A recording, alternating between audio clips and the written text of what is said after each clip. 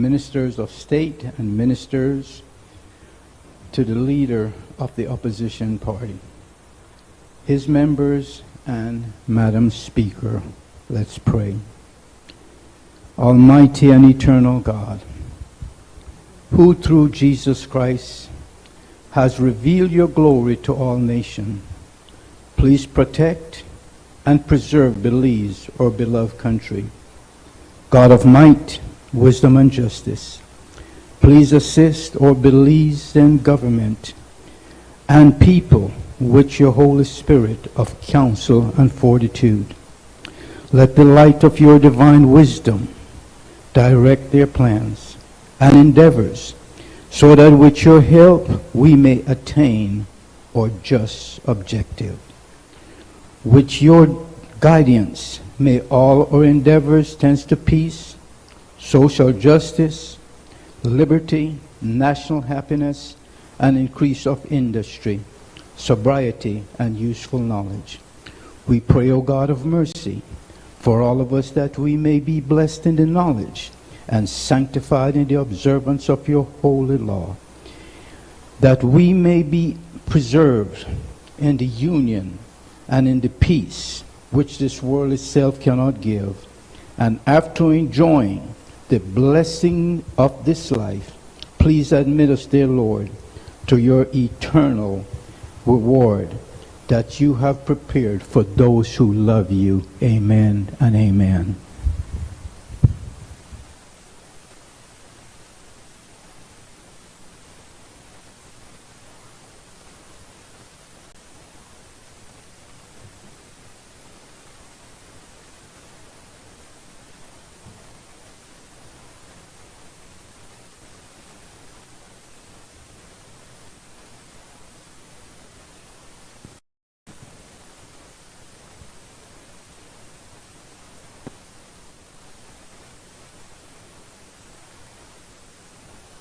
Announcement by the Speaker. Good morning, members. Members, for this House meeting, we received official notices of absence from the Honourable Member for Albert on sick leave. We wish her well. And from the Honourable Member for Corozal North Family Emergency, we send condolences on the passing of his aunt.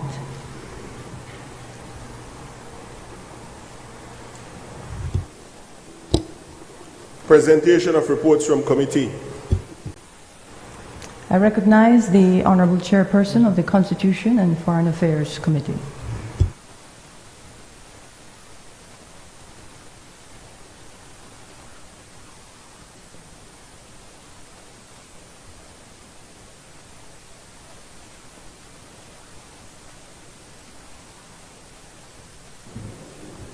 Morning, Madam Speaker. I rise to lay on the table sessional papers number HR 249/1/13, report from the Constitution and Foreign Affairs Committee on the Criminal Records Rehabilitation of Offenders Bill 2024. Paper number HR 250/1/13, report from the Constitution and Foreign Affairs Committee on the Alternative Sentencing Bill 2024, and paper number HR 251/1/13, report from the Constitution and Foreign Affairs Committee on the Criminal Procedure Plea Discussion and Plea Agreement Bill 2024. Thank you, Madam Speaker.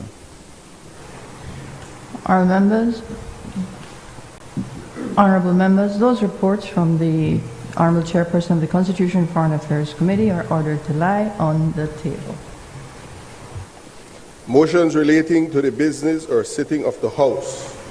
I recognize the Honourable Prime Minister and Minister of Finance, Economic Development and Investment, Blue Economy, Civilization and Innovation. Madam Speaker, I move that at its rising today, the House suspends the House to the 1st March 2024 at 10 a.m. Honourable members, the question is that the House at its rising today suspends to Thursday, 21st March 2024 at 10 a.m. All those in favour kindly say aye. Aye. Those against kindly say no. I think the ayes have it. Public business, government business.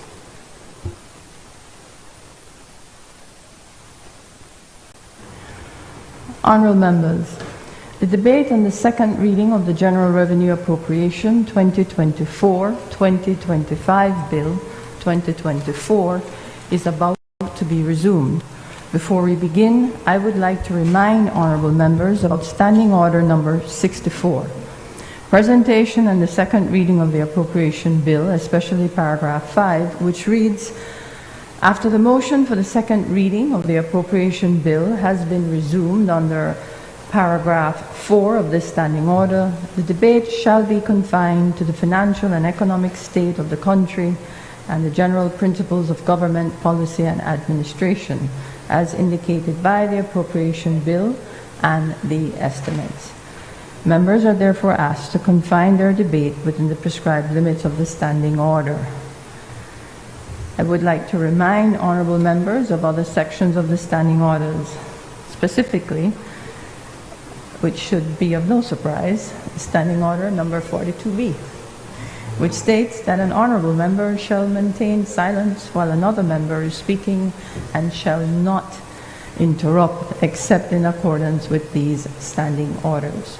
Before we resume the debate, I kindly ask that we suspend very briefly to allow the office of the clerk to assist the Leader of the Opposition with the usual podium. Thank you.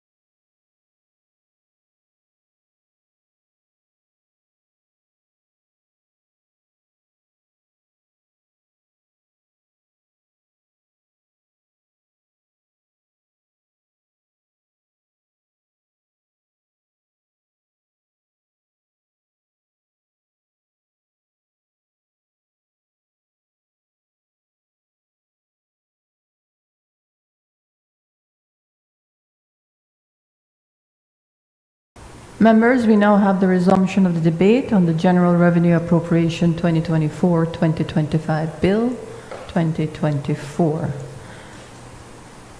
I recognize the Leader of Opposition member for Mesopotamia.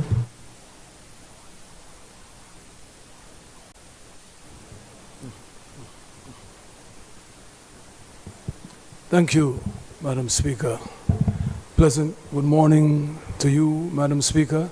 Pleasant good morning to all of my colleagues.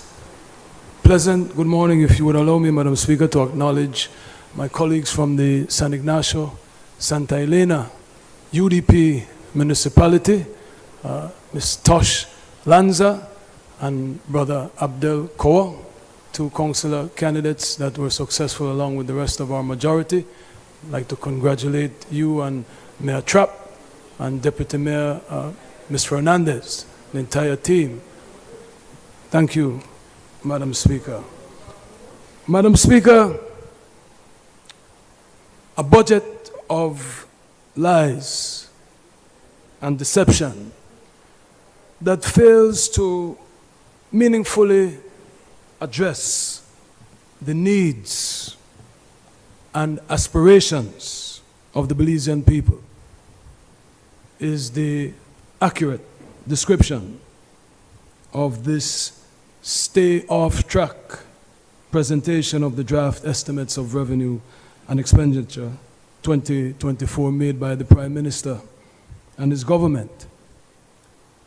Madam Speaker, this is not a budget that makes the necessary investments, short, medium, and long-term, change our nation needs for the better, Madam Speaker.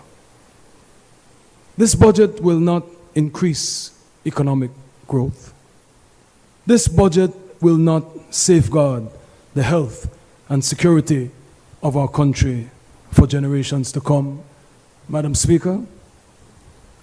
This government has not put forward a budget that will ease the devastation of inflation.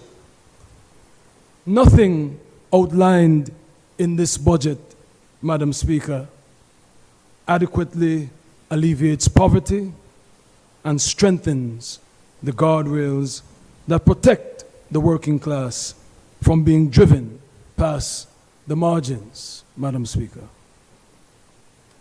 This budget is tone deaf, like the Prime Minister that presented it. Disconnected is how you can only describe the presentation by a lame duck Prime Minister who has already checked out mentally and emotionally, Madam Speaker. Imagine, Prime Minister brags about losing 6 seats and the second largest municipality in the country in his budget presentation, Madam Speaker, in San Ignacio, Santa Elena. 2 ministers went down. That is not an illusion, sir. Cayo North went down, Cayo Northeast went down, and Balona went down, Madam Speaker, regardless of the hogwash that the Prime Minister tried to portray to the... Remember, members are to be referred to by the area. The Prime Minister? Oh, Balona, yes. Apologies, Madam Speaker. The member from Cayo Central. Apologies, Madam Speaker.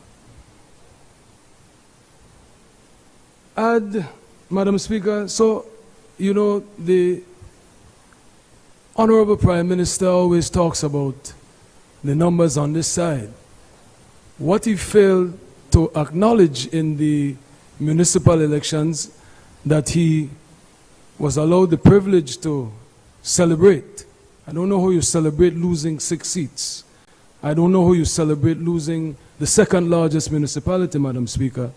But if you do your calculations, the member from Cayo Central Gandong, the member from Cayo North Gandong, I was with his family, Jose Espat.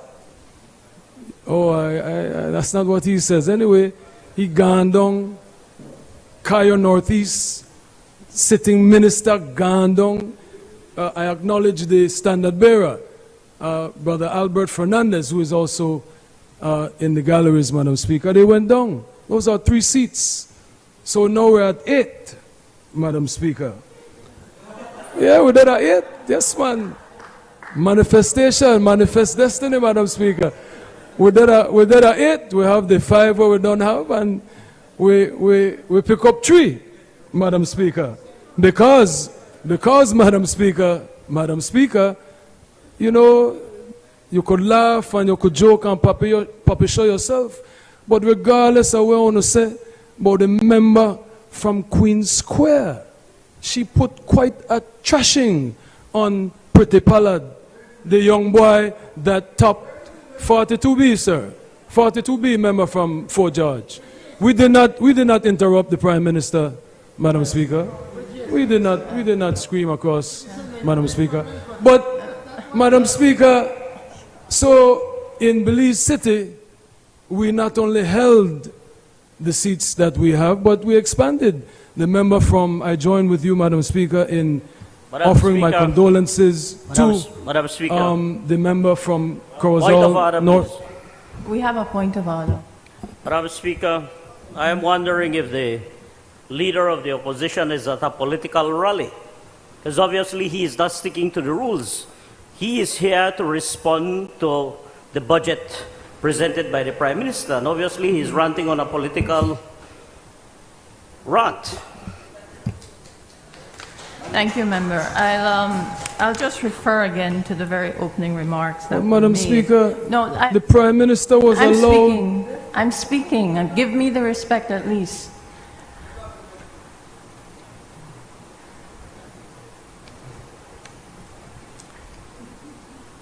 It says on the paragraph 5, after the motion for the second reading of the appropriation bill has been resumed on the paragraph 4 of the standing order, the debate shall be confined to the financial and economic state of the country and the general principles of government policy and administration as indicated by the appropriation bill and the estimates.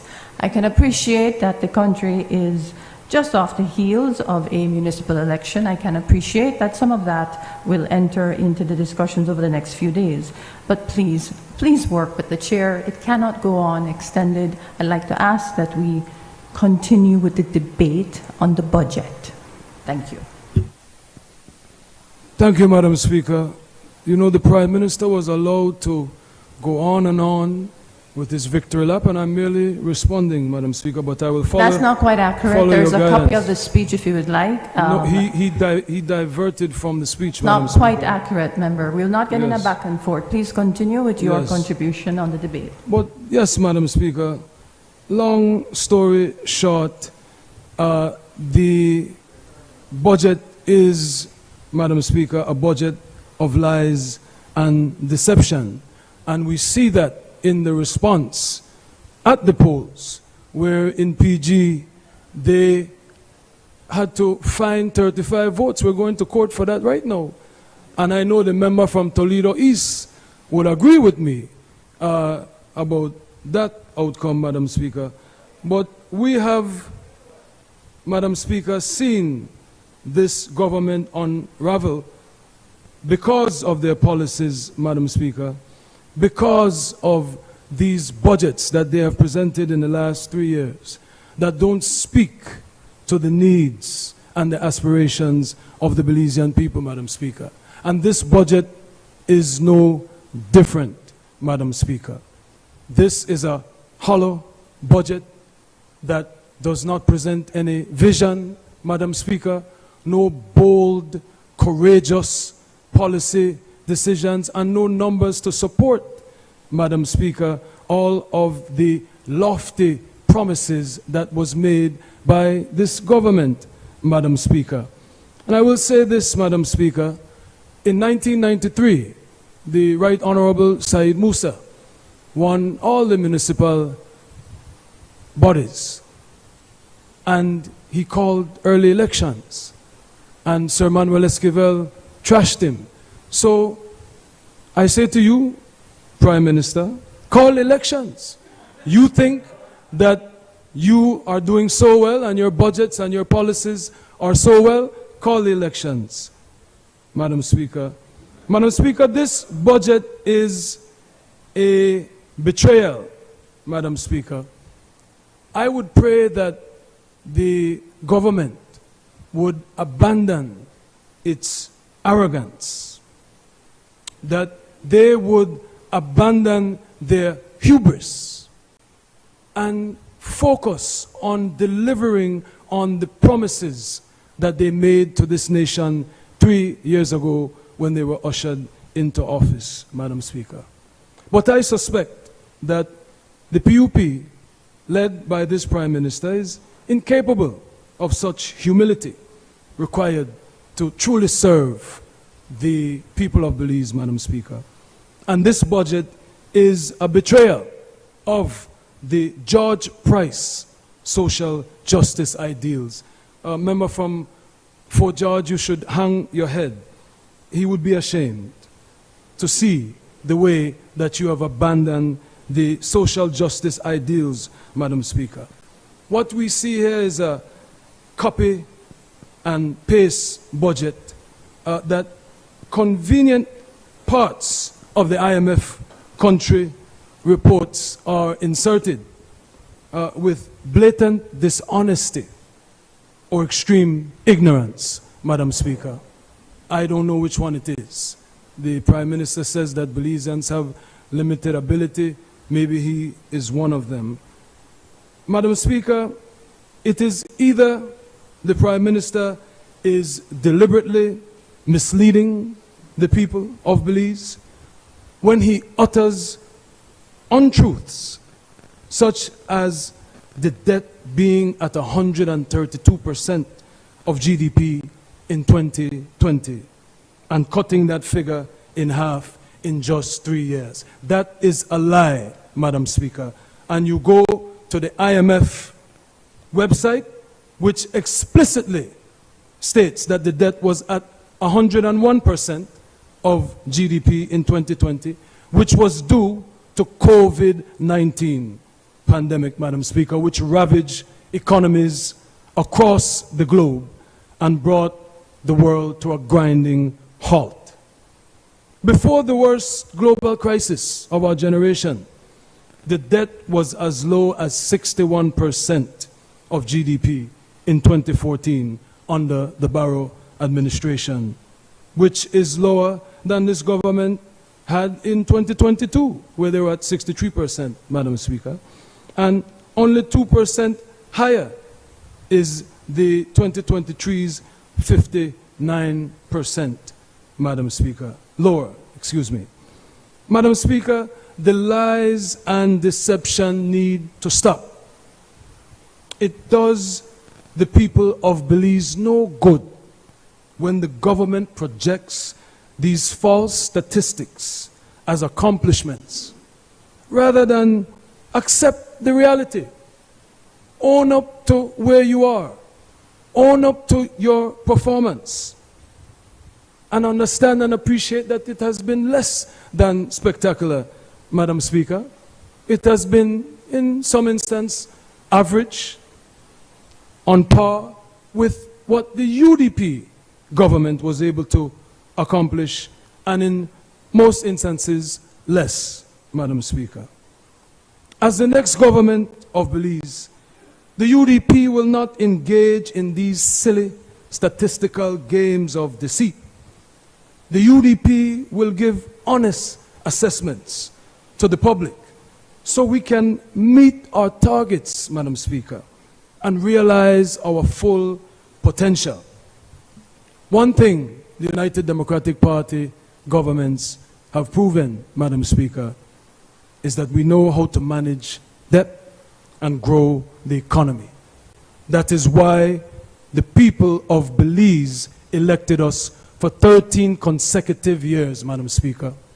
3 consecutive terms. You know, sometimes when my colleagues come into this honorable house, Madam Speaker, they talk as if 13-term government is automatic and the Belizean people just voted one time and we stayed there for 13 years, Madam Speaker. No, Madam Speaker. due to the prudent and magnificent stewardship of the Right Honorable Dean Barrow and his cabinet.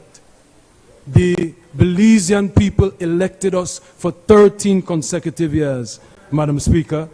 The real IMF and SIB numbers don't lie, Madam Speaker. GDP growth was 4.4% in 2019 under the Barrow UDP administration, Madam Speaker, compared to a projected 2.9% this year, Madam Speaker. The Prime Minister is subpar and has a lot of work to do, Madam Speaker. Stop the hype and start delivering. Look at the primary surplus, Madam Speaker, which has gone down to 0.46%, Madam Speaker. This is lower than the global benchmark of 3%. We appreciate primary surpluses decrease when you are spending more. But the crucial question, Madam Speaker, what are we spending on? And that has always been this government's problem. Misprioritizing, Madam Speaker. The budget has increased by 100 million. 1.498, about 1.5 to 1.6, Madam Speaker. But not for the key priority areas that even the IMF that the Honorable Prime Minister loves so much. Never seen such an affair of love. The IMF recommends, Madam Speaker, that we expand spending in infrastructure, but not the type of infrastructure that has certain CEOs that are related to certain ministers owning multi-million-dollar homes all across the country. Not that kind of infrastructure, Madam Speaker, but the utilities infrastructure, so that we can expand water and sewage, Madam Speaker. Energy security is another recommendation from the IMF, Madam Speaker, and one that speaks near and dear to me, targeted social programs, Madam Speaker. Crime prevention that would mitigate the adverse effects of fiscal consolidation on vulnerable households, Madam Speaker, while, I quote, boosting growth and making more inclusive and resilient to shocks. Madam Speaker, what we need in this honorable House are people who do not dance behind statistics. We need a government that will get to the heart of the matter. Have people's lives improved over the last 3 years, Madam Speaker? I think not. It has improved for a certain CEO. We have a bunch of multi-million-dollar homes. I certainly hope that the Integrity Commission and the FIU would look into that, Madam Speaker. It has improved for TICROB, the Ministry of Infrastructure's favorite contractor. Tens of millions of dollars in contracts, Madam Speaker, with no transparent bidding process. Madam Speaker, we don't see in this budget the government following up on the investment, as I said, in logistics and utilities, where they can bring light to the rural areas that the member from Toledo West claims that are so loved by this government. I go to Toledo at least once a month, and the highways are the same highways that the UDP built. You have not put anything, member from Toledo West, you and your Prime Minister, there to speak about, but you love the people of Toledo West and the rural areas so much. Connectivity is still lacking, member from Cayo North. You go there, people still don't have light. People still don't have internet, Madam Speaker. But these are not the things that the Prime Minister cares to brag about in his budget presentation, but these are the things that his beloved IMF recommend, Madam Speaker, the IMF that the Prime Minister referred to also recommends building social housing, Madam Speaker. 5 million is not enough. 5 million is simply not enough. It is an insult, Madam Speaker. It is offensive to the Belizean people who were promised 10,000 houses. Madam Speaker, this government has only delivered 3%. 3%, Madam Speaker, for their housing promise. That is a miserable average of 1% a year. And they're so churlish, so vindictive, Madam Speaker, that those houses only go to PUP area representatives, Madam Speaker. Not one of those houses has gone to any of the members on this side, Madam Speaker. But our UDP government, Madam Speaker, will invest millions more in social housing for everyone in need.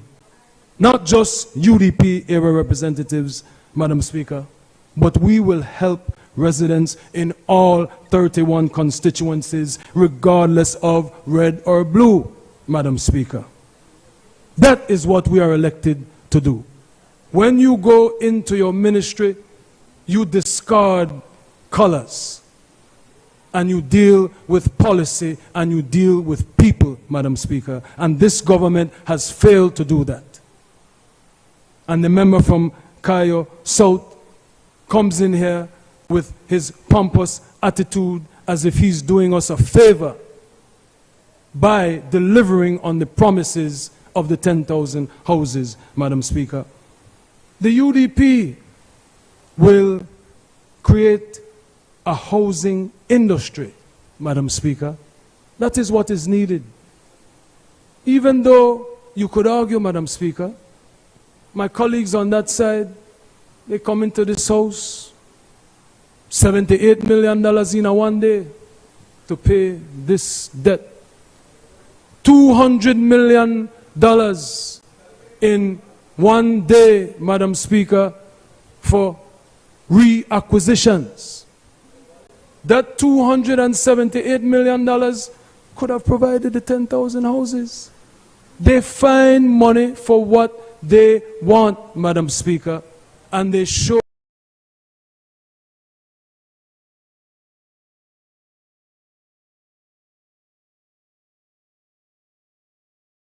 Madam Speaker, the next government of Belize, which will be a UDP government, Madam Speaker, will create a housing industry, Madam Speaker. That is the only way to give Belizeans access to the affordable housing that they need.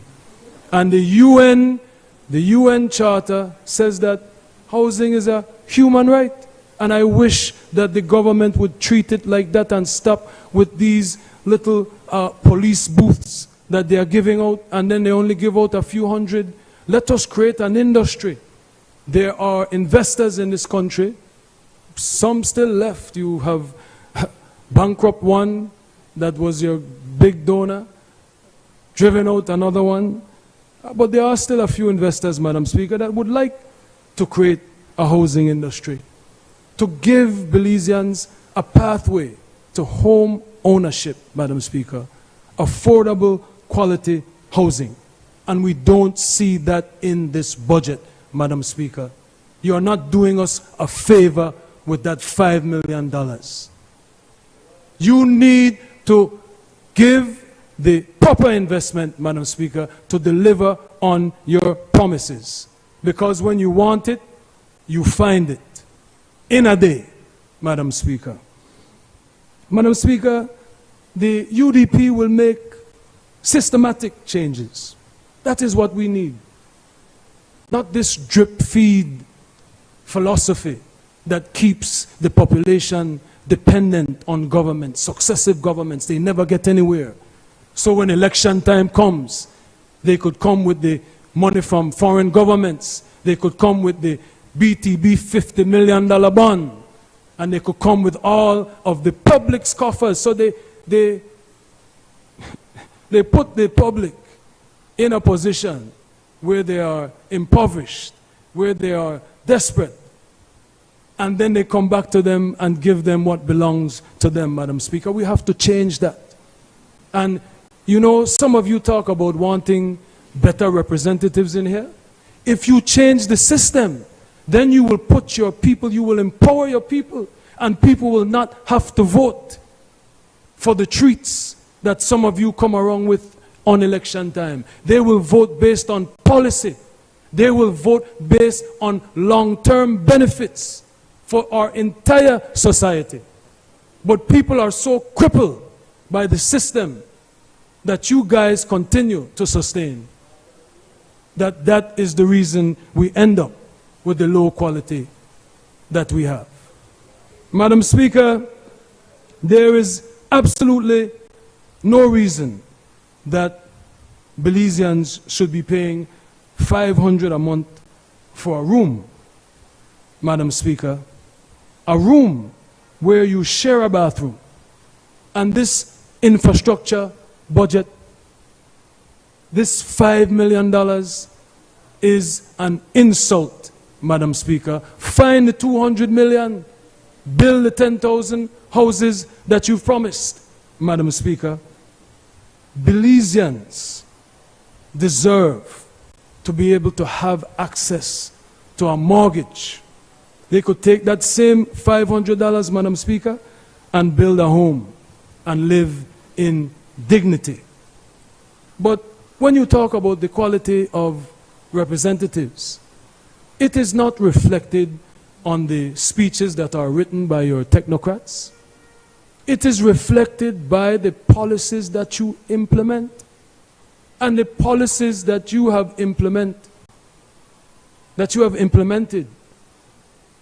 has not borne any fruit for the Belizean people, Madam Speaker. There have been no dramatic changes in the life of the Belizean people except for the worse, Madam Speaker. And we see that in this infrastructure budget, Madam Speaker.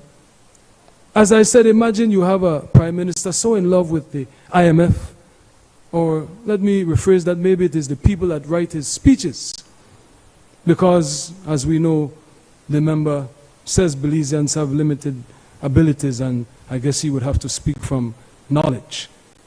Madam Speaker, this Prime Minister conveniently dismisses the IMF recommendation for the government to expand the targeted transfers to protect the vulnerable households against insecurity by a significant % of GDP increase, Madam Speaker, which is what we will do in our next government, Madam Speaker.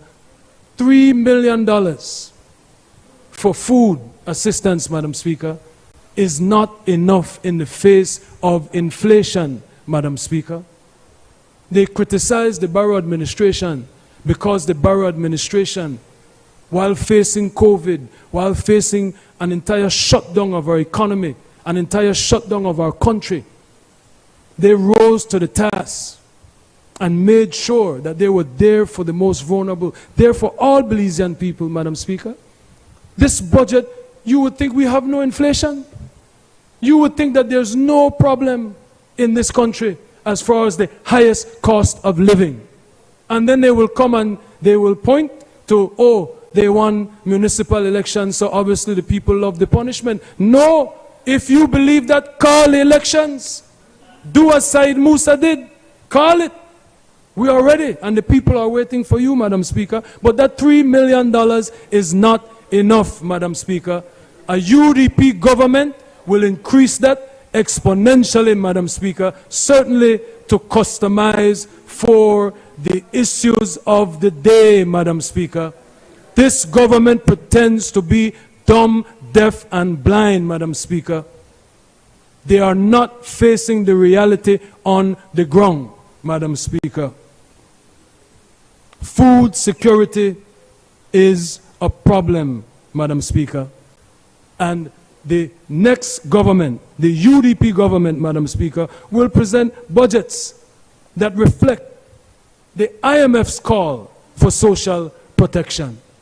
Imagine the party of George Price went on and on for pages about GDP growth that doesn't really exist if you do scrutiny of the statistics, about surplus that has shrunk, and all of these numbers.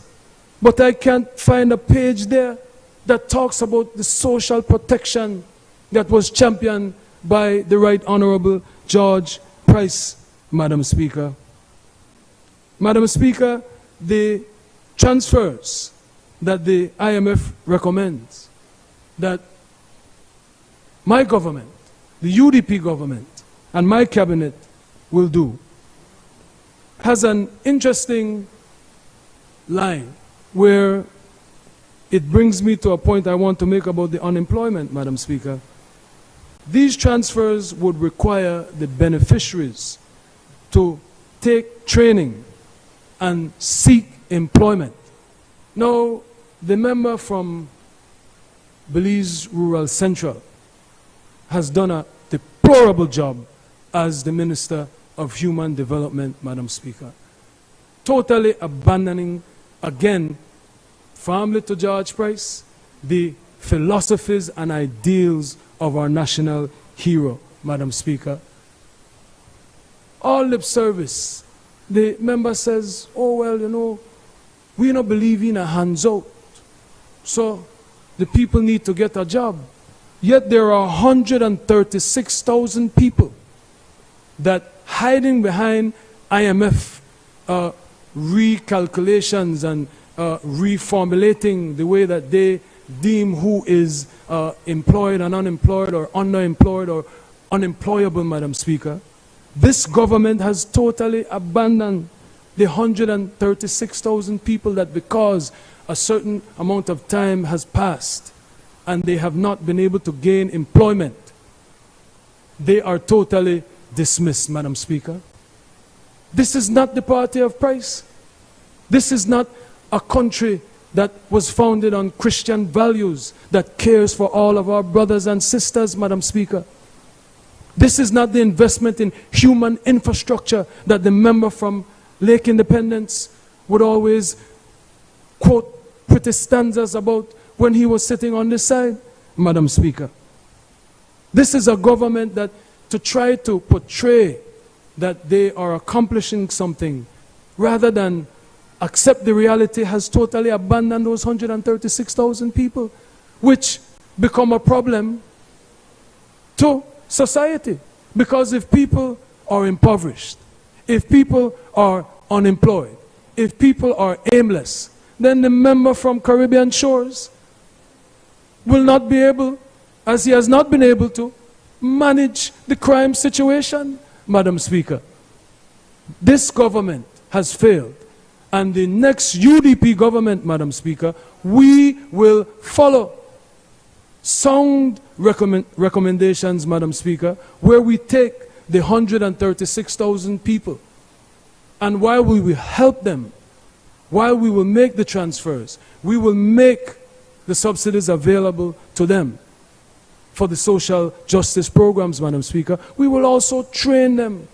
We will also encourage them and ensure that they get into the workforce, Madam Speaker, rather than just leave them there, because no matter how many people I send to the Ministry of Human Development, they come back empty-handed, Madam Speaker. This Prime Minister said, oh, he was going to let the area representatives deal with it and give out the food pantry. His minister said straight up, it's a secret. If I give you some pantry, not tell nobody. She's not doing me a favor, Madam Speaker. I say it again on the record. The pantry is not for me and my daughter and my family. The pantry is for people that need it, Madam Speaker. And again, you have a Prime Minister that talks about the IMF and tries to brag about him meeting certain benchmarks of the IMF, Madam Speaker.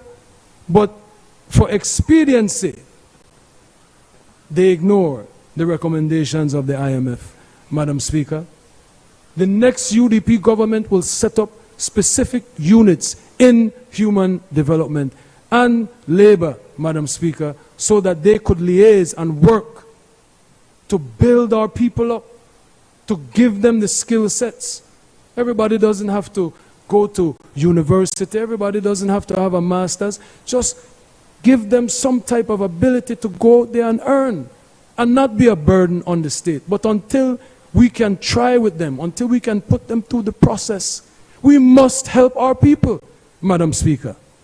That is the responsibility of the state, Madam Speaker, to transition our people into employment and self-sustainability, Madam Speaker. Madam Speaker, unlike this budget that has been presented, Madam Speaker, our UDP government will introduce a budget where a significant percent of the GDP will go into subsidies for childcare and after-school programs. More for feeding programs, Madam Speaker. $20,000 a day for feeding programs is not enough. You guys can find the money to make sure that no child that is in need does not have food, Madam Speaker. Madam Speaker, our next government, unlike this budget, Madam Speaker, our next government, when we present our budget, Madam Speaker, we will have training for vulnerable women to raise the female labor force participation, Madam Speaker, which is well below what it should be, Madam Speaker. My government, Madam Speaker, will increase spending to prevent and address, Madam Speaker, and enhance the capacity of existing personnel, Madam Speaker.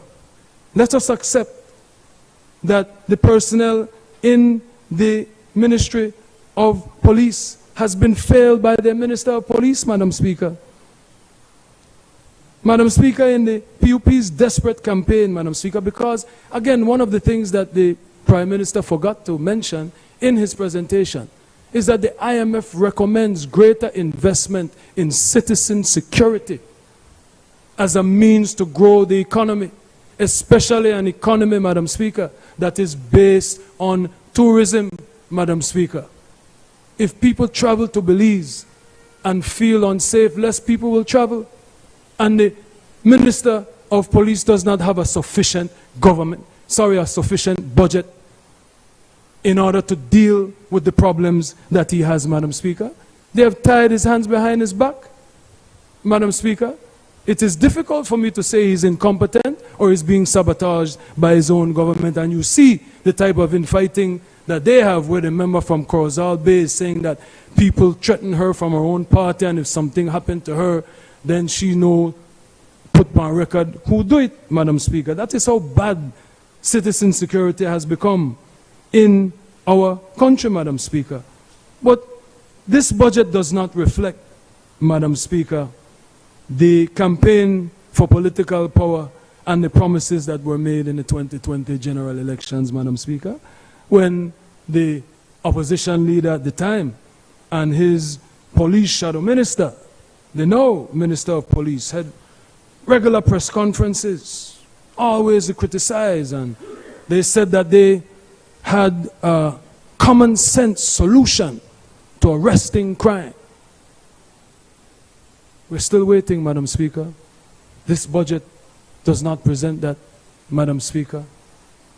The member from Caribbean Shores is still being sabotaged by his government, Madam Speaker. They are not giving him the necessary tools to arrest crime, Madam Speaker. In the last week alone, Madam Speaker, there has been 8 murders in 7 days, as well as countless other attempted murders, robberies, shootings, targeting women and children. Citizen security and the morale of law enforcement has gone to an all-time low, Madam Speaker. This is extremely worrisome. And this budget, Madam Speaker, does nothing to allay the fears and the concerns that the Belizean people have, Madam Speaker. This budget comes nowhere close to any type of solution of the crime problem that we have, Madam Speaker. All this Prime Minister does is throw up his arms as the chair of the National Security Commission. Never, no matter who gets killed, no matter how heinous it is, we never hear anything from this Prime Minister, Madam Speaker. And we don't see, hear, or feel anything in this budget, Madam Speaker. Madam Speaker, I'd like to turn now to healthcare, Madam Speaker. Finally, the government has heeded my call that the Ministry of Infrastructure, despite the tantrums that the member from Kyle South threw on media saying, well, if they don't give he infrastructure budget that everybody want to feel. Don't want to go too far. I, Madam Speaker, am somewhat optimistic, somewhat cautiously optimistic, that finally the Briceño administration has heeded the call of the UDP that infrastructure should not be a bigger budget than the Ministry of Health, Madam Speaker. Finally, they have accepted this undisputed fact, Madam Speaker. But the question, Madam Speaker, is what next, Madam Speaker? The question is, how will this money be spent, Madam Speaker? The question is, how will we prevent corruption, Madam Speaker? KHMH needs a complete overhaul, Madam Speaker, and our government will deliver on that, Madam Speaker, because again, this budget does not speak to that. Our facilities countrywide need to be upgraded, Madam Speaker. Budget doesn't speak to that. We need a new lab. Budget doesn't speak to that. The CAT scan came in. We need 3 more CAT scans. We don't need 1 CAT scan. With a wait for CAT scan for 3 years. For that 3 years, I thought that it would have been 4 CAT scans that came in, because we need a CAT scan for Southern, Western, and Northern regional public health facilities, Madam Speaker. And this, Madam Speaker, this, yes, sell the dreams, everything they come. The Messiah they come too, right? The Messiah they come. Certainly I never own it, so it's still the wait. Madam Speaker, that carrot? That what? What's that? And I hear you, because you have to watch your about, you know, you're a bit unruly. Madam Speaker, our UDP will ensure our diagnostics are up to par, so prompt and effective treatment can be given to our citizens, Madam Speaker. Madam Speaker, the Prime Minister mentioned in his budget speech on the National Hospital that they plan to build here in the capital city for $90 million, Madam Speaker. He bragged about it, but we have some serious questions, Madam Speaker. We in the public, we in the medical field, who is doing the selection process, Madam Speaker? What medical associations in Belize, along with the different unions, are included in this process, Madam Speaker? How will this $90 million hospital, tertiary hospital, be staffed, Madam Speaker, when in this budget you have reductions in nursing scholarships and nursing posts, Madam Speaker? We saw this PM breaking ground thanks to interference by foreign governments in a hospital in San Pedro, Madam Speaker, conveniently days before the municipal elections. You know, you always talk about, oh, we shouldn't give out land titles and do this. I don't think you should be doing any electioneering with the help of foreign governments days before an election, Madam Speaker, and that's something we will change. Madam Speaker, this budget, while I, again, am a firm believer that more money should be spent in the Ministry of Health, more money than is in the Ministry of Infrastructure, Madam Speaker, there has to be checks and balances. And there has to be accountability, Madam Speaker. And so there are many questions that I hope my colleague from Orange Walk East and the Honorable Prime Minister will answer, Madam Speaker. We need to know. The Briceño administration continues to ribbon cut, but again in San Pedro, how will that hospital be staffed when you have reductions in nursing scholarships, reduction in nursing posts, Madam Speaker? The Briceño administration continues to insult the Belizean people, even referring to the expansions of the medical associates, healthcare partners, and Hope Hospital in San Pedro. The average working class Belizean people can't afford that, Madam Speaker. Yes, he and his family could afford that. I could afford that. Many of the members can afford that, Madam Speaker.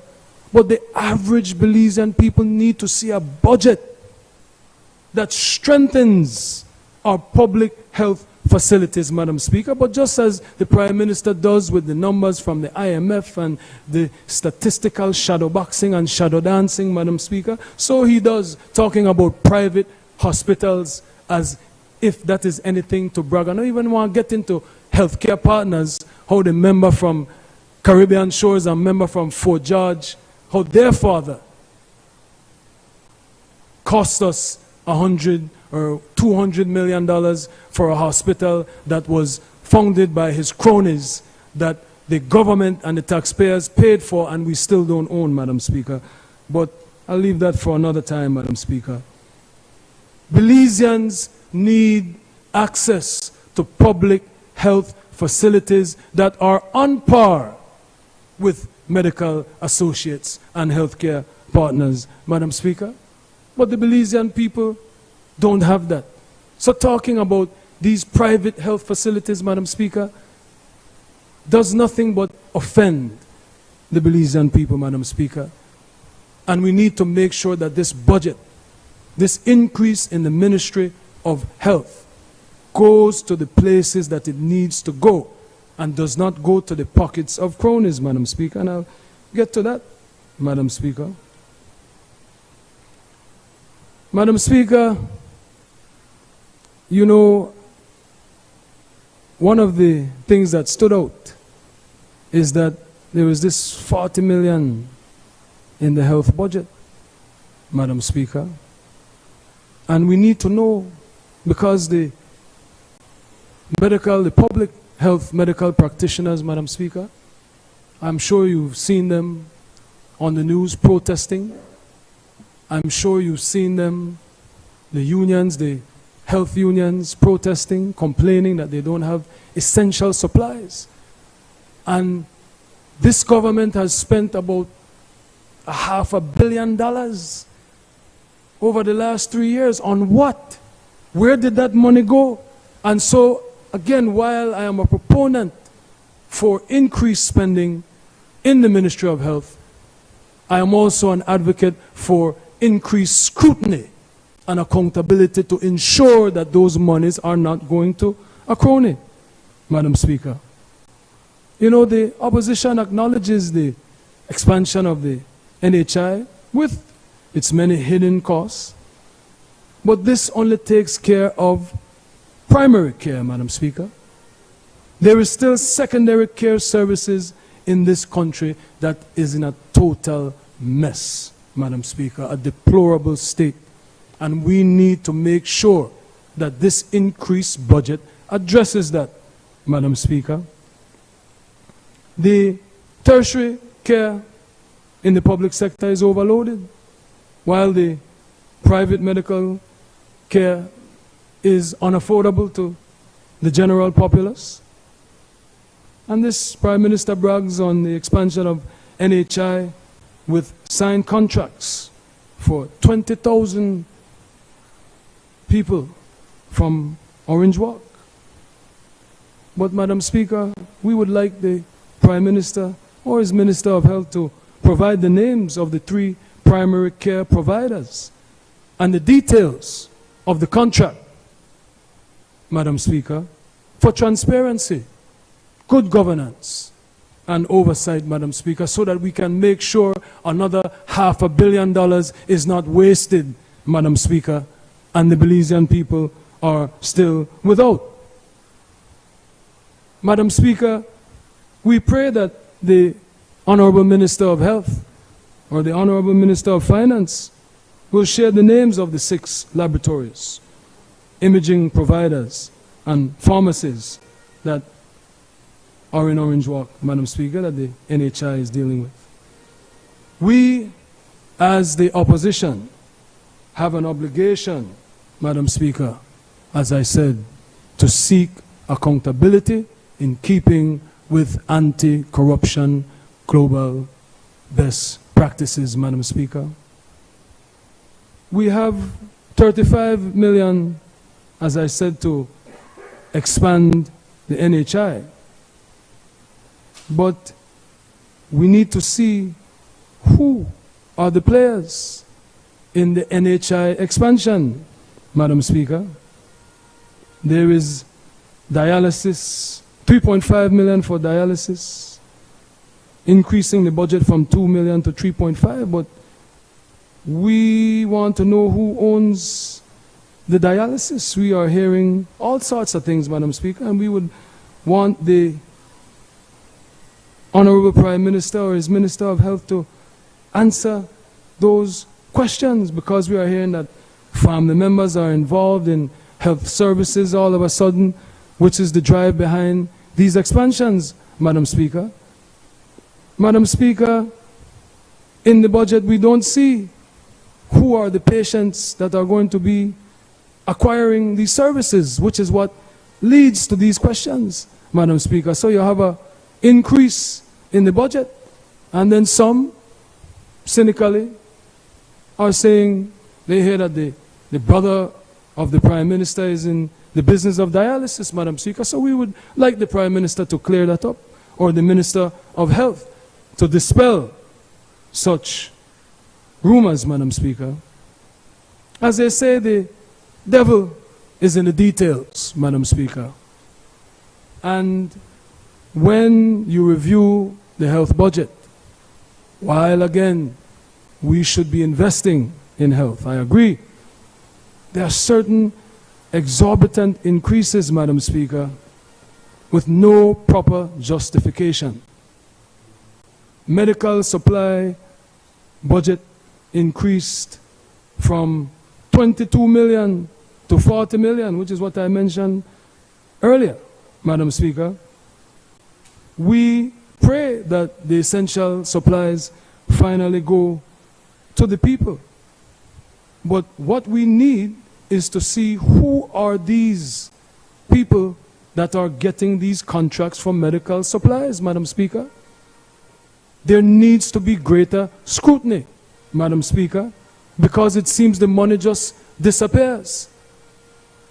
And the public health officials, the public health practitioners don't get what these budgets outline, Madam Speaker. The Minister of Health bragged on how he reduced his health bill due to corruption in the last government, Madam Speaker. Yet, as I said, he increased his budget. And the medical practitioners are complaining that they don't have the supplies, Madam Speaker. Then we have a professional services fee for $16 million, Madam Speaker. I hope that the Minister of Health will explain For who? Madam Speaker, and for what? The increase in personal emoluments in the health budget of $8 million, Madam Speaker, for unestablished staff. Not for the people that are saving lives, the people that are frontline workers, but for political cronies, Madam Speaker. And this is a problem, Madam Speaker. We have $3 million increase for capital improvement to buildings, Madam Speaker. We want to know which building and who is building it. We can't continue as we do in the infrastructure ministry, where Tycrop get all of the contract. No bidding, no tender, no disclosure, Madam Speaker. It has to stop. This government promised transparency. They promised accountability. We have to put an APB out on the Contractor General and the Auditor General. No oversight, Madam Speaker. So we pray that we can have some insight when the honorable member from Orange Walk East gets up and he can tell us who is getting that contract, who's getting that $3 million, Madam Speaker. Madam Speaker, we have another $3 million increase for COVID. I may think COVID done. But these are the things we're looking at, Madam Speaker. So while the budget is increasing as I would like, the problem is we have a government that has a history of corruption, Madam Speaker. One of the most corrupt governments ever as far as the People's United Party is concerned, Madam Speaker. Not this one, but previous ones. This one we are still waiting for the verdict, but they are certainly on their way there, Madam Speaker. We have $1.5 million for Belmopan Hospital. We have $10 million over here, Madam Speaker, but we don't see exactly where these funds are going, and we have been robbed in the past, and we hope that this will not happen again, Madam Speaker, because corruption is a problem globally and certainly in this country. Annual tender for medical, pharmaceutical, and laboratory. Madam Speaker, this is part of the $40 million that I spoke of. And we need to know more about the tender submissions. We understand that the budget hasn't even passed yet, and the deadline for tender on last week, Madam Speaker. Why is this information not being provided to the public? Why isn't there more transparency, Madam Speaker? This is the government that came in here and did a motion for good governance. The member from Fort George, who is also illegally employed at Holy Redeemer Credit Union, I hope that we are going to do something about that. I hope that is going to go to the Privilege Committee or to the Ethics Committee, Madam Speaker. But this same member invited me to a ribbon cutting for training of anti-corruption of the public officers, Madam Speaker. This is a government that said we are going to do better and we are going to rid this country the scourge of corruption, Madam Speaker. So give us the information. Tell us who is bidding. Tell us when the tender process begins and concludes, Madam Speaker, so that there is no void, there is no absence of information which may lead to accusations that are unfounded. I grant you that. But you need to do better to make sure that the information, Madam Speaker, is disclosed to the public. Transparency is key, Madam Speaker. It is key to ensure that we are getting value for our expenditures, because this is not the government's money, Madam Speaker. This money belongs to the taxpayers. And given the history of rampant corruption by this PUP government, Madam Speaker, successive PUP governments, the UDP must do all it can to hold the Briceño administration accountable for the increase in spending so that we can ensure that the Belizean people are getting the goods and services that they deserve, Madam Speaker, because investment in the health of our people is paramount, Madam Speaker, and that will also help to grow our economy. Madam Speaker, I'll turn to education now, Madam Speaker.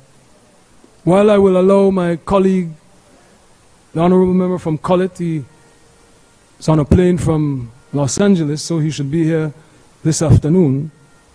The former Minister of Education, arguably the best Minister of Education ever.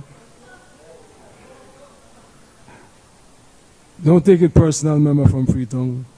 You're a great Minister of Education. I'll put that on record. You can do better. And so I hope that when you get this criticism, when you get the perspective of the opposition, you receive it and you consider it, because that is our responsibility to push you. Don't be like George Bush, who got on the warship and celebrate a war that didn't end until 20 years later. Madam Speaker, I will say this when it comes to education, Madam Speaker, that the next UDP government will build on our exemplary legacy in education, Madam Speaker. And we will ensure that all students from challenged socio-economic background get the assistance they need from primary to tertiary, Madam Speaker. No student will be left behind. And in this budget, Madam Speaker, students are left behind. You have the Prime Minister citing, 3,000 students here will be taken care of, 9 government schools. No, Madam Speaker. All government schools. All students who are in need, Madam Speaker. Not every student is in need. There are parents that can afford to take care of their children and educate their children, Madam Speaker. But we need to do everything to ensure that no student is left behind, Madam Speaker. And when you see the government spending $200 million in one day, it tells you that they have the money to do what they want when they want, Madam Speaker. And if the member from Orange Walk Central and Lake Eye would listen, maybe they would get some advice that they can apply, Madam Speaker. Remember, when we were in opposition for 30 years, don't get bright. Take it easy, tread lightly. Listen to the Belizean people, Madam Speaker. Excuse Madam me, Speaker, and Leader of educated... Opposition, do allow me a few minutes just to do the procedural matter. Sure, Madam Thank Speaker. you. Clerk.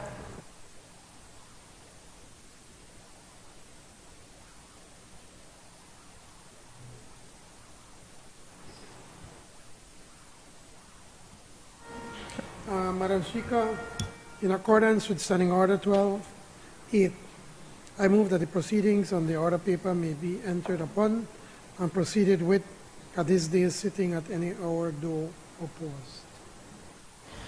Honorable members, the question is that the proceedings on the order paper may be entered upon and proceeded with at this day's sitting at any hour, though opposed. All those in favor kindly say aye. Those against kindly say no. Leader of Opposition.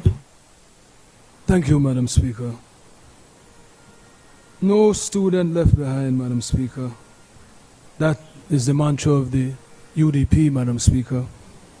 An educated people, a vocationally trained people, are the wealth of our nation, Madam Speaker.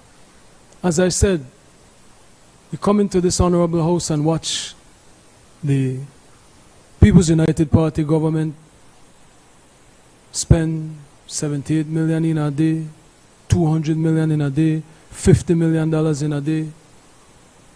You combine that and invest that into education, we can accomplish these things that I'm saying, and that is what the next UDP government will do, Madam Speaker. We will put our money where our policies and promises are, Madam Speaker. Because only through equipping our people with skill sets can they create wealth. This is what the member from Belize Rural Central claims she's about. But we have to make the investment, Madam Speaker. And an educated population, a skilled population that is self-sustained and self-reliant will bring this country forward, because then the politicians, the elected members, will have to work harder to deliver, or they will be rotated and sent back to from where they came, Madam Speaker. And our UDP government understands that, and we will reduce. So if the member from Kayo South had his way, we would be eating streets and walking on roads with no education, no skill set, Madam Speaker. There has to be a balance, and the UDP has proven that we know how to strike the balance, Madam Speaker. Helping students in 9 government schools is not enough. The next government, led by the UDP, Madam Speaker, and my cabinet, will help all students in financial need in every government school, Madam Speaker. As I said, $20,000 a day for food is not enough. You have proven that you're borrowing $2 million a day right now, Madam Speaker. And you have proven that you find money for what you want. So how could we be serious about following the pathway of the Right Honorable George Price and call ourselves nation builders, and that we are creating more nation builders in our youth, and we are not properly investing, Madam Speaker? This government has proven that they find the money for what they want, and the Prime Minister, again, he touts these numbers of record economic growth and record debt slashing. So we could afford, just like we could afford for the primary surplus to decrease because we're spending more. Again, we need to spend more on the right things, Madam Speaker, and there is no better investment. There is no better debt to incur than that of an education bill, Madam Speaker. And that is what the UDP will do, Madam Speaker. We will spend what we must to educate, vocationally train, and nourish our youth.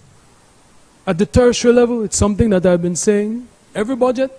I pray that as the People's United Party have heeded my call with not wasting financing in the Ministry of Infrastructure, but cutting that hogfest short and redirecting the monies where they should go, Madam Speaker. I hope that they will heed my call as far as tertiary, Madam Speaker. At the tertiary level, if they don't heed my call, we will do it. We will, in addition, the UDP government, the next government of Belize, will, in addition to subsidies, create a student loan program, Madam Speaker, where students can borrow at the lowest interest rates possible in order to secure their education, Madam Speaker, and they will not have to pay until they have completed their studies and secured a job. It is not rocket science, Madam Speaker. It is simple, and all it takes is a political will.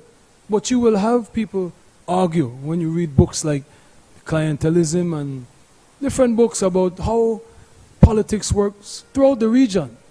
There are some politicians that want to keep the people of Belize illiterate, uneducated, unskilled, dependent, and desperate, Madam Speaker. So when they say that, oh, they want to raise the level of decorum in the parliament and we need to make sure that we have a certain standard here, that starts outside, Madam Speaker, and that starts with education. That starts with vocational training. Imagine we had the teachers protesting, or the trainers protesting that they couldn't get their pay. And then the honorable minister comes in and said, no, there was some glitch for months and months and months. We can't afford those things. Many of our students that go to the vocational training institutions are at-risk youth, Madam Speaker.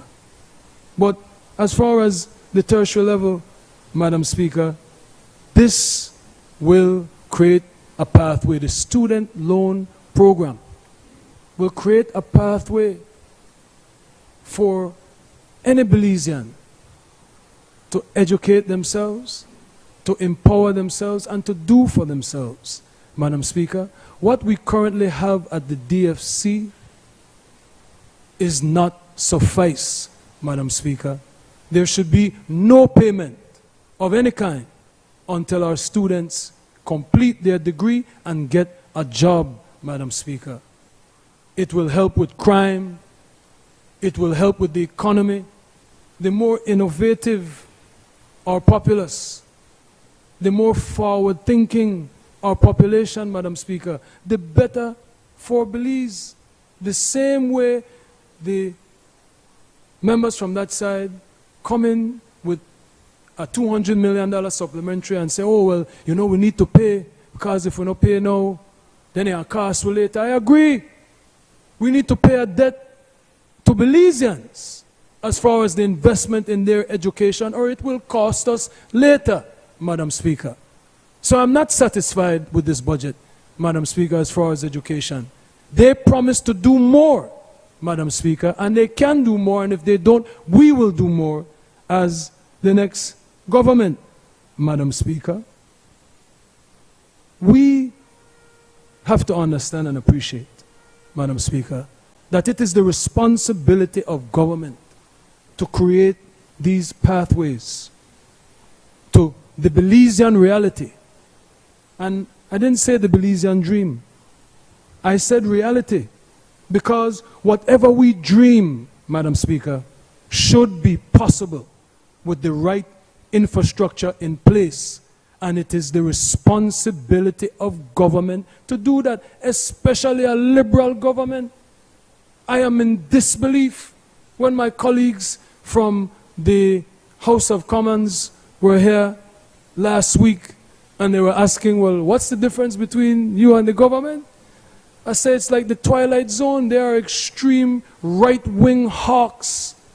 And we are supposed to be conservative, but we have the social leanings that the founder of the People's United Party had, Madam Speaker, and that this country deserves. This country deserves balance. I pride myself on being a centrist, Madam Speaker, going down the middle, moderate, Madam Speaker, no extremes, Madam Speaker. And this is the only way we will create the infrastructure that the member from Lake Independence spoke of, so that we can give Belizeans the access to the pathway to whatever reality they want to create, Madam Speaker. That is our responsibility. We asked to be here. I did not sleep last night. I stayed up all night going over the budget, as I've been doing for the last several days, and dealing with all of the things that opposition leader has to do to move our country forward, Madam Speaker. That is what this service is about. It's not just about getting a technocrat to write a nice speech for you, whereas the implementation of your words never come to light. Get it done.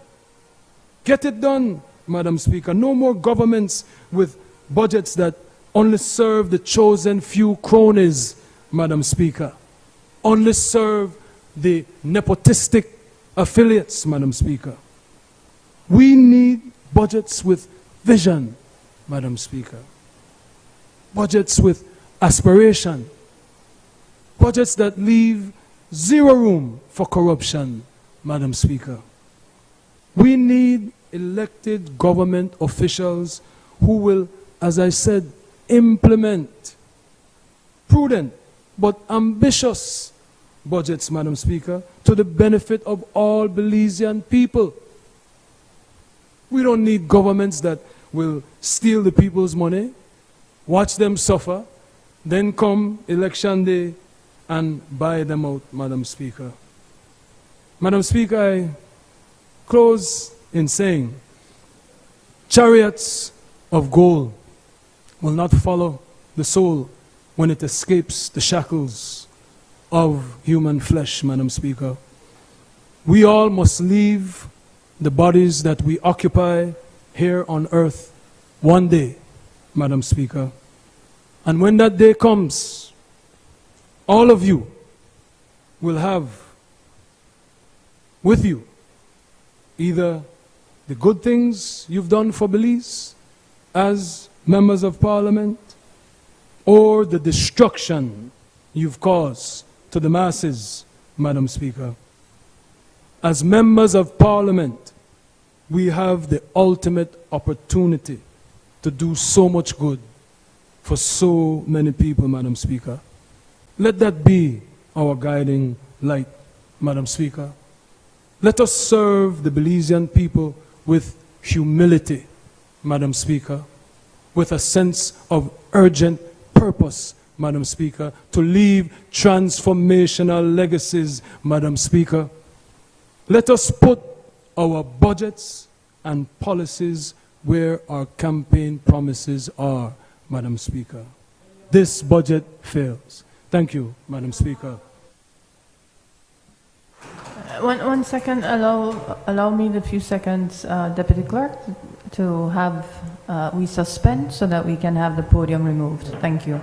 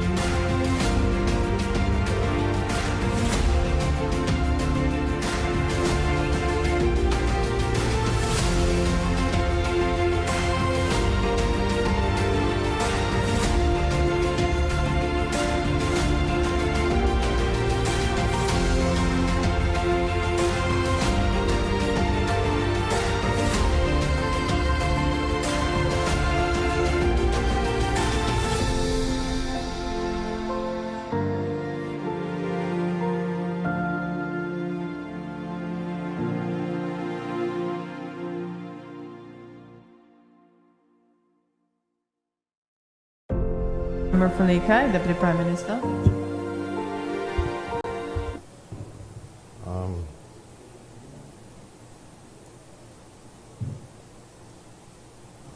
Madam Speaker, I'm thankful that I survived for the last, I don't know how long. I wasn't sure, an hour and 20 minutes, I wasn't sure that I would. We had to listen for the member talk about what the UDP will do, that they will do this and they will do that, and they will do this and they will do that. And I wondered whether he was here the last 13 plus years when they were in government, when they had all the time in the world to do all these things. The great Cat Williams says that to be confident and not delusional is a great skill. Someone sent me an advertisement last night where the UDP was recounting all the gains that they made since 2021. And I wanted to know which gains. Which gains? You see any gains? Where are the gains? I don't know that these people are of this world. Ultimately, if you ask Cat Williams, he would say that, he would repeat that to be confident and not delusional is a great skill that the member for Mesopotamia does not have. You would have expected that this guy, you would have expected that the member would have come here with some introspection, some looking in the mirror, some analysis of what went wrong and what they could have done differently, and apologize to the Belizean people, because really what we just listened to suggested as if though the people owe them an apology for not voting for them. Something is wrong there. But I promised myself, Madam Speaker, I don't talk about any people here today, right? Yeah, because on March 6th, the people were very clear that we were supposed to stay on track.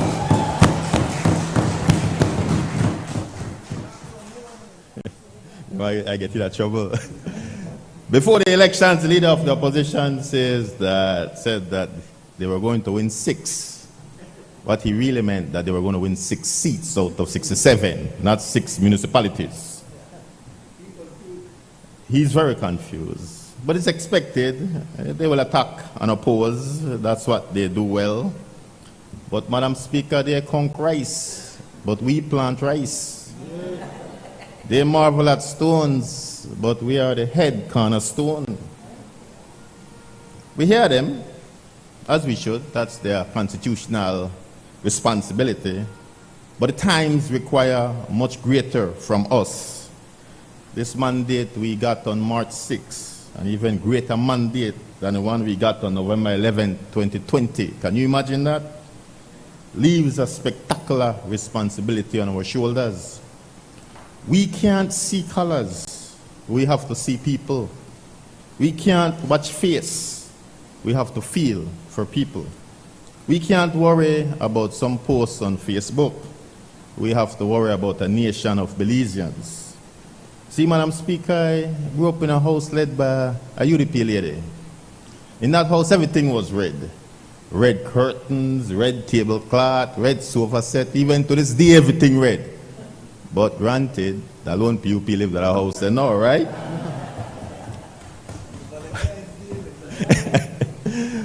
But they taught me something, that taught me something valuable as I came of age.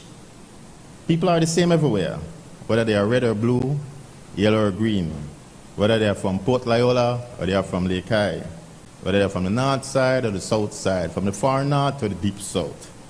All our children have the same value, the same significance, no matter where they come from, or how they look, or who their parents are, or which ethnicity they are, or which religion they choose, or which political party they rep.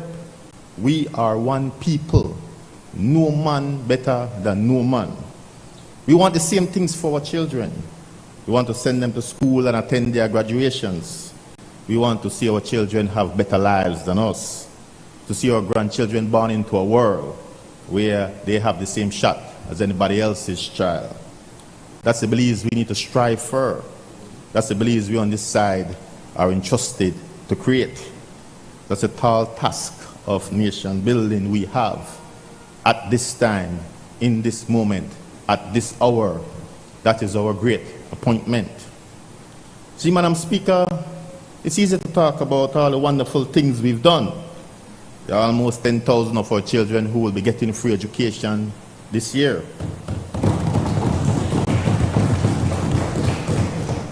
The tens of thousands who will be benefiting from NHI all across this country from north to south. The thousands who are getting land for the very first time. And the hundreds who are getting those fine concrete houses. Madam Speaker, there are 800 million people all over this world who earn less than $4 a day. But this PUP government has assured that no Belizean earns less than $5 an hour. Absolutely no Belizean. That's what we do. But I don't want to talk about that right now. Madam Speaker, we just came through a most grueling campaign. For weeks and months we toiled day and night. We got to see firsthand how our people were living. They let us in their homes, in their rooms, in their kitchens, even in their bathrooms. They opened up to us because they trust us. They trust us to do something about their condition. I thank our people for opening up their homes to us, for trusting us, and for their loyalty to us. While we got to see how far we have come, how much work we have done, I think more importantly, we got to see how much farther we have to go, how much more we have to do, just where we must intensify our efforts and come with that fierce urgency of now. I'll tell you a little story because I think it's instructive. I went to this house one evening, and as I approached the gate, the mother and her child were at the door, and they gave me this big grin as if though they were happy to see me, and I gave them that big grin because I'm happy to see them. And then the mother invited me in, and I entered the house, and as I entered the house, the little girl must have been about 12 or 13 years old. I suspected she was in first farm. As I entered the house, I started to see that she started to shrink and move back. And the mother wanted to show me the condition of the house, and so she took me inside a room, and she showed me that room, and as I was checking out that room, I could see the child just drifting in the back, just shrinking a bit more. And then she showed me another room, and the child shrunk a little bit more. And then she wanted to show me the bathroom. And that's when I saw the child, if a hole could have opened up and swallowed her up, she would have accepted that. You see, I knew that look on her face. She was embarrassed. She was ashamed. That's what poverty does to you. It embarrasses you. It makes you ashamed. As I've told this house before, I've been there. I spent the first 12 years of my life living in a broken down house. We lived through that. We didn't have any running water. We didn't have any indoor bathroom. We had to go back water a block and a half away. Right? We had to bathe in a bad pan. My mother used to have to make that voyage to the canal every single day. I couldn't stand to tell the girls then where I lived. I couldn't. I could tell them no. But I couldn't. Back then I couldn't. I had to tell them that I live at the Lovell's house because the Lovell's had things going on. They had the big house, big up and down house, and truck and shop and farm and all kind of thing, a big TV. I couldn't. Because that's what poverty does to you. And that's what I saw in this little girl. But then things changed for us when my parents got lucky and my mother got a little bungalow house. I was 12 years old, and we started to feel good. Started to see ourselves lift up. Started to see things rise and see that things can happen and we can go places. And we started feeling good about ourselves, my siblings and I. And then I could tell the girls, okay, that's my house. That's where I live. I want to do the same thing for that little girl. I want to make sure that she gets a concrete house, that she gets to have pride and not be ashamed and feel confident and get to go to places where she wants to go in life. Get to study hard and do well and get a job and get further her education and do all the great things that her parents want for her. That she doesn't have to feel ashamed. But I wonder,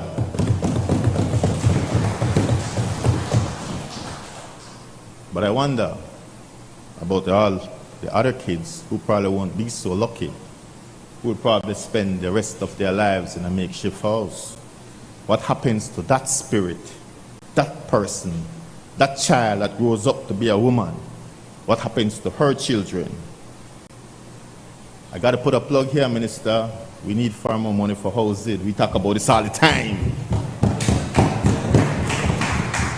No, they said this is the year. This is the year that we have to get those monies for housing. This is the year that we have to get monies for home improvement, because our people have to live better than that. This is the People's United Party, and that's what we do. Almost on cue. Almost on cue. Here. This is the year. Don't let this man set you up. This is the year. It's a conspiracy against you, but you know. See, Madam Speaker, poverty is more than material deprivation. It's not linear. It's a bundle of things wrapped up together that diminishes and dehumanizes us. It's a piling up of issues, of shame, of pain, of broken dreams, of a slaughtered spirit, of hopelessness. Poverty kills, it destroys, it deforms, it distorts. we have to wage war against it. The story of that little girl betrays that we still have some ways to go before we get to where we want to be. We've progressed a lot on a lot of things. Almost everybody has a cell phone. Almost all the schools have internet. We're building better, bigger houses for our people. Almost half of our children are going to high school for free. That's a big thing under the People's United Party. But we need to stay on track. We need to continue to make poverty our priority. We have to continue to be like the George Price PUP, where the ordinary people matter the most, where we take care of the people who need our help the most. That's when we are at our very best. That's when the sky is the limit. That's when the people vote for us in record numbers, as they did on March 6th.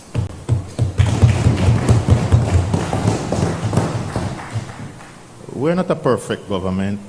No government is. Only in heaven will the government be perfect. But by and large, I must say that our ministers and their representatives have demonstrated a certain fealty, a certain loyalty to the ideals of our manifesto. They have stayed close to the people, loyal to our oath of service, soldiers of social justice. And I must condemn them for that. I must commend them for that. Because the truth of the matter is that power can get you heady, power can get you carried away because all the people around you, they pretend like you're the big man now, and they worship you, and they swell up your head, and they tell you all kinds of things because you're the minister, you know, you could do anything what you want. And then when you get into trouble, then you're up on your own, right? But that's what happens when you're in power. You can get carried away, you can lose contact, you can lose touch with your people. But we didn't do that. Whatever successes we have achieved so far have been a team effort, led of course by my friend, our Prime Minister, who has struck the delicate balance between holding the reins to keep us on track and allowing ministers and your representatives to exercise their talents in their own unique ways. The result has been an economy that's growing. Lots more Belizeans are working. Those who work for themselves and those who are employed are making more money. Public officers are getting their increments once again. The country's debt has been cut in half. Tremendous spending has been directed to critical life-changing purposes, such as clinics, hospitals, schools, city and rural roads, and national health insurance. Investors are putting money in the ground, in tourism, agro-processing, in grains, in construction, in manufacturing. The BPO sector is booming, struggling to find space for workers. But that's not what I want to talk about right now. Madam Speaker, the truth is modern governance is not easy. The world comes at you fast and furious. It's rapidly changing. And on a typical day, we bury our beloved city administrator in the morning, and by mid-afternoon, we are settling once and for all with the vaunted CWU and the stevedores.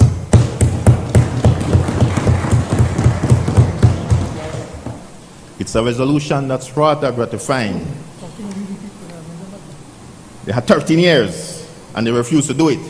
They had 13 years on watch their own constituents struggle under the nefarious character. 13 years we had to go through that, and they did nothing. And then came this government, and we did what's right, and we took it back, just like we took back the Bolido, to make sure that our people get what is theirs. Finally, there can be good faith negotiations, and the stevedores can feel you're a part of something that is at once Belizean and just and fair, that will see them retain the dignity they hold so dear. And it was especially beautiful, Minister from Freetown, to have our very own PM conduct these good faith negotiations with the union on our behalf. And he could not blame me for wanting to give away the shop to the unions behind his back. All this was made possible because we took back the port, same way we took back the Bolido. Bought it back. We got to pay. We got to pay. Yeah, Barrow, yeah. Barrow took $100 million company and paid 600 how much? $610 million. Yeah. And they're brilliant, you know. Yeah, they're brilliant. That's what the money market is. How things reveal themselves. But we cannot rest easy. We still have the sugar situation in the north and the Mayan communal land policy in the south to resolve. I've said before that as a government we have to be honest brokers. There's no way everyone can get all they want. They have to compromise. They have to find the middle ground. They have to work together because we all have a mutually assured destruction pact. One fails, the other fails. One thrives, the other thrives. Of course, the devil is always in the details. But if we approach the details with cordiality and empathy and a willingness to talk till we agree, we can untangle the details and put down the devil. But we have to see our survival as depending on each other. And the egos must be tamed and parked at the door. And the joint negotiating unions have already served notice, Minister Fonseca, and the government's negotiating side, that they want to see some specific actions in 21 days and 30 days respectively. And we may be too close to the expiration of 21 days for comfort. But we on this side take full responsibility for the stall talks, and we beg our joint negotiating colleagues, mea culpa, mea culpa. There was nothing insidious or treacherous about the delays. In fact, we could have signed the long outstanding CBA from December. It is from then that the Cabinet approved a resolution to Proposal 22 that will see the government pay the full salaries of all teachers and support staff at all government-aided secondary schools and tertiary level institutions. That's a big deal, you know. And we're rather proud of our Minister of Education for shepherding that breakthrough under the most difficult of circumstances. We don't have to clap for the man. And of course, the Prime Minister for seeing the importance and approving the $10 million price tag. That will see us once and for all ensure that all secondary and tertiary level teachers and their support staff get their full pension after retirement that they so richly deserve. Previous to this, because government only pays 70% of teacher salaries at these institutions and the churches paid the balance, upon retirement, that was how teachers' pension was paid. Government paid 70% and the churches paid 30%. Well, the churches had the warmest time paying that bill. And for years and years, many, many teachers did not get their full pension upon retirement. Well, that is not going to happen again. Not under the People's United Party government.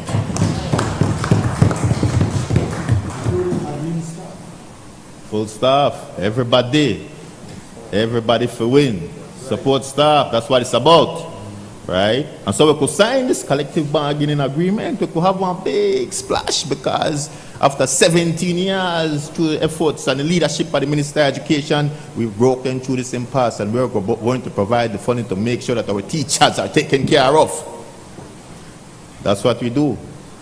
Day and night in this government. We solve problems, sometimes quietly so. Nobody knows. So the joint negotiating unions can be assured that we will get on track and stay on track. That's our marching orders from the people of Belize. But I don't want to talk about that right now. As I said before, this is not a perfect government. Only in heaven will the government be perfect. Here on earth, there will always be promises yet to fulfill, people yet to see, problems to solve, and things to lament. And I want to lament today once again, because I first came to this parliament 25 years ago.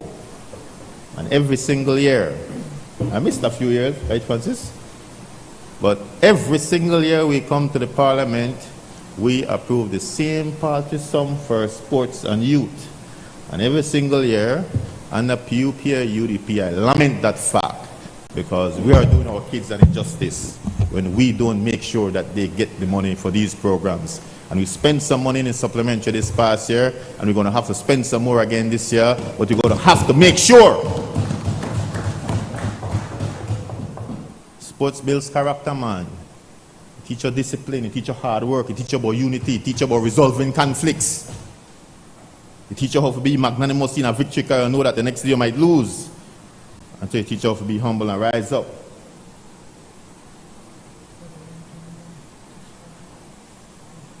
Very great news. I stopped. The Prime Minister just announced that we have another $2 million for sports. Forgive me, sir. Forgive me. I hope you appreciate. I hope you accept my forgiveness. For the whole thing. We're working on it. That's a bigger bill. We're working on it. We're working on it. You know we will. Madam Speaker, Radwell, you must thank me for that too, right? An extra 2 million, right? Yeah. Our coffee over that. Madam Speaker, we wouldn't be here without the people. We owe it all to them. The people who wake each day and eke out an existence. The people who grind each day to feed their families. Who tell themselves that today is going to be better than yesterday. And who won't allow anything or anybody to get them down. We wouldn't be here without the public officers. The Prime Minister and the ministers set policy, but it's the public officers who implement them. And it's no different at the Ministry of Natural Resources, Petroleum and Mining. At the ministry, in just 3 years, we have provided 20,000 lots to ordinary Belizeans. In just 20,000, sir. 20,000 lots. To first-time landowners. In just 40 months, that's 500 lots a month.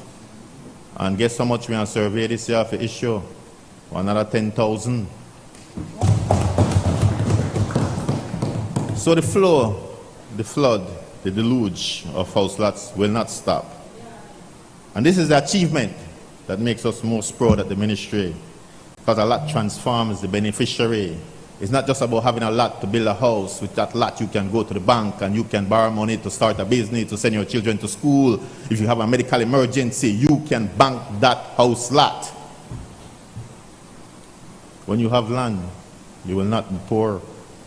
There are billions on this planet who work their entire life and die owning nothing for themselves or their families.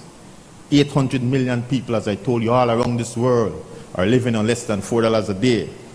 Yet in this jewel, in just 3 years, in this little jewel, 20,000 Belizeans have become landowners. Last year, the Prime Minister focused on that incredible transfer of wealth that this represents, a transfer program that will continue and only gather pace. If we assume that each lot is valued around $20,000, then essentially this government has transferred $400 million in wealth to people who had no wealth before. That's government at its finest. I know the efficiency of the processes at the Lands Department is an issue of great interest for the private sector and Belizeans in general. We have been working over time to improve our turnaround time, and this year we have made some impressive progress. Performance is still not where we want it to be though, but I expect further improvements this year. Always mindful that speed cannot compromise integrity. Our team is particularly proud of the mobile clinics which have reached so many Belizeans close to their homes and in the constituencies of so many of our colleagues. This has enabled thousands of land documents to be processed and regularized. It has enriched our democracy demonstrably, where Belizeans are able to meet our technical staff in their villages and towns, where I can meet citizens along with our ARIPs, and where together we can seek to resolve conflicts in minutes that would normally take years to complete. All this would not have been possible without the willingness of the public officers to go above and beyond the call of duty, sometimes working till midnight on these mobile clinics. Eyes red, body aching, energy ebbing, but they keep pushing to try and please as many of the visitors to the mobile land clinics as possible. To them, we owe a debt of gratitude we cannot repay. I also thank my colleagues for their continued support with our mobile land clinics and their patience, and I pledge to visit all those constituencies that warrant my presence in the short order. But, Madam Speaker, the people I thank the most are the people who never stray, the people who have stuck with me to this day.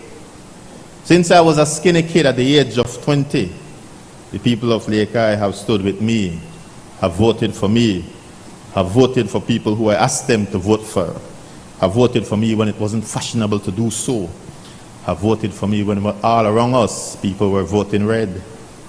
I left and came back after several years, and they still take me back. They make the world know. They make the world know. Them that for me, and me that for them. No next boy can come close, or woman for that matter. They give me love, even when they cuss me out. 90%. Don't repeat that, you'll get me in trouble. They give me love, even when they cuss me out. I live with them. Tough love, but love. I live with them, and they live with me. I have tried my best to honor that love and to show gratitude for that love. I give my people everything I've got, but I've not done it alone. There are others who have helped me help my people. King Spark, a day I tell you, have nothing from Gongolong. Alan said that when I go to Gongolong like you, there are states. The man who helped me the most to transform that place has been my brother from Kayo South. I couldn't do it without you, bro. The students in my era have been treated with love. We pay school fees hand over face. It's never been like this. And the man who does that for me is the man next to me, my brother from Freetown. Enough thanks, my brother. The people on Mahogany Street are moving up like the Jeffersons.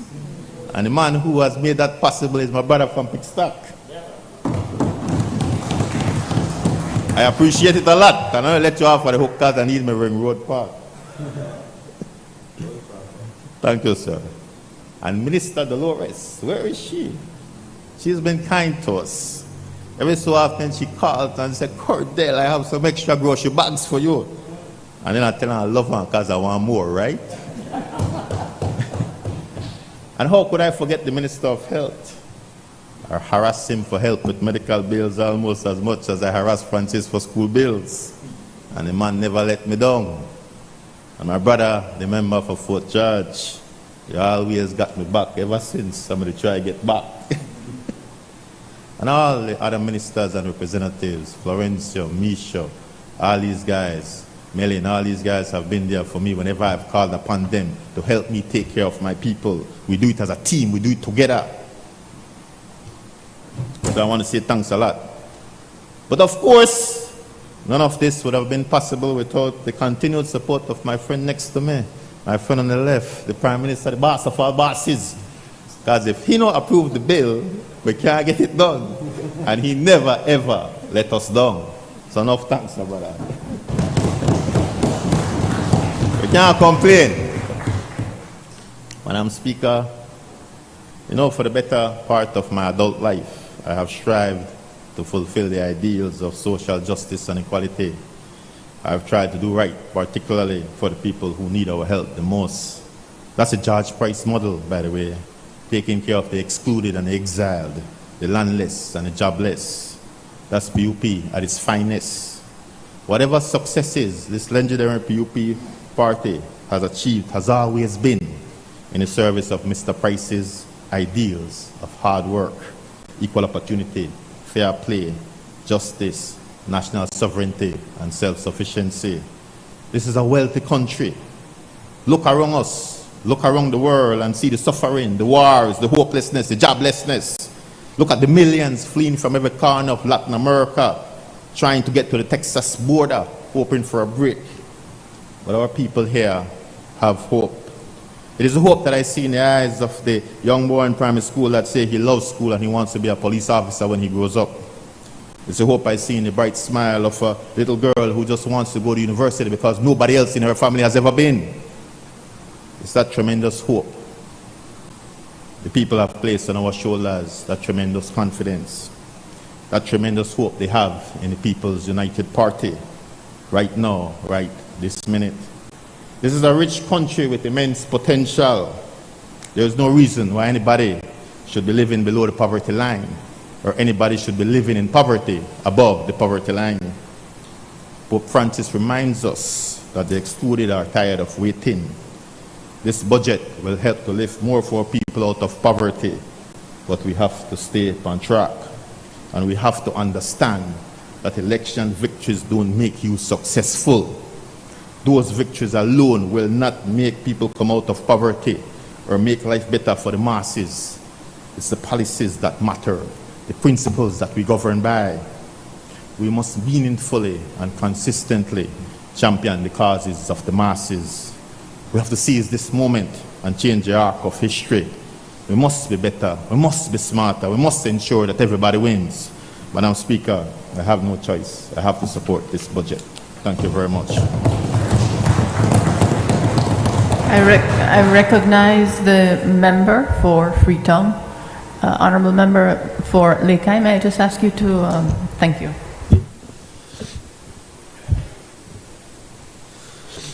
Thank you, Madam Speaker. Madam Speaker, I know it's it's a challenging time. Lots of people getting hungry around this time.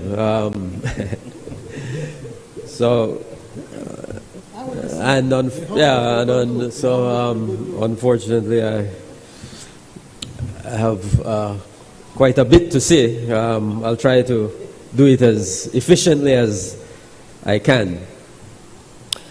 I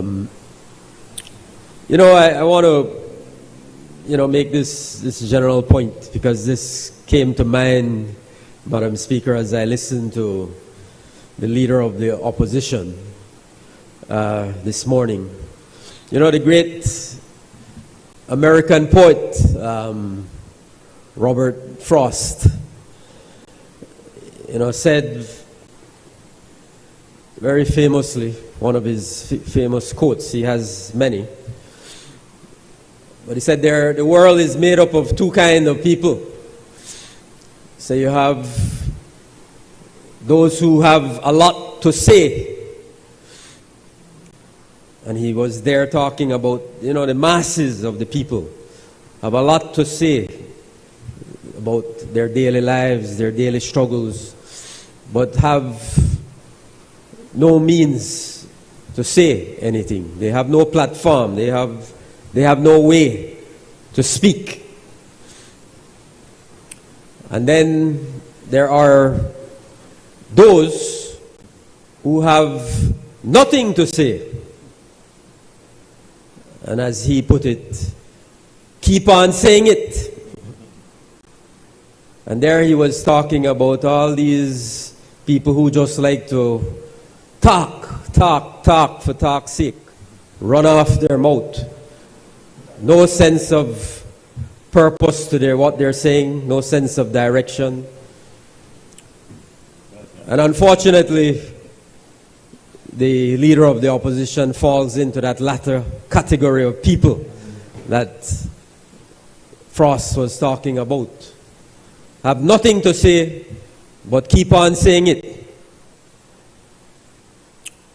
And the other point I want to make, because I think it's important, Belizean people, to understand what took place here today. Let's make no mistake about it. The leader of the opposition got up to deliver his response to the budget, as he is obliged to do, with absolutely no member of the opposition sitting there supporting him, an absolute vote of no confidence in his leadership. It's the first time, we've been here a long time, it's the first time we've witnessed that. Absolutely vote of no confidence. It's not like today's date was unknown to people. This was known for several weeks. So he talks about the member for Collett being on a plane. The member for Collett, if he wanted to be here, could have been here and would have been here. He did not want to be here. We don't have any explanation. We never have an explanation for why the member for Queen Square is absent. And then, yeah, finally her chair has been moved. Be careful. Be careful about sitting on that chair.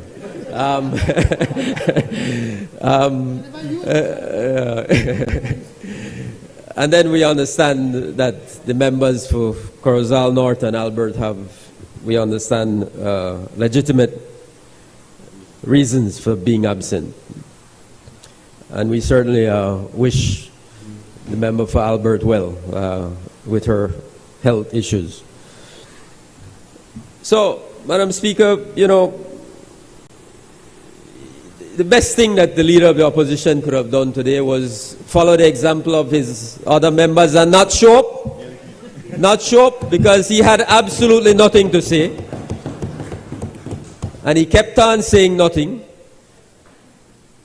And at the end of the day, I think, he really did worse for himself than any good that he could have done to advance his credibility. Now, Madam Speaker, I want to start this morning with saying very clearly that, I am very, very, very proud to rise in support of this budget for fiscal year 2024-2025. This is a budget that keeps Belize on track to greater economic growth and development. And of course, Madam Speaker, with your permission, I'm referring to my notes. On track to greater economic growth and development, on track to more job opportunities, on track to new investments, on track to record tourism growth, on track to greater agricultural productivity, on track to improved citizen security, on track to education reform, on track to quality health care, on track to greater access to land and housing for our citizens, on track to improved infrastructure in our cities, towns, and villages, on track to sustainable development and protection of our environment, on track to a cultural rebirth and the rise of the orange economy, on track to unprecedented rural transformation and development, on track, Madam Speaker, to a principled, pragmatic foreign policy agenda, on track to greater border security, on track, Madam Speaker, to improved quality of life for the Belizean people.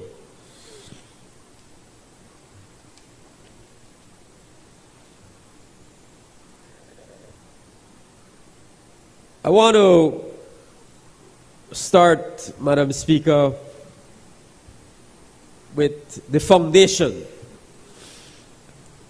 My friend, the Honorable Member for Lake Independence, talked about his strong bond and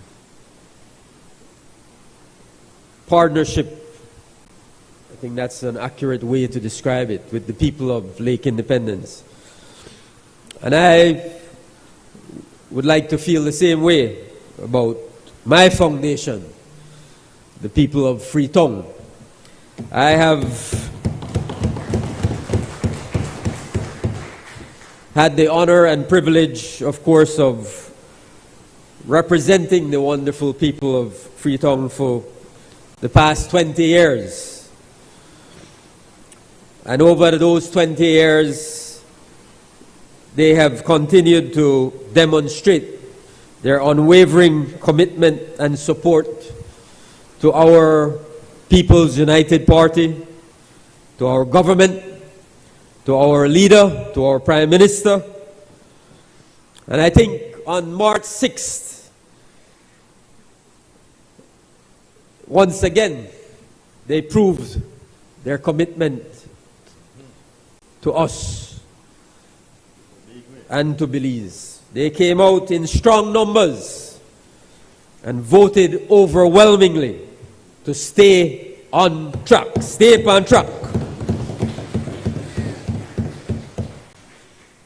And they did so, Madam Speaker, because we treat our people with dignity and respect. And we engage with them all year round to address their concerns and their needs. Whether it is land, housing, education, health, jobs, economic opportunities, NHI, infrastructure. We, with the support of our Prime Minister, with the support of my fellow ministers, the support of our government, we work to deliver for the people of Freetown. So I'm very happy, for example, with the NHI, that the NHI is expanding now to the north side of Belize City. Freetown is included in that. Yes, sir. Yes, sir. A good voter of Freetown. And we've done a lot of work. I want to place on the record, the tremendous support and help we've gotten from so many of my colleagues. As I said, in terms of land, housing, we need more housing, of course. Infrastructure, the Ministry of Infrastructure Development and Housing has, along with the Belize City Council, has provided tremendous support, especially in the Belmopan area, where we have a large network of roads and streets that have been neglected for a long, long time. So we're very, very grateful for that support. And I want to, Madam Speaker, to place on record my deep gratitude to the chairman of the Freetown Division. He's here with us today, Chairman Albert Vaughan, for the tremendous work he does each and every day in that constituency, working with the people of Freetown, engaging with them. And of course, yes, the man has learned to speak Spanish as well. And of course, I get tremendous support.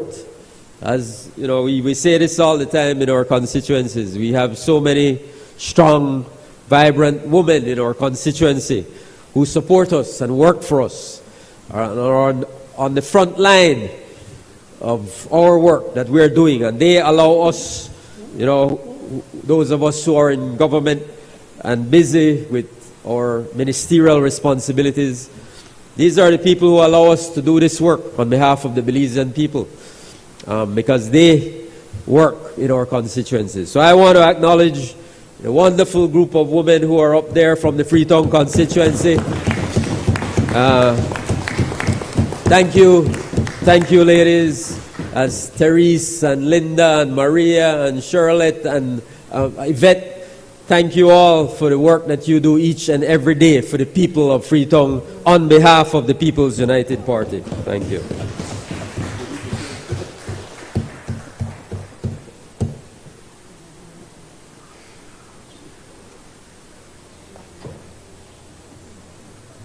Oh, Madam Speaker, I have to deal with a few areas of responsibility. And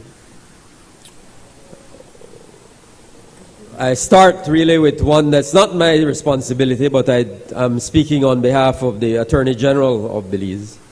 So I'll start with this, the administration of justice, and report to the nation on the budget provisions in the 2024-25 budget for the administration of justice on behalf of the Attorney General's Ministry and our Attorney General, the Honorable Anthony Sylvester Jr.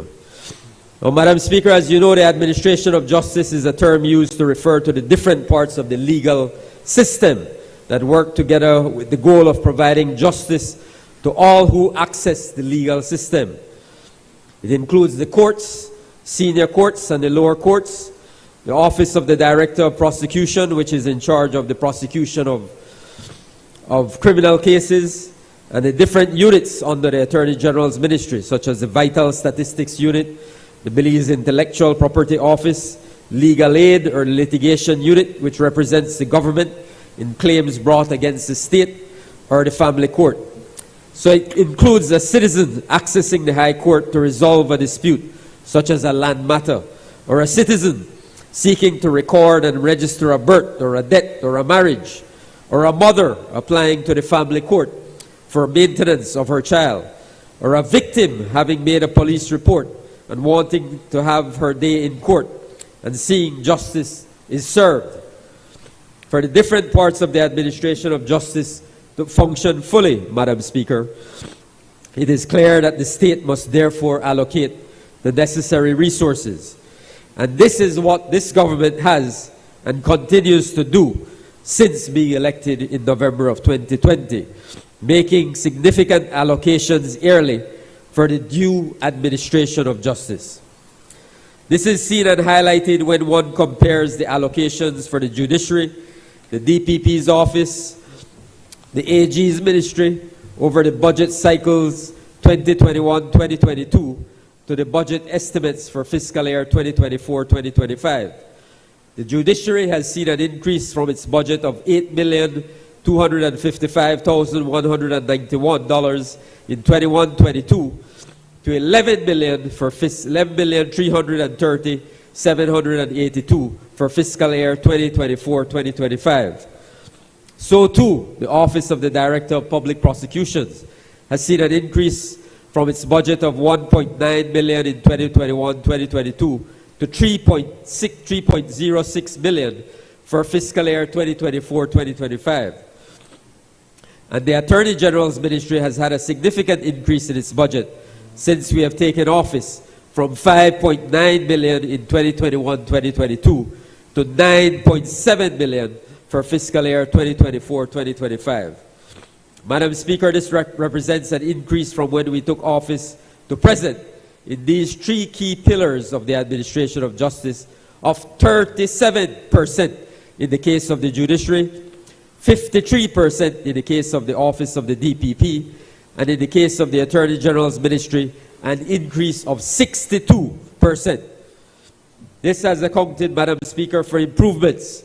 For instance, in the Belize Intellectual Property Office, which has seen a doubling of the personnel in that office, with new personnel such as patents officers and trademark examiners who work in the newly created patents unit and Madrid unit. This Madrid unit was established in order to give effect to Belize's accession to the Madrid Protocol, which is an international centralized system that allows trademark holders protection of their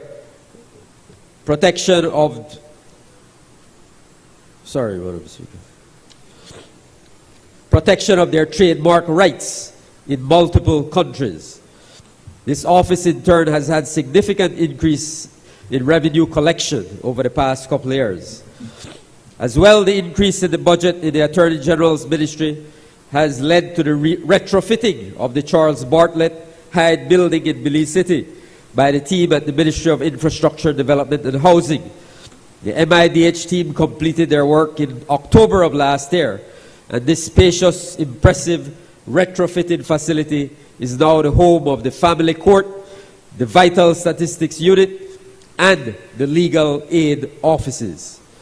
The increase in the budget is also attributable to this government fulfilling a promise made so many years ago by the previous administration, that is to readjust the salary of legal officers. I am happy to report, Madam Speaker, that this took effect from last month.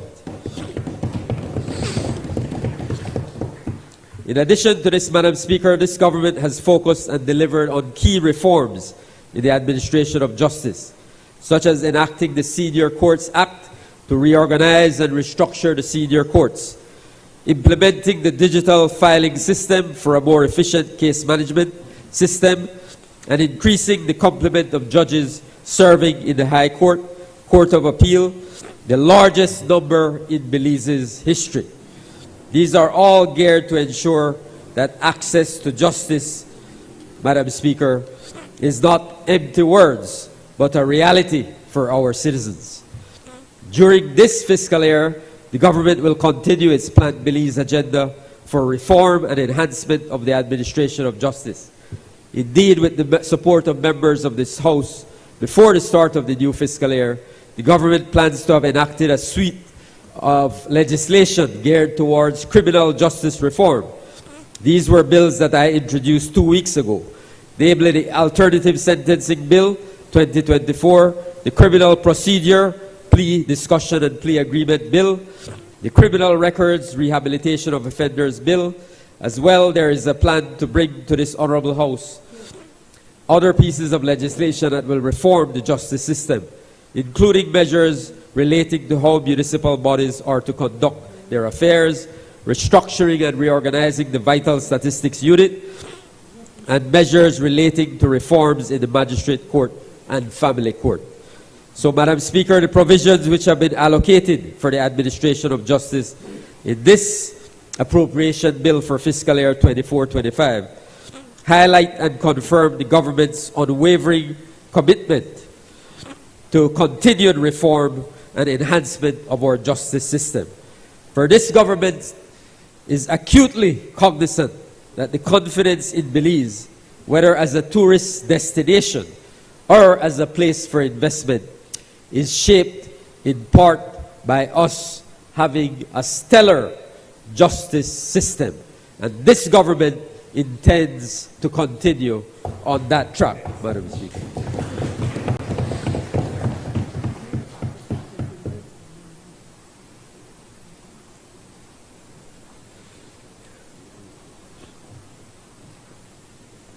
Madam Speaker, I will now move to the area of foreign affairs and foreign trade. Madam Speaker, I am happy to report to you that Belize's diplomatic profile remains high and is well regarded globally. Over the last year, Belize has established new diplomatic relationships, developed new strong cooperation programs with large developing countries, demonstrated leadership on several issues, including migration, climate change, and oceans. Belize has taken bold and principled positions on some of the most difficult issues, including the situation in Haiti and notably the Israeli war against Hamas. Belize interacts in an international environment that has become more complex due to the ongoing conflicts and potential emerging conflicts. Regionally, there are some tensions between the Bolivarian Republic of Venezuela and the Cooperative Republic of Guyana, political and security situations in the Republic of Nicaragua and Ecuador, as well as political and social upheaval in Haiti, among others. Internationally, we continue to be confronted with the Russia-Ukraine conflict in its second year, the Israeli-Hamas conflict and then conflicts across the continent of Africa, and simmering tensions throughout the Middle East and South China Sea. We continue to grapple with the negative effects of climate change, and for us, countries like Belize, located in the hurricane belt, the threat of more frequent and stronger hurricanes. Madam Speaker, Belize's foreign policy remains principled, pragmatic, and focused on advancing our national objectives, including sustainable economic and social development, human and national security, trade and tourism, environmental sustainability, and the preservation of our sovereignty and territorial integrity. We are steadfast in our foreign policy principles of the right to self-determination, national sovereignty, and territorial integrity, and the peaceful settlement of disputes.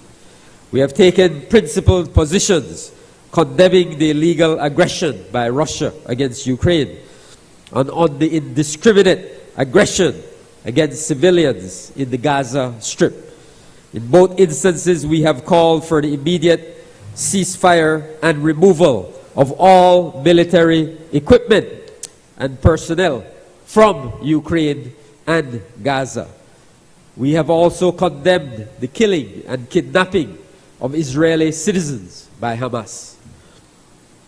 We continue to call for an end to the unilateral coercive measures and sanctions imposed by the United States on Cuba and Venezuela, and an end to the economic, financial, and commercial embargo on Cuba, as well as the removal of Cuba from the U.S. list of states sponsors of terrorism. The Ministry of Foreign Affairs and Foreign Trade, Madam Speaker, is committed to the proactive promotion and protection of these interests across national, bilateral, regional, and multilateral fora. In line with Plan Belize, we are expanding our diplomatic outreach, and over the past 12 months have established diplomatic relations with 3 African nations: the Republic of Benin, the Republic of Gambia, and the Republic of Cape Verde. 1 European nation, the Republic of Uzbekistan, and 1 Melanesian nation, the Solomon Islands. This past December, we established a High Commission in the Cooperative Republic of Guyana to deepen relations with that country.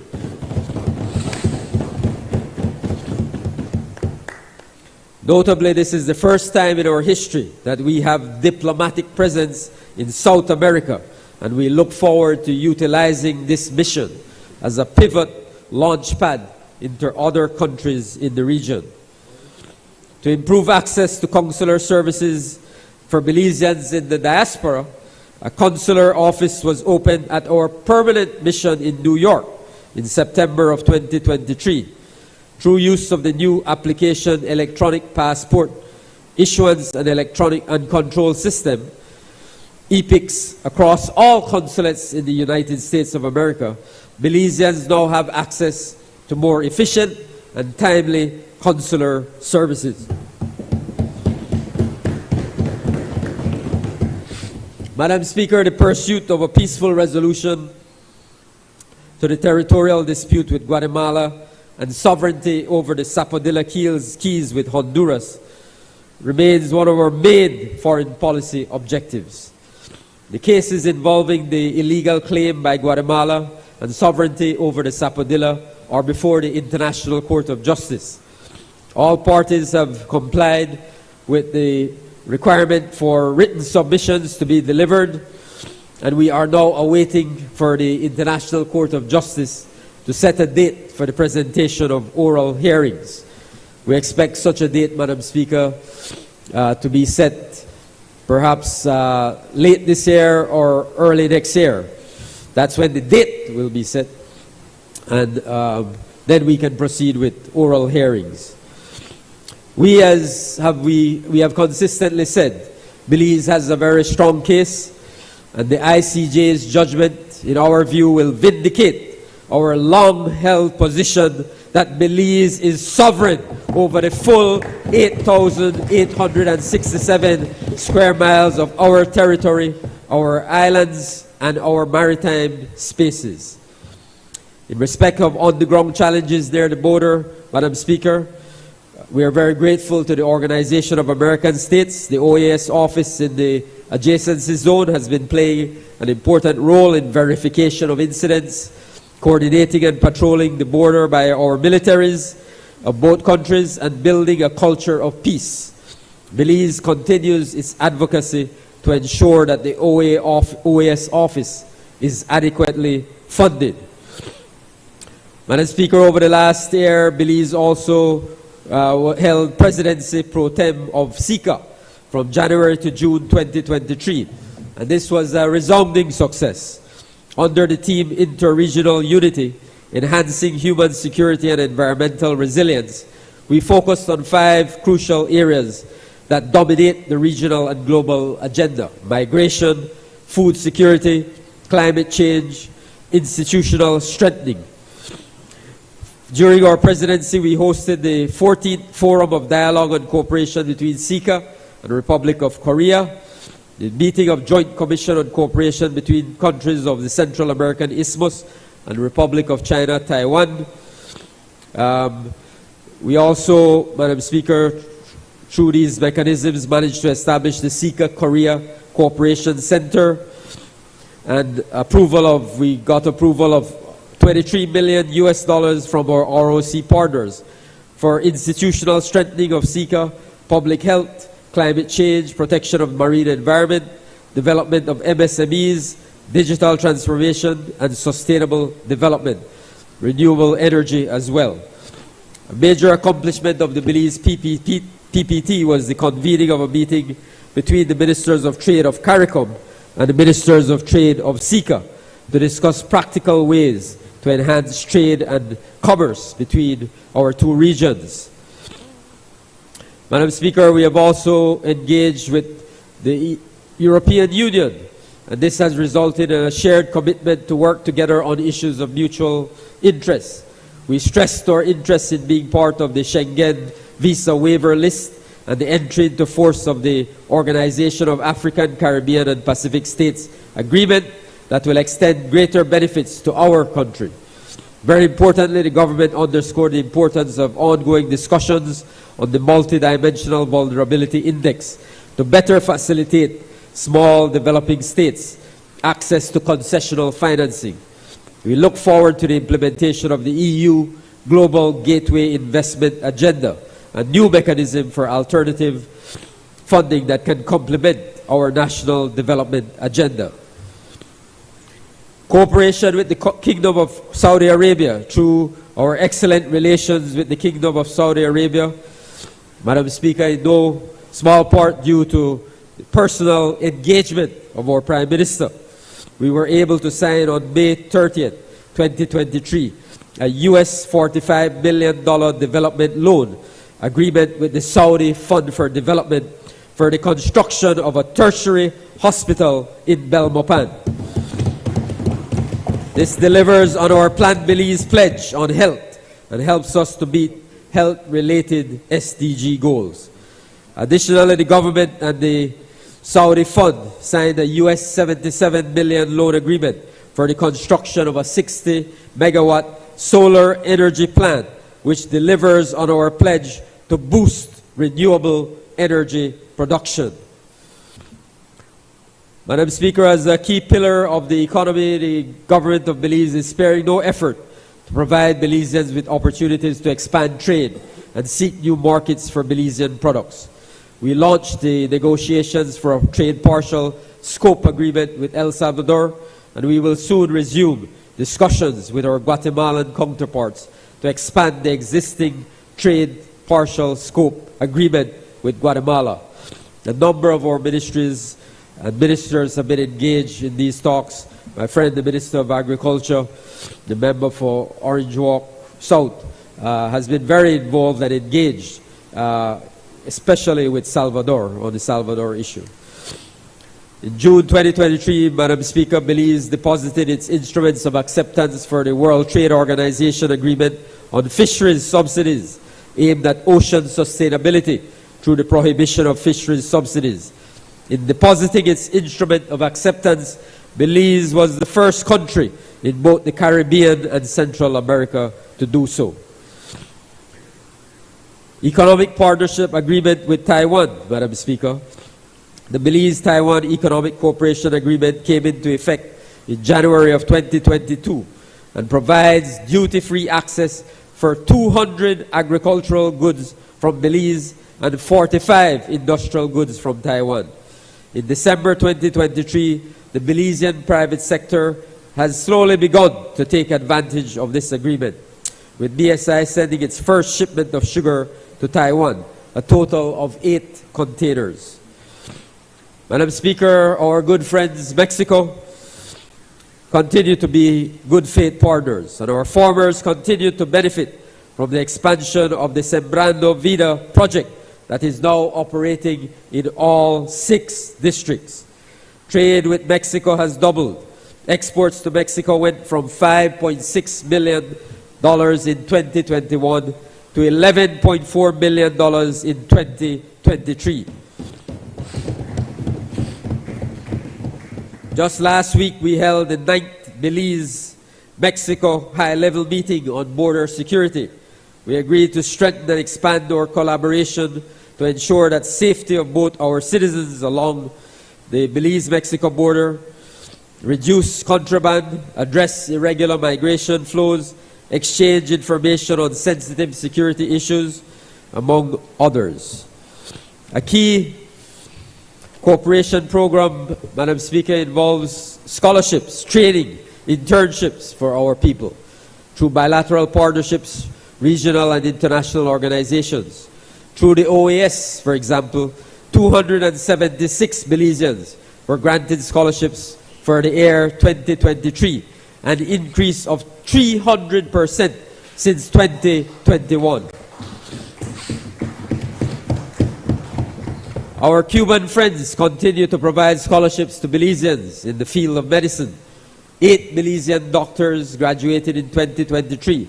5 received highest honors in the fields of general medicine, epidemiology, and radiology. 1 resident completed his surgery specialization and another in psychology. They are now in Belize contributing to our public health system. Presently, there are a total of 48 students on scholarship in Cuba.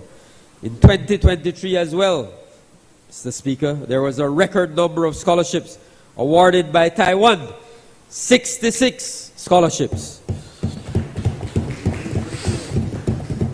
In many, many different fields of relevance to the national development of Belize, Mr. Speaker, we continue to engage with our bilateral partners to secure more training opportunities for our young people, in particular, who wish to further their studies. In terms of cooperation, Mr. Speaker, recognizing the value of international cooperation to complement our national development agenda, we established the International Cooperation Council. The objective is to streamline our cooperation efforts, specifically interministerial collaboration, to maximize efficiency and minimize duplication. We are working on gathering data to develop a comprehensive cooperation matrix in order to ensure that our cooperation partners are aligned with our national needs. Of significant importance, the ICC, with support from the UN Resident Coordinator's Office, organized an integrated national financing framework technical workshop in January of this year. This country-led approach for strengthening public and private sector financing for sustainable development brings together policies used to mobilize and govern public and private financing. Madam Speaker, Mr. Speaker, on February 14, 2024, Prime Minister Briceño and Her Excellency Marianne Van Steen, the Ambassador of the European Union to Belize, reaffirmed the long-standing partnership between the government of Belize and the EU with the signing of the financing agreement, a grant of EU 12.6 million, 13.5 million US dollars. The funds are part of the current EU commitment of EU 17 million, with support with opportunities to be increased in the next year. The EU funds support the government of Belize in achieving the targets of Plan Belize medium-term development strategy. The new areas of bilateral collaboration comprise the sectors of green growth and socio-economic development of the South, trade and regional integration, and border management. The overall objective of the project is to reduce inequality and enhance the sustainable management of the southern and western regions of Belize. The Ministry also initiated negotiations between the government of Qatar and the Ministry of Housing and Infrastructure Development for multi-million-dollar financing for government's housing program. The Ministry has also led negotiations with KOICA, the Korean International Cooperation Agency, for project financing to strengthen Belize's national infrastructure and institutional capacity for data and statistical management. Our bilateral relationship with India as well, Mr. Speaker, has yielded positive benefits for Belize. Just weeks ago, the Board of Directors of the India, Brazil, and South Africa Facility for Poverty and Hunger Alleviation approved $1 million for the project entitled Rural Electrification using microgrids in southern Belize. India has also approved $1 million US for the project entitled Strengthening of the Maternal and Child Health Services in CARICOM member states to support the attainment, maintenance, and sustainability of the elimination of mother-to-child transmission, plus of HIV, syphilis, and hepatitis B. India has also approved $1 million US for the Unique ID Card project through the Office of the Prime Minister and the Elections and Boundaries Department. Furthermore, the government of India also recently announced support to both CARICOM and SICA. India has pledged US $24 million to SICA and US $150 million to CARICOM. And Belize is able, this is a unique beauty of Belize. We are able to submit projects to both regional organizations for funding. So, Mr. Speaker,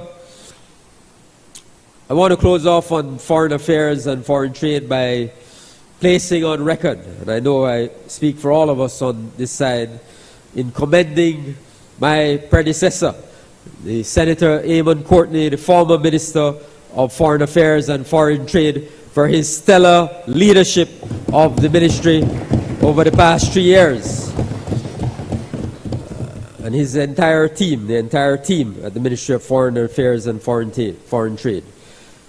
His advice and input, of course, will still be available and is still available to us, particularly on the Belize-Guatemala claim and the ICJ matters. And so we will continue to work very closely with him. The ministry, Mr. Speaker, has clear mission goals, clear objectives, clear priorities. The principles which guide the conduct of our relationships with other states, regional and international government organizations, and development partners are sound, and we have an excellent team there at the Ministry of Foreign Affairs and Foreign Trade. Very good public officers who carry out this work, foreign service officers, foreign trade officers, who do this important work on behalf of the people of Belize every single day.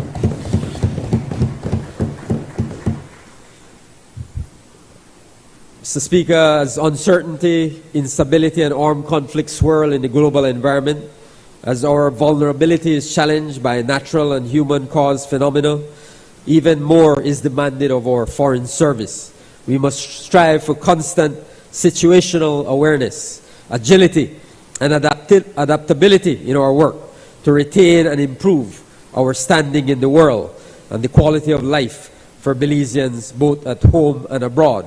This will require us to collaborate even more closely with our colleagues in other line ministries in holding positions to derive benefit to Belize and our region. As I see it, Mr. Speaker, Belize must navigate its foreign policy priorities this year in the context of a world dominated by polycrisis, high geopolitical tensions, and shrinking spaces for international cooperation. This reality presents significant challenges for small states like Belize, which depend heavily on international cooperation to address both global challenges that directly affect us, as well as those which underpin national development. To effectively navigate this global context, we at the Ministry of Foreign Affairs and Foreign Trade must be able to clearly articulate our foreign policy priorities, maintain and build new alliances and partnerships, and we must, Mr. Speaker, strengthen our diplomatic corps.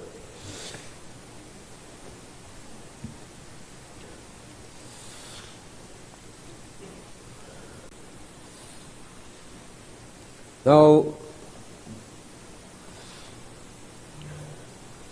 Mr. Speaker, with your permission, I will move on to, it's getting late, move on to education. Just to get started, yeah. One of everybody's favorite subject. You know, Mr. Speaker, I'm very, very proud of the dynamic team we have at the Ministry of Education.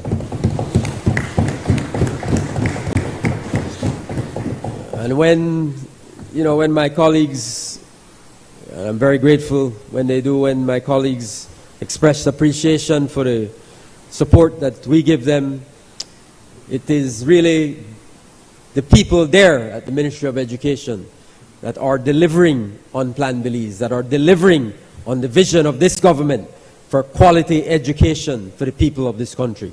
So I want to say to my colleagues, they are the ones who deserve the credit, they are the ones who deserve our appreciation, and I am absolutely grateful. We have the CEO here with us today, CEO Diane Mejia.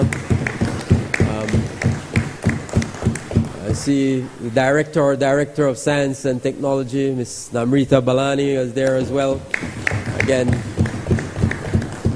And I see young Kevin, who is the man who makes sure you know what's happening at the Ministry of Education.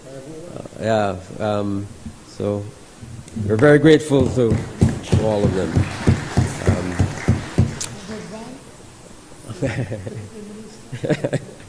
The man asked if paycheck comes with that.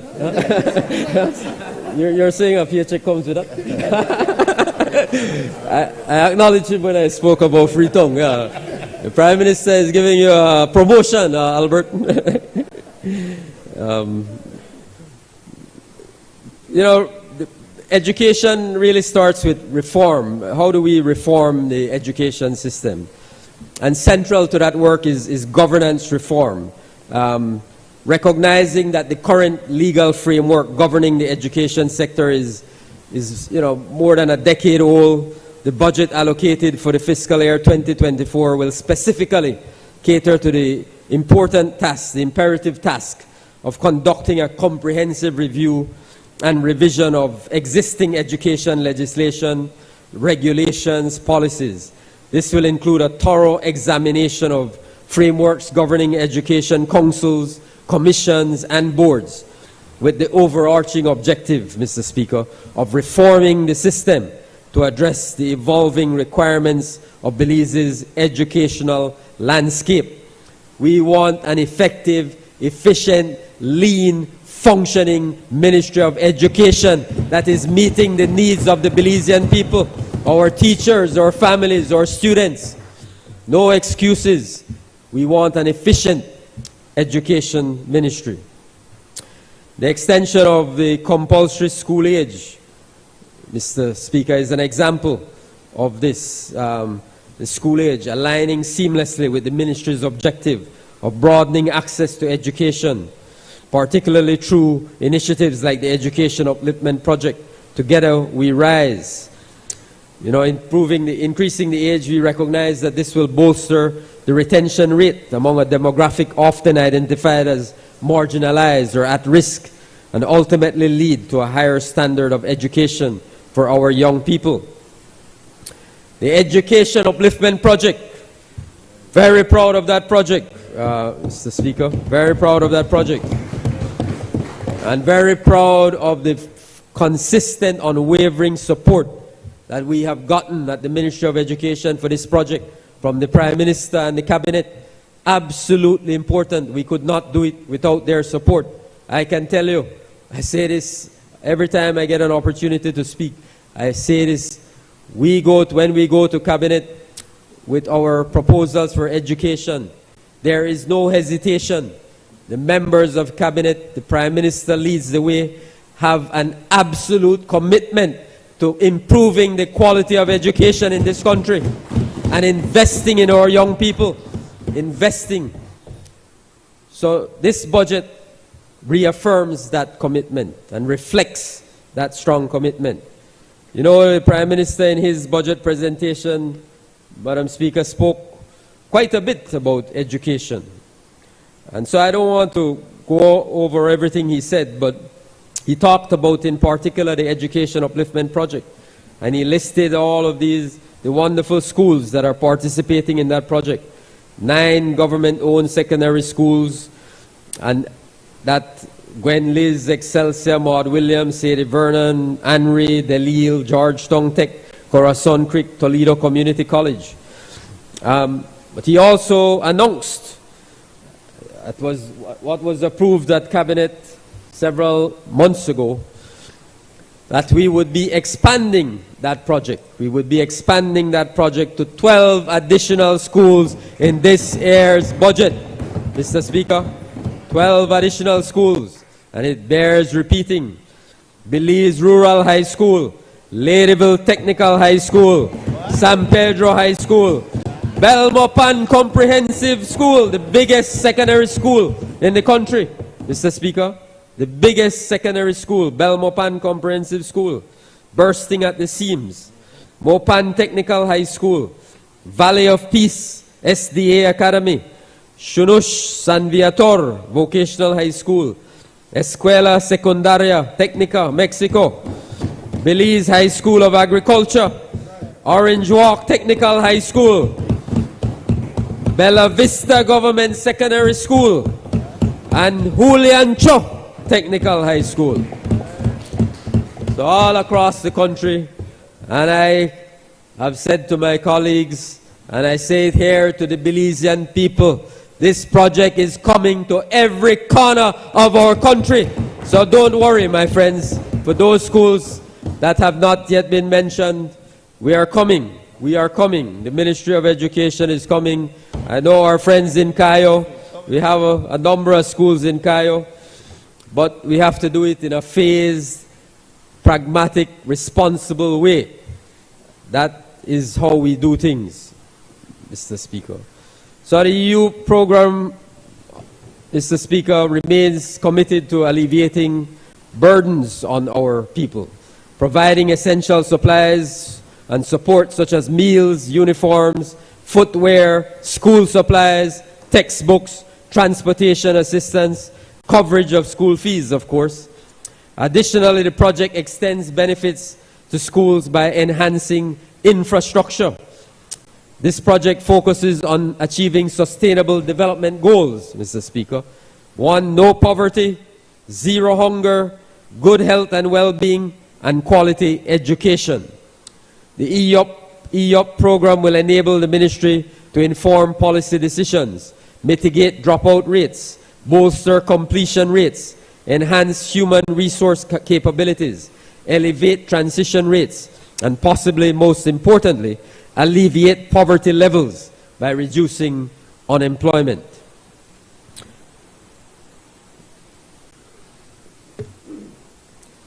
Transforming teaching and learning, Mr. Speaker, in alignment with prevailing national and global trends in educational development, the Ministry has facilitated the full rollout of its national curriculum reform, embracing a competency-based education framework for both primary and secondary education levels.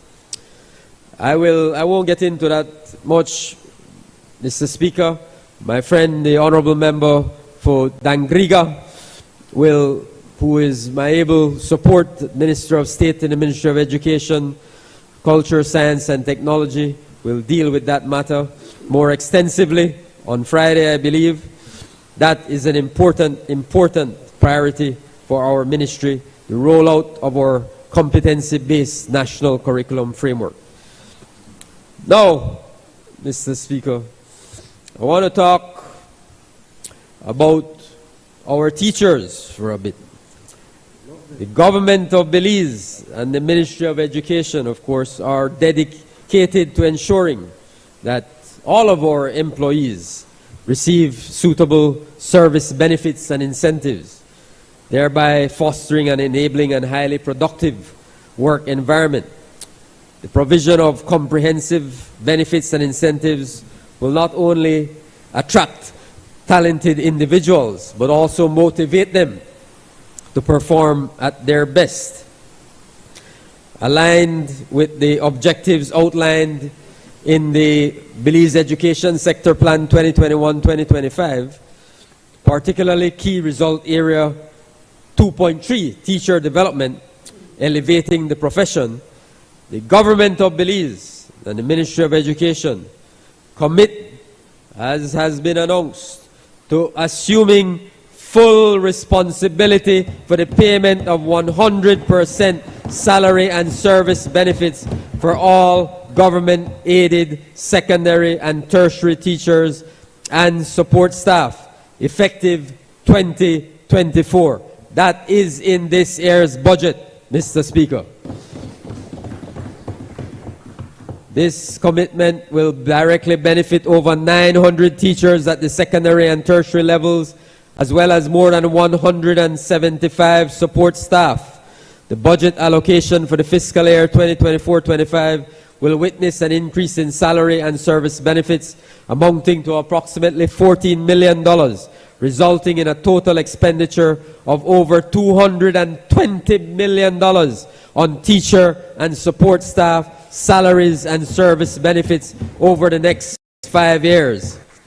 With this initiative, Mr. Speaker, the ministry aims to incentivize quality teaching practices, implement results-based education, and ensure proper accountability among all secondary and tertiary institutions and their staff.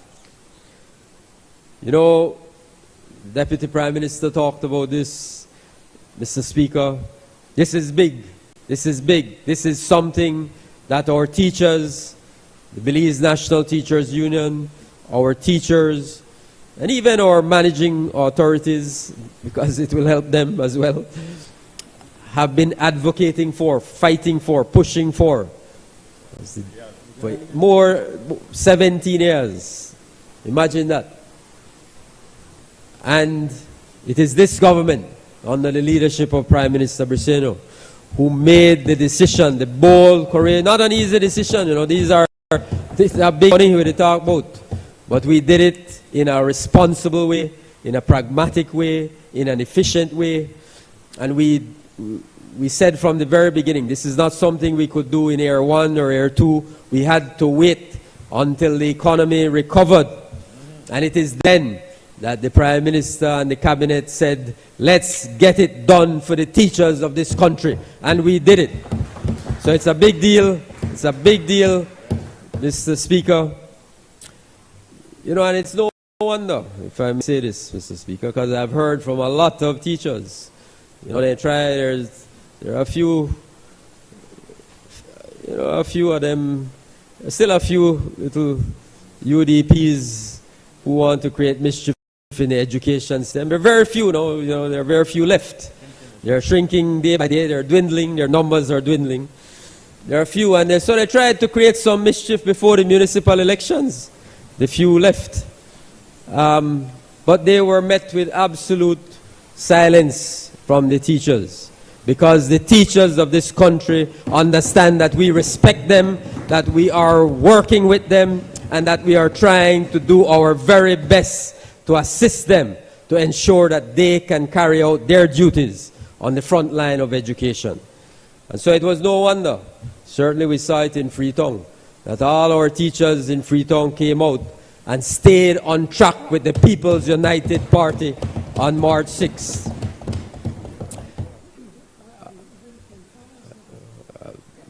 Another very exciting program and project, Mr. Speaker, is the National Healthy Start feeding program. The ministry takes its mandate on the SDG 2 to reduce hunger and to provide access to quality education for all students very, very seriously. These commitments align with the Belize Education Sector Plan and with Plan Belize Medium-Term Development Strategy 2022-2026. So in doing so, the ministry, along with our donor partners, especially the Republic of China, Taiwan, expanded the National Healthy Start feeding program to cater for a healthy meal for 4,000 primary school students from 35 schools and 2,967 secondary schools students from 9 schools in the EOP program. These figures equal an investment of around $20,000 per day in meals. The number of beneficiaries keep increasing throughout the year, and it is expected by the end of the academic year in June 2023-2024. Here it is, Mr. Speaker, the National Healthy Start feeding program should cover at least 50 primary schools by the end of June 2024, thus substantially increasing the expenditure in meals per day. The Healthy Start feeding program follows the Sustainable Schools model, which provides a healthy meal for students, follows the school feeding menu, because we don't just feed you anything, Mr. Speaker. We make sure it's a nutritional meal, balanced meal, prepared using 70% locally produced items. We do our very best. We wish it could be 100%. But you know, we don't have everything. Provide kitchen upgrades for participating schools. So we not just we provide you with meals, we also upgrade the kitchen facilities. We target the teaching of gardening for every school to develop students' ownership of food security and healthy nutritional habits. And we link, very importantly, Mr. Speaker, community farmers and cooperatives with schools with the intent that producers can provide items directly to school feeding programs established through a partnership with the Ministry of Agriculture. And we provide employment for opportunities for kitchen staff. For example, Mr. Speaker, right now 31 cooks are currently employed under this program. So, Mr. Speaker, in this year's budget, we plan to expand the Healthy Start feeding program to cover a healthy meal for students across the 12 additional secondary schools that will be added to the EOP program, with an established enrollment of 5,950 students. So additional almost 6,000 other students will be enrolled in this program. With this expansion, the program will cover, this deputy, 16 of 18 government-owned secondary schools. Almost 90%, and 5 of 30 government-aided secondary schools. So this, Mr. Speaker, is a true commitment from the government of Belize and its partners to ultimately increase access to quality education and to reduce hunger as stipulated by the Sustainable Development Goals 2 and 4. The ultimate goal, Mr. Speaker, of the National Healthy Start Feeding Program, which was in Plan Belize, is to get children to consume a wholesome meal while at school to improve their ability to learn. Transportation, Mr. Speaker, in line with our dedication to expanding access to quality education, particularly in marginalized regions, the Ministry of Education has taken significant strides to enhance accessibility by continuing to provide free bus runs for students. Presently, the Ministry operates 258 official bus runs nationwide, representing a substantial investment in facilitating student transportation. The weekly contracts for these bus runs, Mr. Speaker, amount to approximately, remember this is a weekly, $277,000, equating to an average monthly expenditure exceeding $1 million, Mr. Speaker. So when the UDP was borrowing $1 million a day, we are investing $1 million a day in transportation for the young people of this country, and teachers as well. Not only students, you know, we take teachers to school as well. This considerable financial commitment underscores the ministry's and the government's proactive approach to fostering educational inclusivity and ensuring that students in underserved areas have access to educational opportunities. This budget, Mr. Speaker, will see further investments and improvements in existing bus runs. Human capital, a big area, Mr. Speaker, maximizing human capital to address the growing demand for increased access to science, technology, engineering, arts, and mathematics, STEAM training. The ITSAT STEAM Academy, a government-owned secondary institution, opened its doors to 64 first-form students and 9 teaching staff in September of 2023. And I'm glad in his address, in his budget presentation, the Prime Minister reminded those on the other side. They talk, they like to talk, that's what they are good at, that's what they are best at. They talk, but we deliver for the people of this country. We deliver, we walk the walk, we get things done for the people of this country, and this is a perfect example of us delivering for the people of Belize. We got there and found a lot of scattered plans for ITSAT. No, it wasn't ITSAT, it was just scattered plans for a STEAM high school. Plans all over the place, no coordination. And we made it happen and the people who are sitting up there, the CEO and Ms. Namrita Balani, are directly responsible for having that school open today. So, Mr. Speaker, we recognize the importance of STEAM education. We're very proud of the ITSAT Academy. Prime Minister, I think the CEO will touch base with you. We'll be doing a formal, official opening sometime in May. I believe it's in May. So make sure you put that on your calendar. And in fact, and indeed, we invite everyone to be there to celebrate this occasion with us. Yes, yes. That's true, that's true. So this unique academy, Madam Speaker, delivers value-driven, competency-based programs and problem-based approaches to Belize to build knowledge in STEAM. ITSAT Academy offers a high school diploma with key subject concentrations in areas such as sustainable development projects, digital arts, fine arts, and science and technology, along, of course, with the other subjects from the national curriculum at the secondary level. In this new academic year, 24-25, it is expected that the current first form cohort will be promoted to second form, and approximately 75 new students will be enrolled at the first form level, and 4 additional teachers will increase the teaching staff.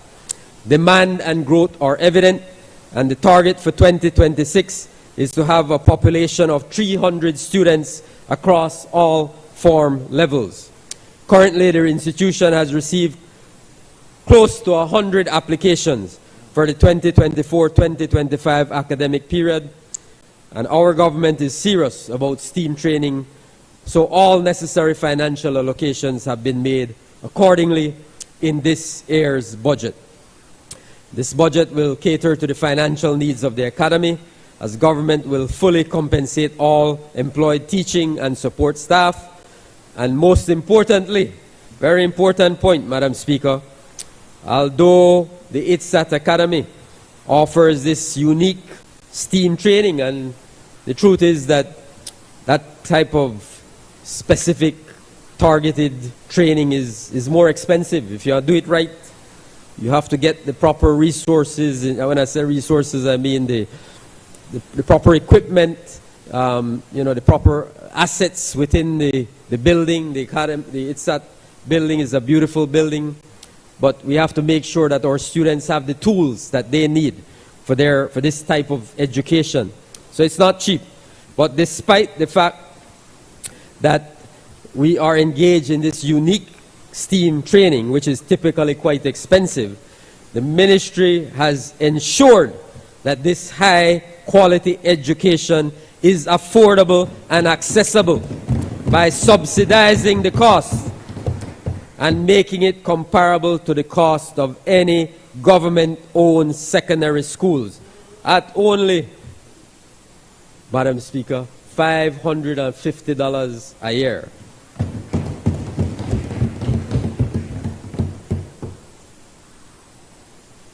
Another big project we're engaged in, Madam Speaker, is the MCC Transforming Education in Belize project. In December of 2021, Belize became eligible because of Belize's commitment, the strong, evident commitment to good governance, to the rule of law, to strengthening our institutions of government. Belize was recognized and made eligible for a compact with the Millennium Challenge Corporation of the United States of America. A constraints analysis conducted by the MCC, Madam Speaker, revealed that Belize's education system is producing low-quality education that leads to a shortage of trained professionals in many industries. So, in response to this finding, which we have been working on for 3 years, an education project was proposed under the MCC to equitably increase the number of post-primary graduates with the competencies relevant to labor market demands. More specifically, the education project sets out three main activities to address the root cause of the problem identified by the constraints analysis. The MCC, Madam Speaker, will provide, and this is grant money, $73,801,000 US for investment and implementation of the following activities: transforming teaching and learning, and these are things that were in our are in our best plan. So they came, sat with us, engaged with us, and agreed with us that these are the priority areas. Transforming teaching and learning in secondary education, aimed at improving the numeracy, literacy, and 21st century skills of secondary graduates. 2, access to and progression through secondary education. We want to make sure that when our students leave primary school, that they do indeed go to secondary school.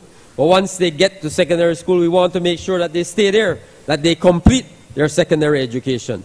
So this project, that is one of the priorities of this project, increasing the percentage of primary graduates that enroll in and complete secondary education. And very important, Madam Speaker, training and transition to work, critically important area.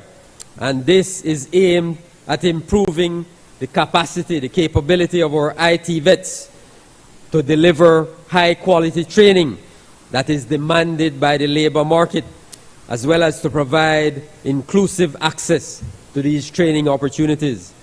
You know, I've said it many times, Madam Speaker, in small developing countries like Belize, we don't have the luxury of investing in education just for the invest in education's sake.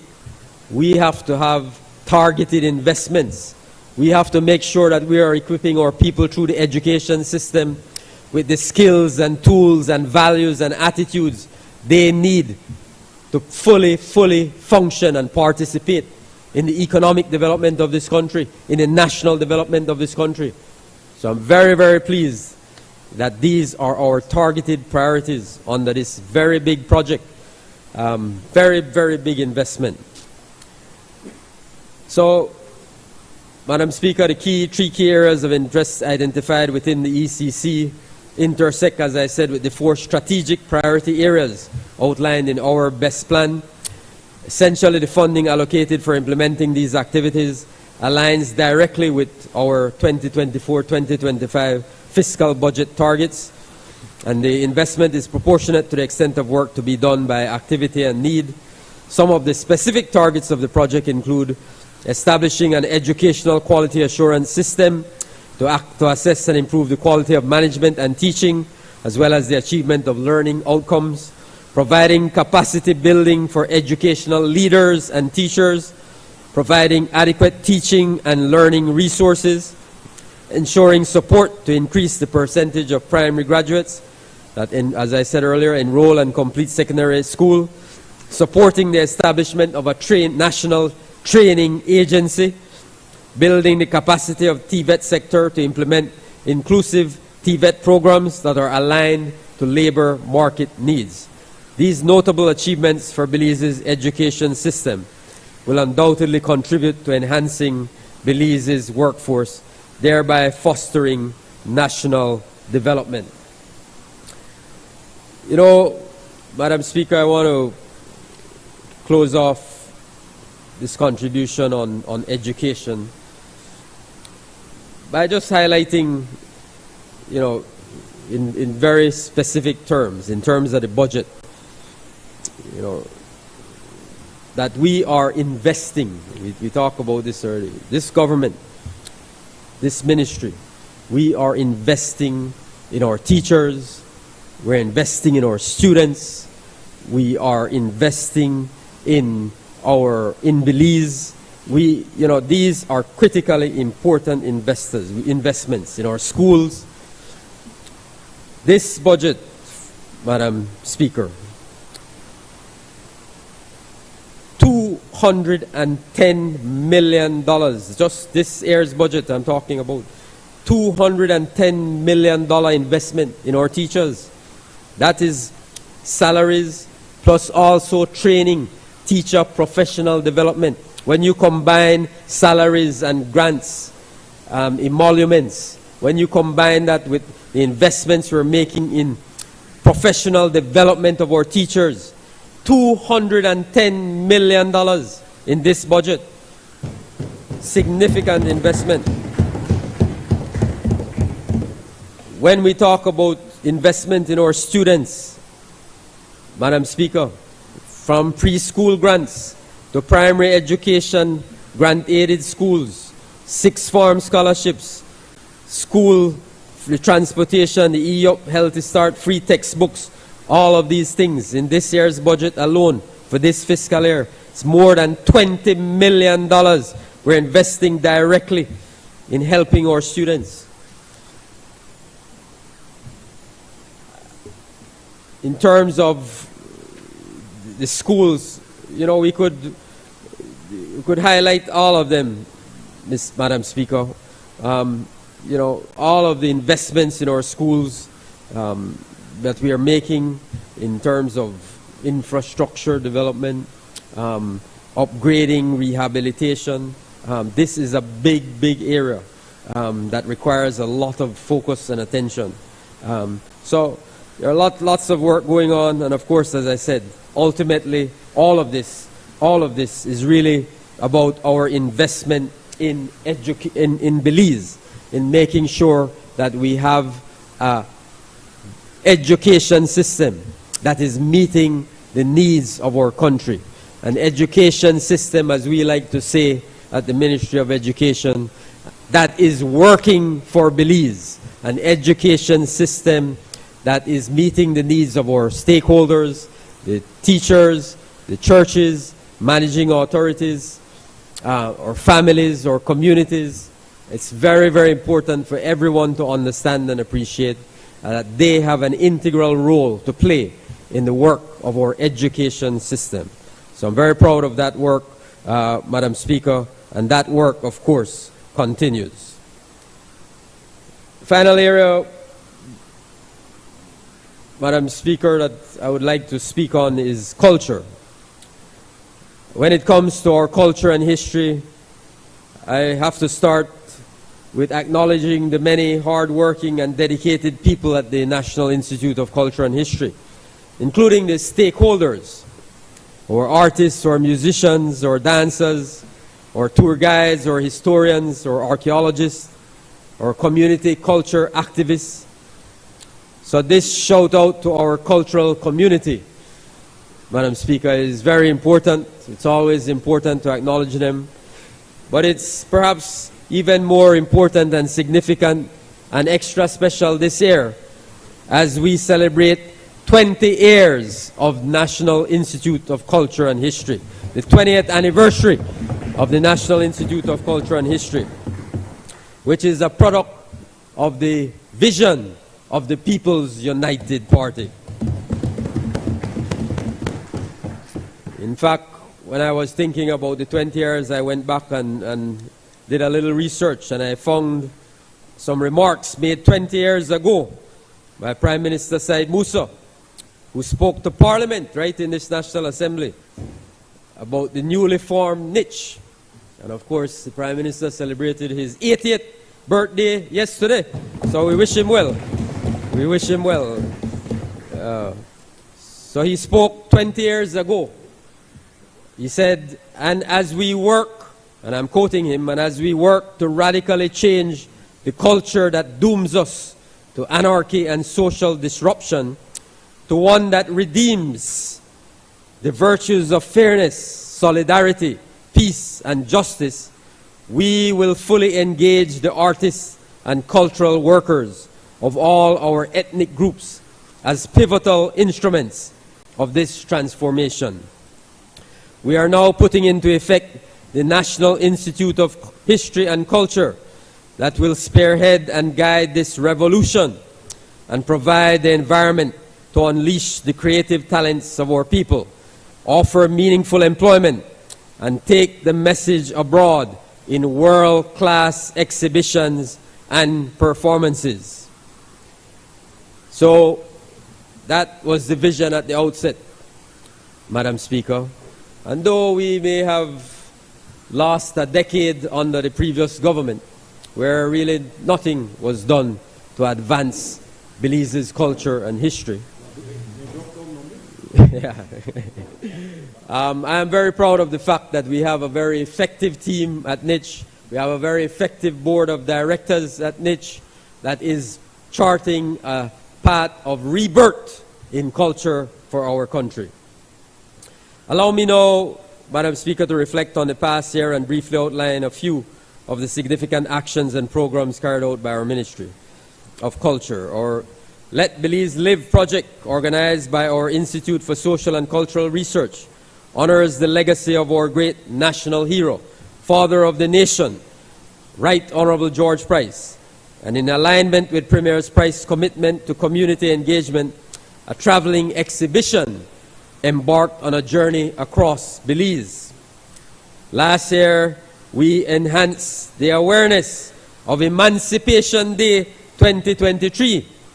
It is this government that made Emancipation Day a national holiday, recognizing the importance of that day. The other one, they talk about it. We did it. So last year, we enhanced the awareness of that day, underscored the importance of fostering nationwide historical consciousness surrounding this significant holiday. In his keynote remarks at the official Emancipation Day ceremony, our Deputy Prime Minister remarked, "To honor the story," and I'm quoting him, "to honor the story, the journey and survival and eventual freedom of our African ancestors is to honor the very best of who came before us. It's a story that started on the coast of West Africa. Today is about paying tribute to all our ancestors that were enslaved. In December 2023, so that is the quote, and today is about paying tribute to all our ancestors that were enslaved." That is what, Madam Speaker, Emancipation Day is all about. Last year, we also enhanced the in December, we announced the Belize Culture Fund for dynamic grants, creative innovation, making museums vibrant, digital archaeology, and safeguarding at-risk living heritage. And earlier this month, we publicly announced the winners of this first round. Last year and again this year, NICH will collaborate to promote and pay respect to our Indigenous brothers and sisters on Indigenous Resistance Day. Some of the outstanding arts and culture programs organized by our Institute of Creative Arts include the Panyard, featuring many steel bands from across Belize, the National Festival of Arts, a revitalized Women in Art series of creative expressions, and the very popular National Song Competition, whose winner last year was the amazing artist Marlene Vanson. At our Institute of Archaeology, we continue our professional maintenance and safeguarding of 14 parks, which spans some 29,377 acres. Our partnership with our sister institution, BTB, remains strong and energetic. Belize's tour guides, operators, and artisans continue to welcome with world-class service thousands of tourists. Last year, we saw an increase in community, cultural, and historical programs originating from our Museum of Belize and Houses of Culture. This network of cultural spaces include houses of culture in Benque Viejo del Carmen, Corozal Town, Orange Walk Town, and Belize City. Must also be noted that NICH gave significant financial support to a wide range of creative groups and individuals all across Belize. We see this as a grassroots sparks of progress. When we invest in people, we lay the groundwork for cultural development. Moving forward into this new financial year, Madam Speaker, I would like to highlight a few key programs and projects that we will implement. In our plan, we will establish a new partnership with the Gulisi Garifuna Museum in Dangriga. And finally move, my brothers from the south, finally move to open a house of culture in Punta Gorda. We will pay special attention to include STEAM into our museum and continue our cultural heritage programs by developing workshops, performances, and interactive displays that focus on understanding of our history. At the Institute of Creative Arts, we will implement a cultural handicraft development program, continue to revive and develop National Festival of Arts, and launch a Belize Music Symposium that focuses on industry development, meaningful engagement, and leveraging of Belizean music genres. In archaeology, we will develop a comprehensive management plan for Caracol, ensuring adherence in best practices for archaeological research, biodiversity protection, and tourism and visitor experiences. We are well underway toward the completion of the cave management policy to guide overall management and use of cave sites. We will improve our revenue collection system for the archaeological reserves by moving towards a ticketing system supported by our friends at BTB. I know the Minister of Tourism has been a champion of this and has been pushing for this. And so we are very, very happy that it is going to happen this year. 2024, Madam Speaker, marks the year when our Archaeology Institute pivots and starts utilizing technology, whether through documentation of artifacts and the upgrading of exhibits and visitor centers. NICH will continue to support and participate in the active preservation and safeguarding of Belize's intangible cultural heritage by updating educational documentaries on the Dare Dance, Semana Santa, Finados, Bram, and Yureme, among others, and make these available on the 501 Academy.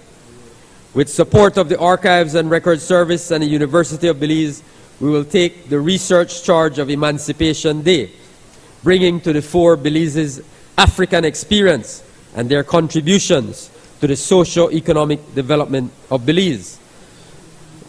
NICH will partner with the George Price Center for Peace and Development to organize public lectures, discussions, and educational resources. We will continue the Belize Culture Fund, which will see another call for applications in July 2024. The mission of the Culture Fund is to encourage the many aspiring and professional artists, musicians, authors, researchers, and creators to make a greater impact in our communities and to inspire others to join the cause of building a more peaceful and culturally vibrant Belize.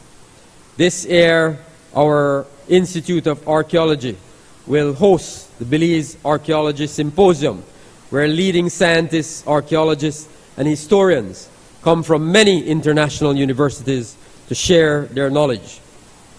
This year, NICH, in collaboration with partners, including the BTB and also the Office of the Prime Minister, will launch the Belize Music Project with the ambitious goal to document and restore Belizean recordings of the last 100 years to honor the rich legacy of our artists and to inspire our younger generation to learn their musical roots in order to innovate and build the future songs of Belize. Soon NICH, very exciting as well, Prime Minister, Deputy, members, NICH will open at the Old Government House, an exciting announcement in Belize City soon. The Museum of Belizean Art, MOBA for short,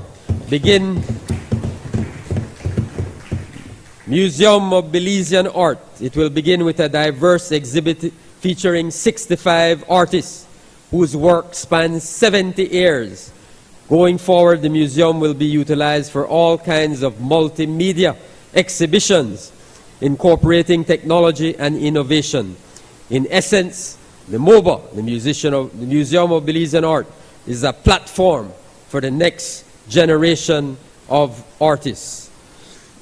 In conclusion, the period of 2023-2024, Madam Speaker, has been marked by many significant strides in Belize's cultural landscape, with the National Institute of Culture and History at the forefront of these endeavors. Celebrating its 20th anniversary, Niche has continued to honor the nation's rich heritage through various initiatives, including exhibitions, festivals, and preservation efforts. From commemorating Emancipation Day to supporting indigenous communities and fostering artistic innovation, Niche's commitment to cultural enrichment has been unwavering. Looking ahead, plans for partnerships, museum expansions, and education initiatives signal a promising future for Belizean culture. With a focus on inclusivity, sustainability, and creativity, Madam Speaker, Niche remains dedicated to nurturing Belize's cultural identity and inspiring generations to come. So, Madam Speaker, I appreciate everyone who stayed. I know it's a lot, but I believe it's important. Madam Speaker, in closing, this is a budget that is on track. Our government is on track. The Belizean people are on track. And Belize is on track. May God continue to guide and bless our beautiful country and people. I thank you, Madam Speaker. I recognize the member for Belize Rural Central. Most pleasant good afternoon, Madam Speaker, members, those in the gallery. Thank you very much. Yes, we have had good patience listening to our Minister of Education member for Freetown. Thank you for your comprehensive, especially where it came to Education Minister. Thank you for your comprehensive report on the good things that are happening with Plan Belize. We really thank you for that. And I want to say, Madam Speaker, that I always remember the motto of the People's United Party and our Father of the Nation. Serve the people, and it is a privilege to serve. It is a privilege to serve, Madam Speaker. We must never forget that. Now, Madam Speaker, before I go to my report on Belize Rural Central, and to, of course, thank the good people of Belize Rural Central for electing me not once but twice.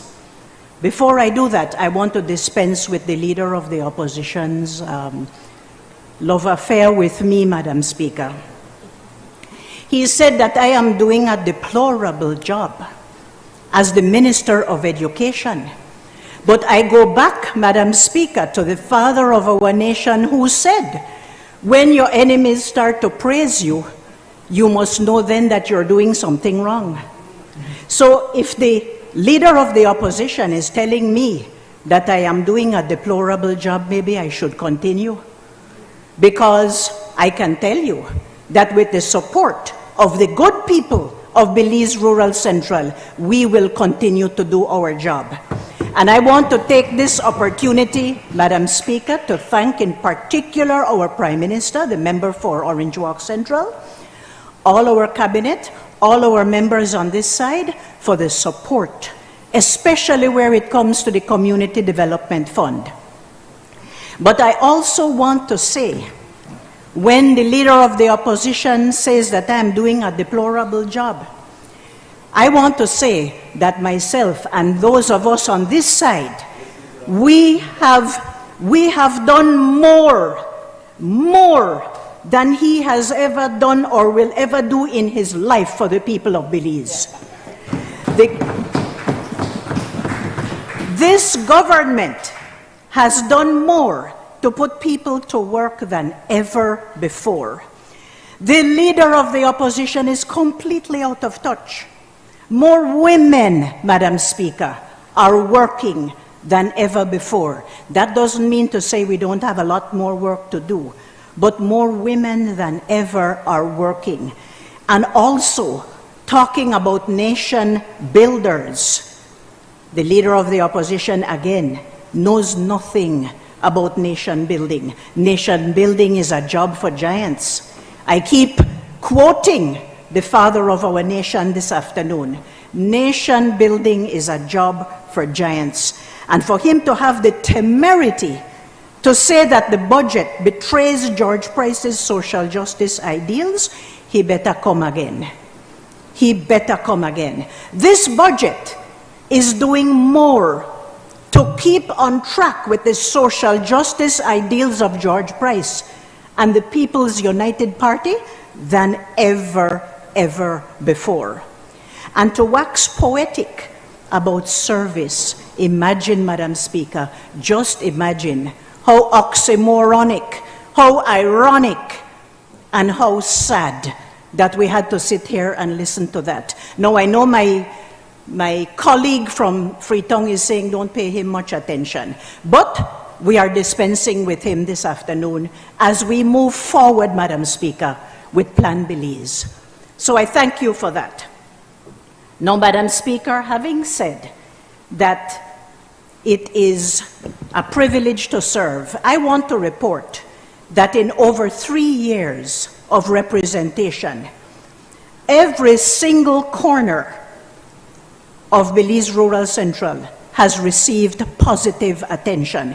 We have in excess of 7,600 voters, Madam Speaker. And we are keeping in touch with our people. And again, I wish to say thank you to this government and the Community Development Fund. In Gales Point, Manatee, which is a very special place to all of our hearts, the UNESCO project that will be coming on stream to recognize the Sambai and the Creole culture as having that intangible heritage and the benefit of our culture for our people of Belize. It's going to be a great cultural asset when that is recognized. We also have the good news, Madam Speaker, that a new preschool is coming for Gales Point Manatee through this government and the Social Investment Fund.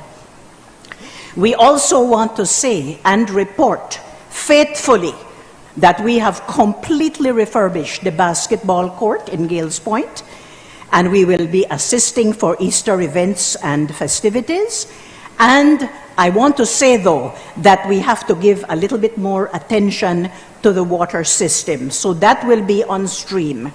And I also want to say that although the primary school is small, the government of Belize is giving all the support that we possibly can. When I heard the Minister of Education talk about the amount of money that is invested in school runs, bus runs for schools to make sure that our children are in school, Gales Point is one of them. There is a bus every morning from Dangriga and Hope Creek to get to Gales Point so that the teachers can reach and the other students can reach for the development of our children. In La Democracia, Madam Speaker, there is a great clamor for house lots, and we will be keeping up the pressure on our Minister of Natural Resources, because remembering now that there are 9 communities in Belize Rural Central. And so Minister Cordell has pledged to assist, and we are hoping that we can roll that out as quickly as possible. Again, through the Community Development Fund, we have renovated the community center and basketball court. We have helped with the school playground. We have repaired the bathrooms of the St. Agnes Anglican Primary School. We have donated gifts to all the children, and we will shortly be donating for the community center and the people of La Democracia tables and chairs, and we will be improving the community center for a better meeting space. In Mahogany Heights, Madam Speaker, Standard 4 and 5 of the same St. Agnes Anglican School is over at Mahogany Heights, and we will be continuing to cover the electricity cost for the basketball court and the children's park. I want to acknowledge the Village Council for helping to put in the park, and also we have improved, as I said, the lighting, and we have put addition to the playground. We will be requesting, Madam Speaker, that Belize Water Service, and this has the approval of Cabinet, that Belize Water Service should take over the water service supply of Mahogany Heights. And we will be looking also at the sewerage system, because we know that the one that is existing now is about to break down completely. So we will definitely be looking into that, Madam Speaker. We also will continue our grocery bag program, and we will give assistance in meeting the high cost of living. We are in touch with the needs and concerns of our people, and we will be requesting the input of the Ministry of Infrastructure, Development and Housing and the Rural Water Supply for helping our people. Just this week, we have asked the Ministry of Infrastructure, Development and Housing to completely grade and upgrade the road that goes into Mahogany Heights, and I was very glad to see that they took advantage of the dry weather to upgrade the road to Mahogany Heights. In terms of Gracie Rock, Madam Speaker, there are plans to distribute close to 75 house lots for our Gracie Rock community members, and attention will be given to those in need, and our village council and chairperson will be working with us. Belize Rural Central people are being given the attention, Madam Speaker. We have increased employment. Many persons have been assisted and placed in jobs, and the priority for the jobs at the New Beginnings Youth Development Center, the priority for posts is given to residents of Gracie Rock.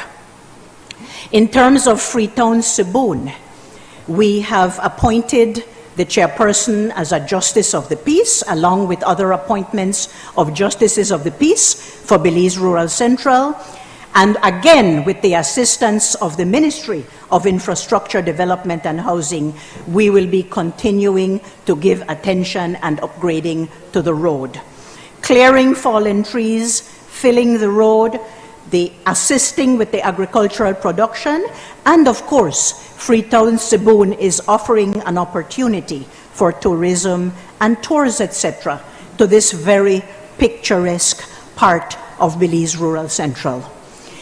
In relation to Hattieville, Madam Speaker, we have recently put over 60 loads of material for road and street upgrades.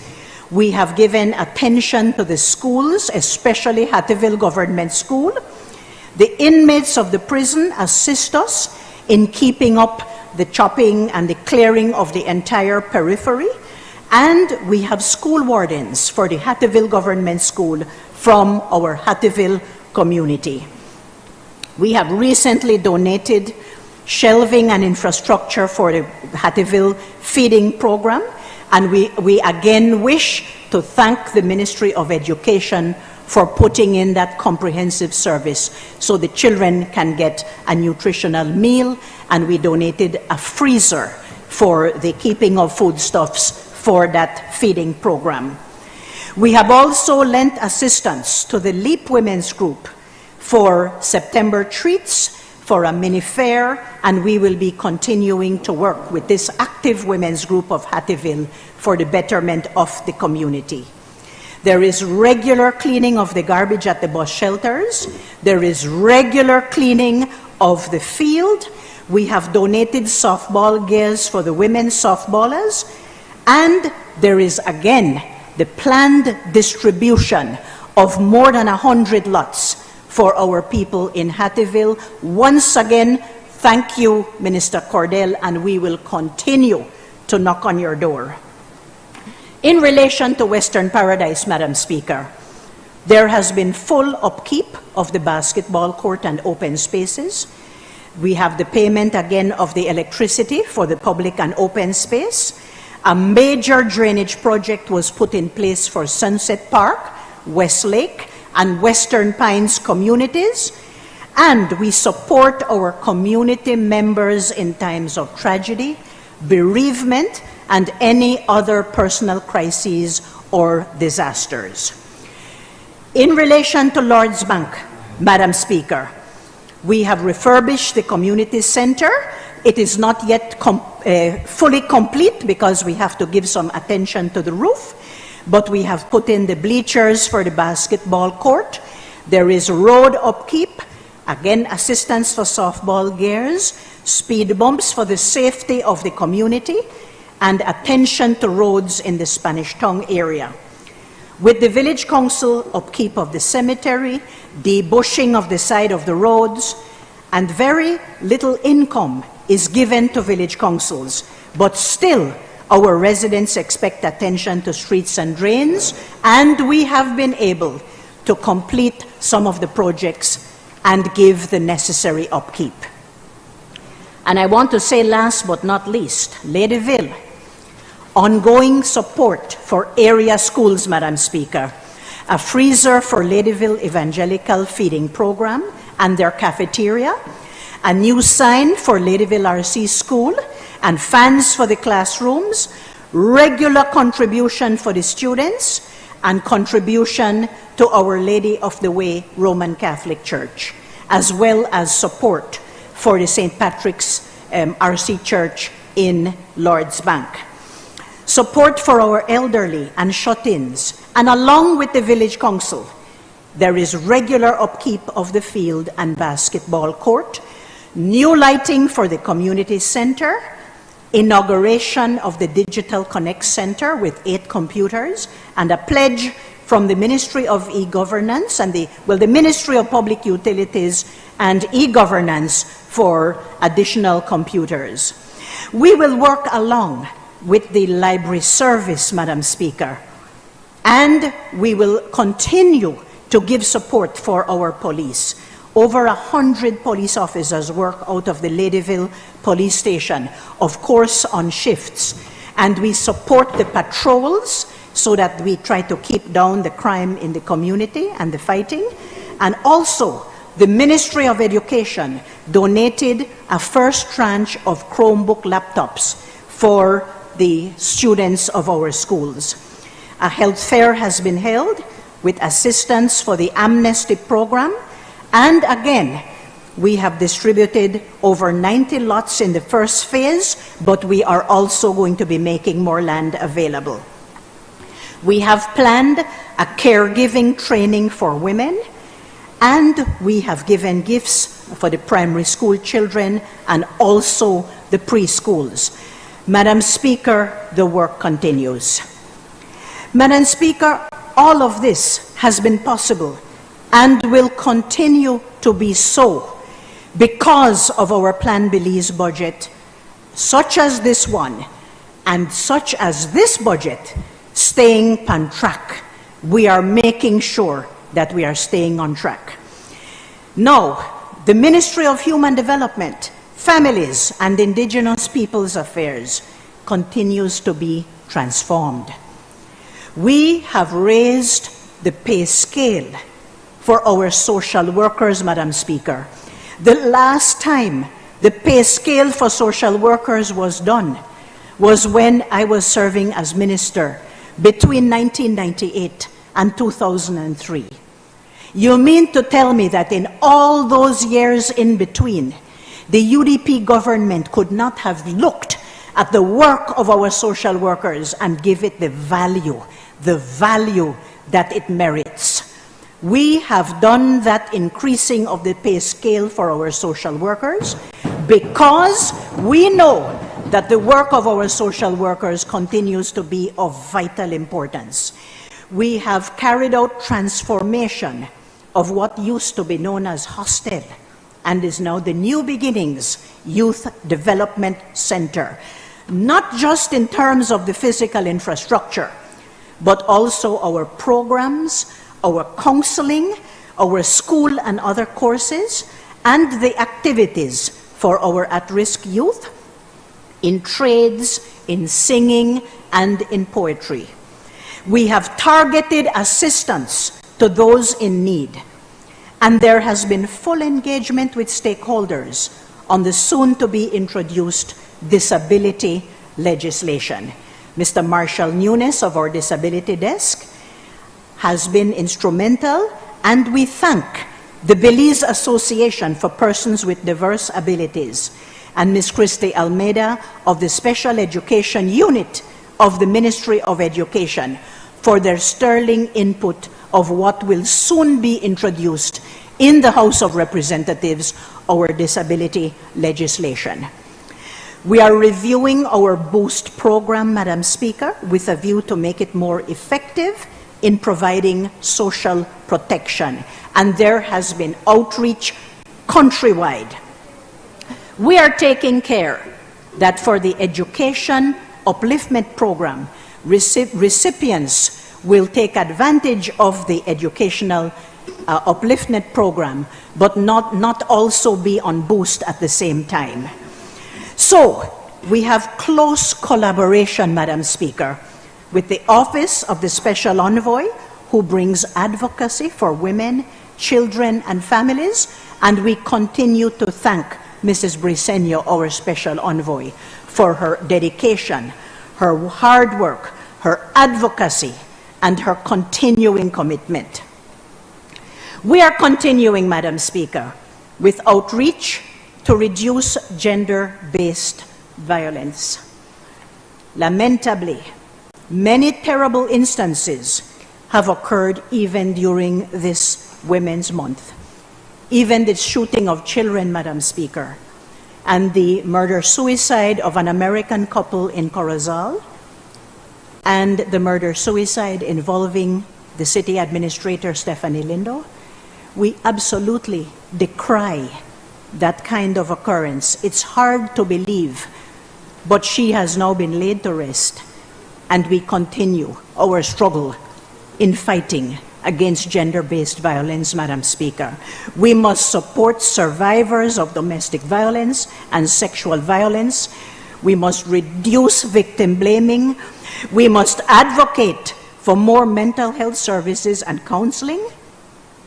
We must raise awareness and promote empowerment, and we must turn our grief into action. I quote our United Women's Group as saying, "Let us make the commitment to take tangible steps to create a safer and more equitable society for all." The Women's Commission, the National Women's Commission, Madam Speaker, is now a statutory body, and it is a volunteer organization, Madam Speaker. I have to repeat, because we were being accused from the other side of having jobs for PUP cronies. Let me repeat, the work of the National Women's Commission and our members is on a volunteer basis. Madam Speaker. And also, our National Commission for Families and Children is no longer a committee, but a full-fledged commission. It is gender neutral, and it is for the protection of all children. And the focus must remain on protecting children. So the onus of supporting children is only placed on grandparents where a parent is not capable or has a disability or cannot be found. So clearly, we will not be putting the onus of supporting children on grandparents unless they are themselves capable, Madam Speaker. But what I do not want to be lost in the discussion is the first commitment and the number one priority that we must protect all our children. That is where the focus is. The protection of children and what is in the best interests of children will always be at the heart of the work of the ministry, our National Commission for Families and Children, and all our partners. Now, Madam Speaker, looking at the budget estimates for the Ministry of Human Development, Families, and Indigenous Peoples Affairs, we have a 24.8 million total budget, Madam Speaker. We are giving priority to the social work and social protection of this country. As one of our colleagues said yesterday, we can stand on an economic leg, but we also have to stand on the other leg of social protection for our people. Our recurrent expenditure is at 17.6 million, with 7.2 million in Cap 2 and Cap 3. And we are serious about social protection and services. Strategic management and administration is approximately 4.7 million. And in Cap 2 and family services, we have 321,000. In the National Plan of Action for Children, 100,000. In training programs, Madam Speaker, 52,000. Gender-based violence action plan, 200,000. Back to school assistance, 200,000. Maya Land Rights Office and the Office of Indigenous Peoples Affairs, Madam Speaker, 800,000. The National Plan of Action for Older Persons, 100,000. The Safety Net for Vulnerable Populations, 100,000. The Anti-Trafficking in Persons Program, 403,000, Madam Speaker. And our Grocery and Food Assistance Program, 3 million. Madam Speaker, I would like to mention that when you talk about food assistance, it's not just a matter of doing as they did in the UDP days, calling it pantry. We give assistance where it is needed. Thank you. We give assistance where it is needed. However, Madam Speaker, there is no way that we can substitute, or there's no way we can replace the economic growth of this country with the $5 an hour minimum wage, with our national health insurance being rolled out, with the massive investment in education, especially the Education Upliftment Project, in housing and in jobs, Madam Speaker. And I repeat, more Belizeans than ever are absolutely working. Now, Madam Speaker, yes, one more I had to mention in terms of the expenditure, and that is preventing and reducing homelessness, 95,000. Madam Speaker, this government and this ministry, we have reported to the Committee on the Rights of the Child and the Committee of the United Nations, of course, on the Convention on the Elimination of All Forms of Discrimination Against Women, Madam Speaker. It had not been done for 12 and 13 years before, but we have done that reporting, and we are taking the recommendations into account to further strengthen our ministry. We have had professional development of staff. We have established the social protection policy and the social protection floor, which is a minimum set of benefits that our people can receive. There is the child protection system evaluation, and there are the disabilities and anti-sexual harassment bills that will be coming on soon. And we have improved what we call the FAMCare, which is the database for reporting of all children in need, all women in need, all families that are challenged, and we have done a tremendous amount of work in strengthening our policy and planning unit of the ministry so that we can provide better service, Madam Speaker. Now, in human services, we have a recurrent budget of 8.7 million. We have in Cap 2, $772,000, with foster care receiving $250,000, elderly care $31,000, and skills training $12,000, with vulnerable families support at $300,000.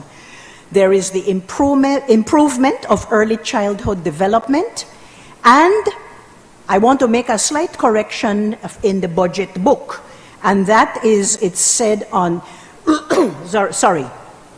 it said that there is focus on FAMCare to bitterly serve child protection. And it said bitterly, B-I-T-T-E-R-L-Y. I think it meant so that we can better serve. So clearly that was a misprint, Madam Speaker. But I want to make that correction for the record. So the focus is on FamCare to better serve our child protection and all these services. And with institutional care for children, in foster care, we have promoted our Be That Heart of Gold for more foster care in our country. There are many children in need of foster care, and happily, many families step forward and continue to step forward. In women and gender services, we have a recurrent budget of $1.1 million, with Cap 2 at $245,000. We are working on reducing gender-based violence.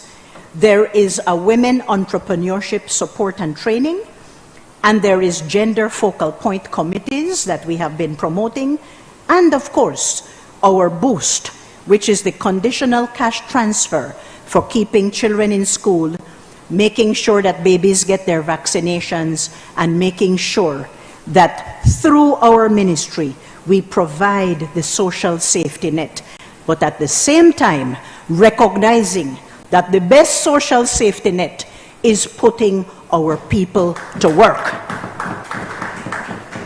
In Community Rehabilitation Department, Madam Speaker, a recurrent budget of $2.9 million, with Cap 2 at $470,000, and our juvenile justice system is human rights based. We continue to provide counseling services. We continue to provide diversion programs for at-risk youth. We have good activities going on at New Beginnings and the Hub, and the alternative sentencing proposal, the proposed law, is going to be coming on stream. I want to acknowledge this afternoon, Madam Speaker, the president of our two CEOs, and we have a massive ministry. So we want to acknowledge veteran social person who is here with us this afternoon, now our CEO, Adeli Katsim-Sanchez, and we also acknowledge the presence of CEO Marconi Leal Jr. So big them up, and all our staff, Madam Speaker, all our staff, we big up. Now turning to Indigenous Peoples Affairs, I won't be saying much, Madam Speaker, except to tell you that there is much progress. George Price, again, used to say that progress brings problems. But I can tell you, Madam Speaker, that the government of Belize will retain authority over all of our country. The proposals that we have made are reasonable. We are in year 9 after the Caribbean Court of Justice ruling of 2015. We have now a new director for our Indigenous Peoples Affairs Office, and we will be working along with some of the proponents so that we can come to reasonable and fair decisions in relation to protecting the rights of third parties and the rights of private individuals, while also rolling out the communal land occupation. It is important that evidence of use and occupation for a reasonable period of time will be expected. But remembering, Madam Speaker, that we are called upon to achieve a delicate balancing act. I have optimism when cool and calm heads prevail that we will come to a solution that can be good for all Belizeans. We have donated, along with NICH, the National Institute for Culture and History, the Dare Dance costumes, and we thank the ministry for partnering with us. We have also given our full support to the teaching of Garifuna in the schools. And I want to say, Madam Speaker, in relation to our responsibility as a government, let us be kind and generous. Let us be fair.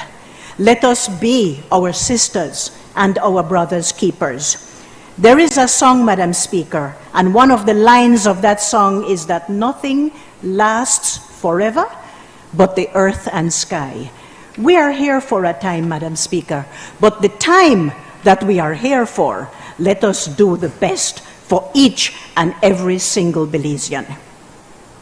In turning, beginning to wrap up now, Madam Speaker, to the National Council on Aging, we have launched just on Monday, we launched our strategic plan for the National Council on Aging to create and support an enabling environment for our older citizens, to support healthy aging. There is a family and social input and support that we will be rolling out. We will do our best to increase income security for older persons.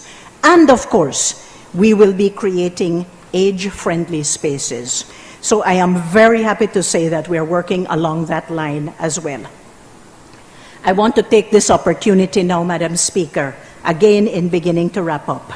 I want to take this opportunity to thank colleagues for supporting the national gender policy for the decade of 2021 right up to 2030. And we expect that the national gender policy will be formally adopted at the next cabinet meeting so that the announcement can be made by the end of March.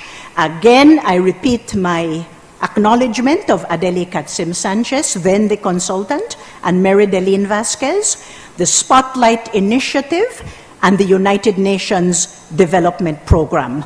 Also, Thea Garcia Ramirez, Cynthia Williams, and Eleanor Murillo, who I wish to single out.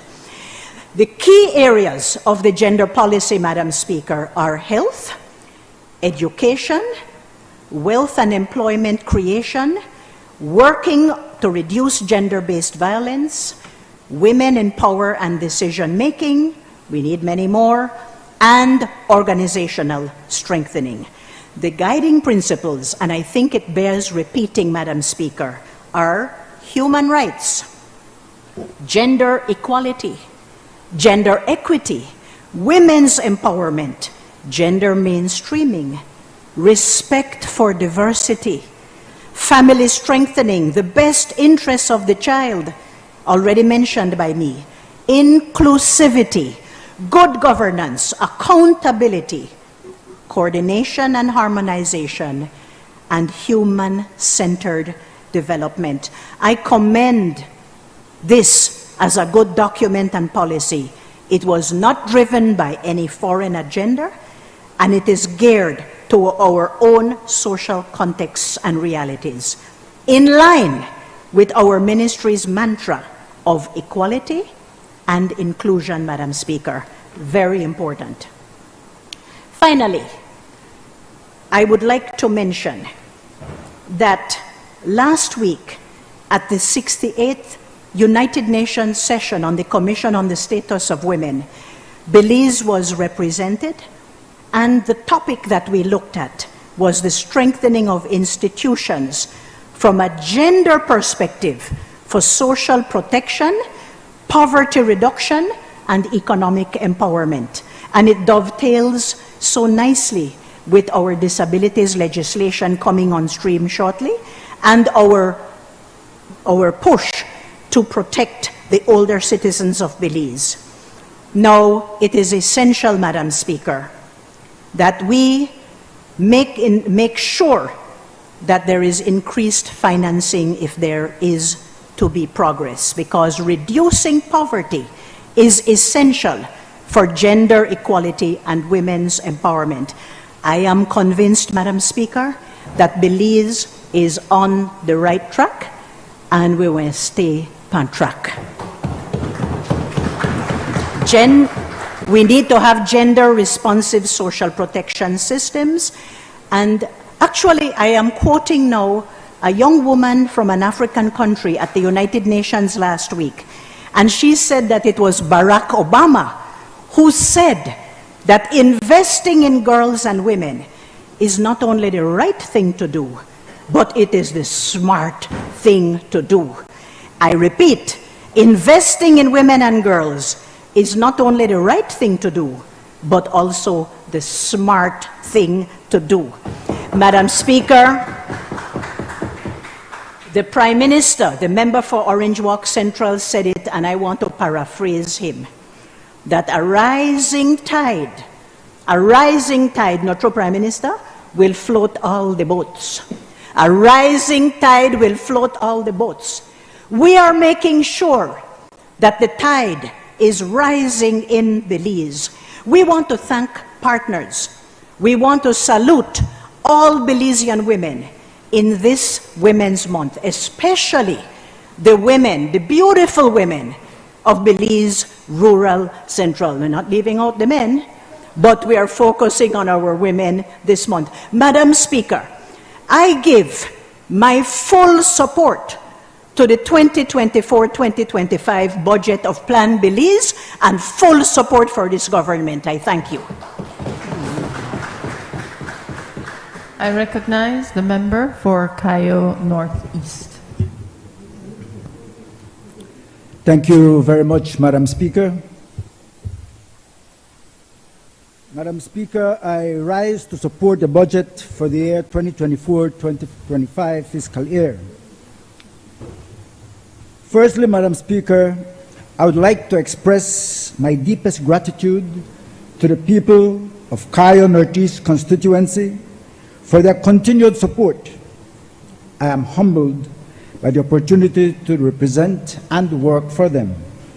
And yes, those who are listening, I am advocating for the paving of that much-needed road from Bullet Tree to Spanish Lookout. And Honorable Julius, looking forward for that bridge at Branchmouth. I am certain that the Prime Minister and MIDH have heard us. And also to mention that the new partnership with Honorable Anthony Mahler and the BTB for a boardwalk in San Ignacio in front of the beautiful and majestic Macal River, and for the Independence Park and the filtration system for the black and gray waters before they enter into the Macal River. Madam Speaker, as we celebrate Women's Month in March and recently International Women's Day, on March 8th, I take the opportunity to salute all women of this nation. When we inspire inclusion, we inspire others to understand and value women. We contribute to creating a better world. And when women themselves are inspired to be included, there is a sense of belonging, relevance, and of empowerment. Women are the backbone of our society, not only because of their roles in the home, because they are the best financial managers, but also their leadership in the workplace. Our outstanding women leaders in business, in government and non-government organizations continue to represent us exceptionally on both the national and on the international stages. They have been breaking glass ceilings and transcending traditional roles. My colleagues in government, you continue to inspire young women in this nation to aspire to becoming parliamentarians and to serve their country in non-traditional roles. As we work shoulder to shoulder as equals in this nation, let us collectively forge a more inclusive world for our women. Madam Speaker, as I speak here, my ministry has a total of 588 employees, of which 168 are women, just about 28.6%. However, when you look at top management and middle management, they are at 49.5%. Madam Speaker, just before I continue to the budget speech, I just want to remind that we also have celebrating this month, apart from Women's Month, Nature Days. And one of those is the International Day of Forest, tomorrow, Thursday, March 21. The theme is Forest and Innovation. The day celebrates and raises awareness of the importance of all types of forests. And also, on Friday, March 22, 2024, is World Water Day, which focuses on the importance of fresh water. It celebrates water and raises awareness of the 2.2 billion people living without access to safe water and taking action to tackle the global water crisis. And on Saturday, March 23, it is World Meteorological Day. The theme is at the front line of climate action. SDG 13 commits us to take urgent action to combat climate change and its impacts. Madam Speaker, in expressing my support for the budget 2024-25 fiscal year, allow me to make reference to the Plan Belize Medium-Term Development Strategy. This PBMTDS, you see, is the national source of strategic planning in Belize. It gives the government a pathway to achieve multidimensional development objectives. As would be expected, it has naturally guided the development of the strategic objectives of the Ministry of Sustainable Development, Climate Change, and Disaster Risk Management. My ministry, Strategic Plan 23 to 27, in alignment with the 6 target areas of the PBMTDS, was developed through a consultative process with the key stakeholders, both internal and external to the ministry. We are committed to 6 development objectives.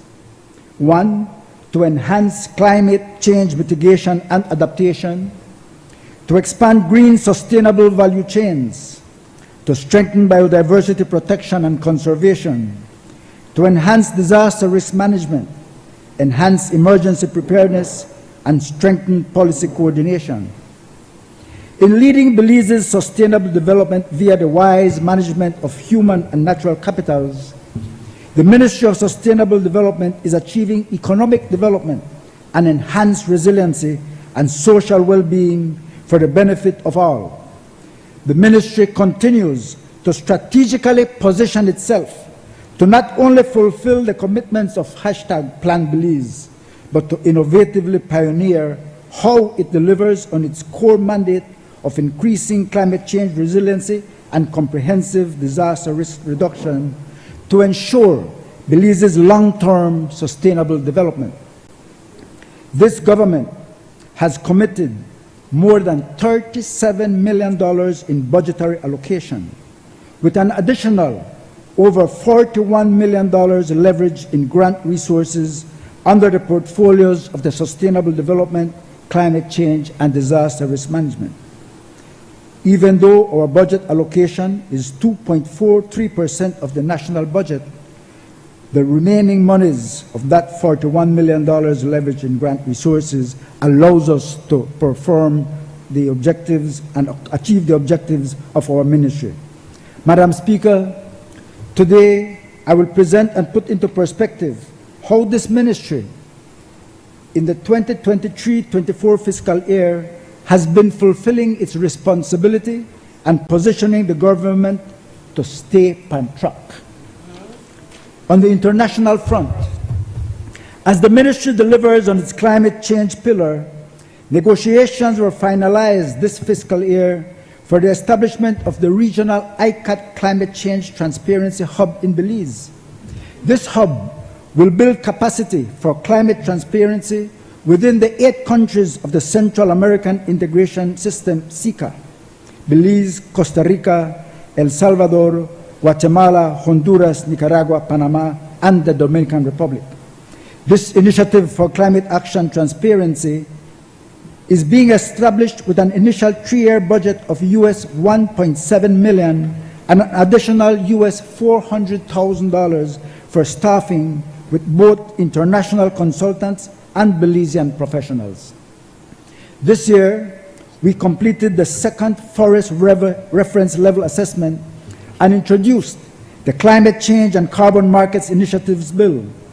The Ministry of Sustainable Development will actively pursue implementation of a fair, transparent, and accountable carbon market for Belize, leveraging to continue to unlock finances that support climatic change resilience and long-term sustainable development for Belize. During this fiscal year, the National Climate Change Office ambitiously overtook substantive efforts to bolster Belize's climate resilience and governance frameworks. A pivotal focus was placed on the enhancement of the national climate change monitoring, reporting, and verification system, featuring an advanced data calculation engine for greenhouse gas emissions and visualization tools. This upgraded system enables precise monitoring of greenhouse gas emissions and facilitates informed decision-making for effective climate policy interventions, marking a significant step towards achieving emissions reduction targets. Looking at the COP28 results, Madam Speaker, a small delegation which I led along with CEO Williams to the COP28, despite the noise from the market, was successful thanks to the lead negotiators, Ambassador Fuller and Janine Felson, who were instrumental in advancing key initiatives and forging collaborative partnerships aimed at addressing pressing climate challenges. With only 18 persons, 18 Government of Belize delegates, 11 from my ministry and 7 from other ministries. Really, we can't even attend half of the meetings when we have such a small delegation. Yet the noise from the market were making accusations. However, with those numbers, on the global stage, the primary positive outcome was at day one, with the establishment of a loss and damage fund to which Belize will be able to apply for funding after establishment of the mechanism. The fund currently stands at $700 million. Belize secured a seat on the Adaptation Fund Board, representing Latin America and the Caribbean for the term 2024 to 2025. CEO Williams, who is in the House, will serve as director.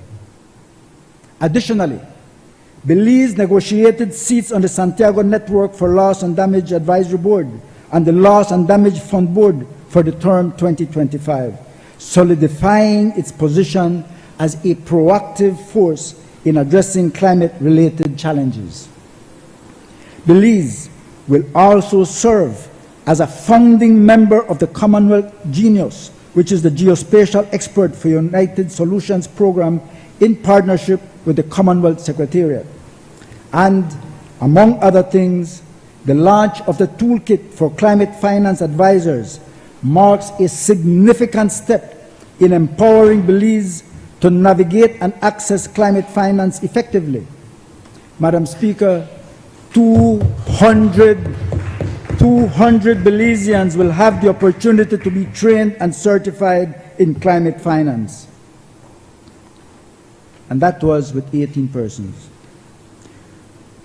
We will continue to champion the special circumstances for small island developing states like Belize in the global space and advocate for more much-needed finances to build adaptation and resilience to an ever-changing climate. It is the Briceño administration that has recently obtained approval for IDA status, monies that will largely go to disaster risk reduction. Thanks goes to Honorable Koyi for his arduous work and to his team. Madam Speaker, our collective commitment to achieving the strategic objectives set out in Plan Belize and realizing the goals in our ministry's strategic plan require that we vigorously mobilize resources. This ministry understands that the goals we have collectively established cannot be accomplished unless they have the necessary resources to support them, which is why we have been laser-focused in our endeavor to secure these resources. Looking at the Protected Areas Conservation Trust, in fiscal year 2023-2024, invested upwards of $500,000 to develop the tourism product, packed is committed to enhancing the financial viability of the protected areas, ensuring the continued provision of environmental services while safeguarding livelihoods and simultaneously generating jobs. PACT was able to mobilize more than $15 million in the last fiscal year as part of its climate finance portfolio.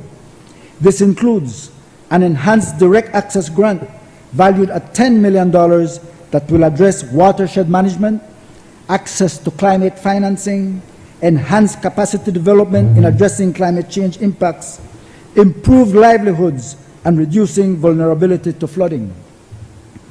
PACT also successfully mobilized $5 million of readiness and preparatory funding from the Green Climate Fund to support building climate resilience of the human settlement sector and to strengthen the institutional capacity and the structure of the Ministry of Economic Development in its pursuit of GCF accreditation.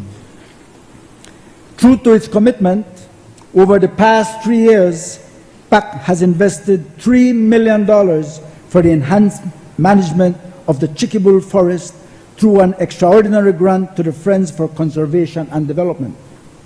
This year, PACT will commence implementation of its innovative conservation investment strategy to continue to support effective management of the Belize National Protected Area System with an investment of over $7 million. This will include investments in critical government and non-government partners such as the Belize Audubon Society, the Toledo Institute for Environment and Development, the Fisheries Department, the police, and the Coast Guard. PACT is also expected to mobilize more than $20 million in adaptation financing from pipeline projects to the GCF and the Adaptation Fund. The Ministry will continue to strengthen PACT and increase its capacity to access climate finance to complement PACT's resources. I take the opportunity to applaud the Board of Directors for their support and new direction of the PACT. In continuing to support advancement of Belize's Sustainable Development Agenda, the Sustainable Development Unit continues to lead with the Ministry of Economic Development to implement, to track, and monitor Plan Belize. A core function of the SDU is tracking and reporting of the country's progress towards achieving the SDGs and the Plan Belize medium-term development strategy. In this regard, the SDU is preparing Belize's second voluntary national review aimed at assessing the progress of achievement of all 17 Sustainable Development Goals using relevant data available from the Belize National Statistical System, government entities, and other key partners. As we were assembled here this morning, they were meeting in San Ignacio. In strengthening climate resilience and sustainable development, the SDU, with funds from the European Union and in partnership with the International Organization for Migration, the IOM, completed the construction of new hurricane shelters in Santa Familia and Docron Tree to meet hurricane standards. Rehabilitation of schools in the same area, Billy White and Los Tambos, are underway, and construction of a new polyclinic is ongoing in Docron 1. Additionally, more than $500,000 is being invested in building readiness to address brush fires, for a total of more than $6 million being invested to support displaced migrants and build climate resilience on our communities. All this in addition to a refurbished but functional water system for Santa Familia and Billy White. These two villages, Madam Speaker, for 13 years under the UDP administration had severe problems, especially during the dry season. That is no more. In compliance with international obligations and keeping with its mandate to manage Belize's forest resources, the Forest Department, which celebrated its centennial anniversary last year, is leading the implementation of 3 projects, which will inject a total of approximately US $38 million into the economy of Belize. The first is the $10 million project entitled integrated management of production landscapes to deliver multiple global environmental benefits, with participation of the Ministry of Agriculture, the Ministry of Natural Resources, the Belize Livestock Producers Association, and the Friends for Conservation and Development. This 5-year project aims to improve land and water management within the Belize River Valley. The Forest Department is simultaneously implementing the Jeff 7 project entitled Global Wildlife Program, enhancing jaguar corridors and strongholds through improved management and threat education valued at US $11.3 million over 3 years. The objective of this project is to strengthen the management of jaguar conservation, develop a sustainable wildlife economy, and enhance regional cooperation. As this ministry pioneers and explores carbon markets in Belize, the Forest Department has prepared and presented its second iteration of Forest Reference Emissions Level FREL to the United Nations Framework Convention on Climate Change. This second report complies with a zero forest reference level approach. This report serves as a benchmark for assessing Belize's performance in reducing greenhouse gases from the atmosphere, considering all forest-related emissions and removals for the country. Belize is one of only 9 countries that has achieved net zero emissions, meaning we absorb more carbon from the atmosphere than we produce consistently over a period of 20 years. The FREL is now under peer review by the UNFCCC and presents an improved methodology in estimating carbon emissions and removals for the period 2000 to 2020. The National Biodiversity Office, Madam Speaker, continues to strengthen partnerships and has developed a national co-management framework which now streamlines the process of entering into co-management agreements. The NBio has formalized agreements with 14 partners for a total of 24 of the 32 non-extractive protected areas. This milestone serves to strengthen biodiversity, secure integrity, and ensure ecosystem services within the protected areas. Through its biodiversity financing initiative, the NBio is also introducing innovative financing approaches to conservation management with a protected areas business planning framework. Protected areas managers are now given technical support in developing business plans and exploring engagement with the private sector for conservation management. This new approach will maximize the financing opportunities derived from our natural assets. The vision is that these public-private partnerships will start to close the conservation financing gaps with a novel approach to addressing the needs of protected areas management. As the most recent addition to the ministry, the Belize Solid Waste Management Authority remains committed to its vision of a healthy, prosperous, and resource-efficient society in which wastes are prevented, wastes are reused, recycled, or recovered where feasible, and become beneficial. The past fiscal year saw the expansion of SWAMA's coverage with the addition of 2 new transfer stations operationalized in Belmopan and in Dangriga in September of 2023. In the new fiscal year, the government will continue its efforts to onboard additional transfer stations with total cost to the government of more than $10 million. In fulfilling its mandate to ensure Belize's development is sound through effective environmental management for present and future generations, the Department of Environment will continue to strengthen compliance and expand its services. The DOE continues to strengthen its compliance monitoring by doubling its staff in the Compliance Monitoring Unit, resulting in a tripling in the number of inspections conducted when compared to previous years. With this improvement, followed the implementation of the air quality monitoring program in the Cayo district, Belmopan and surrounding communities. Static air quality monitoring equipment was also installed in Belmopan at the ministry's compound to test for particulate matter in the air.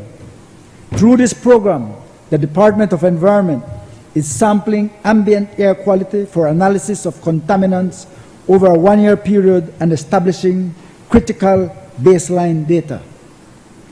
Water quality monitoring continues to be conducted along the Belize River, the New River, Rio Hondo, and now the North and South Stand Creek rivers, with a total of 86 monitoring sites sampled every 4 months for critical data on water quality.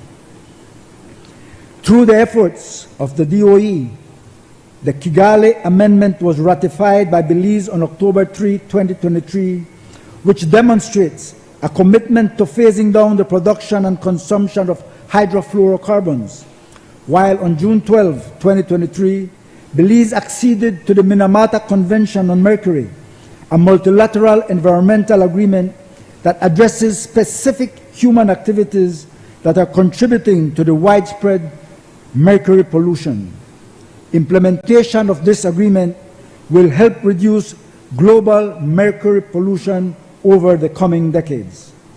Under the Cartagena Convention, Belize benefited from the establishment of a revolving fund to support projects aimed at improved wastewater management. The government has allocated resources to assist both the public and the private sectors in improving wastewater collection, treatment, and disposal. Madam Speaker, in addition to those, the DOE has been contributing and collaborating with the Ministry of Infrastructure Development and Housing, where 15 large weed eater cutters, along with PPEs and garbage bags, were donated for a collaborative program in cleaning up the highways. 4 Reconyx micro-fire trap cameras were put in place to aid in the endeavor of conducting surveillance of illegal dumping activities.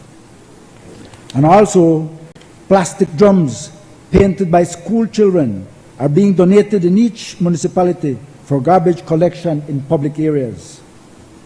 Additionally, with the installation of a new equipment, the DOE will start increased capacity to analyze many more environmental contamination and chemical parameters, samples for other heavy metals, pesticide residues, and others will be analyzed in country as opposed to having them analyzed in foreign institutions. And this includes also the analyses for biodegradables. Madam Speaker, this ministry is pioneering sustainable development, climate change adaptation and mitigation, and disaster risk management. We are harnessing resilience to build Belize. As the ministry champions climate change adaptation and mitigation, the role of the National Meteorological Service is integral. The NMS is committed to supporting the collection and distribution of climate and weather information to meet the increasing demands of Belizeans, especially those in the expanding tourism and agricultural sectors. In providing our Belizean populace with more relevant and timely weather and climate information, the department installed 25 new automatic weather stations, including one on Kikakar, which until the past year has never had a weather station before. This will allow the department to be better able to provide warnings and alerts for the people in these communities, as well as those on the mainland. Recognizing the importance of such early warning and in keeping on pace with the United Nations goal to provide early warnings by the year 2027, the department has been able to secure over $2.5 million through the Caribbean Development Bank to further develop its multi-hazard impact-based forecasting capabilities.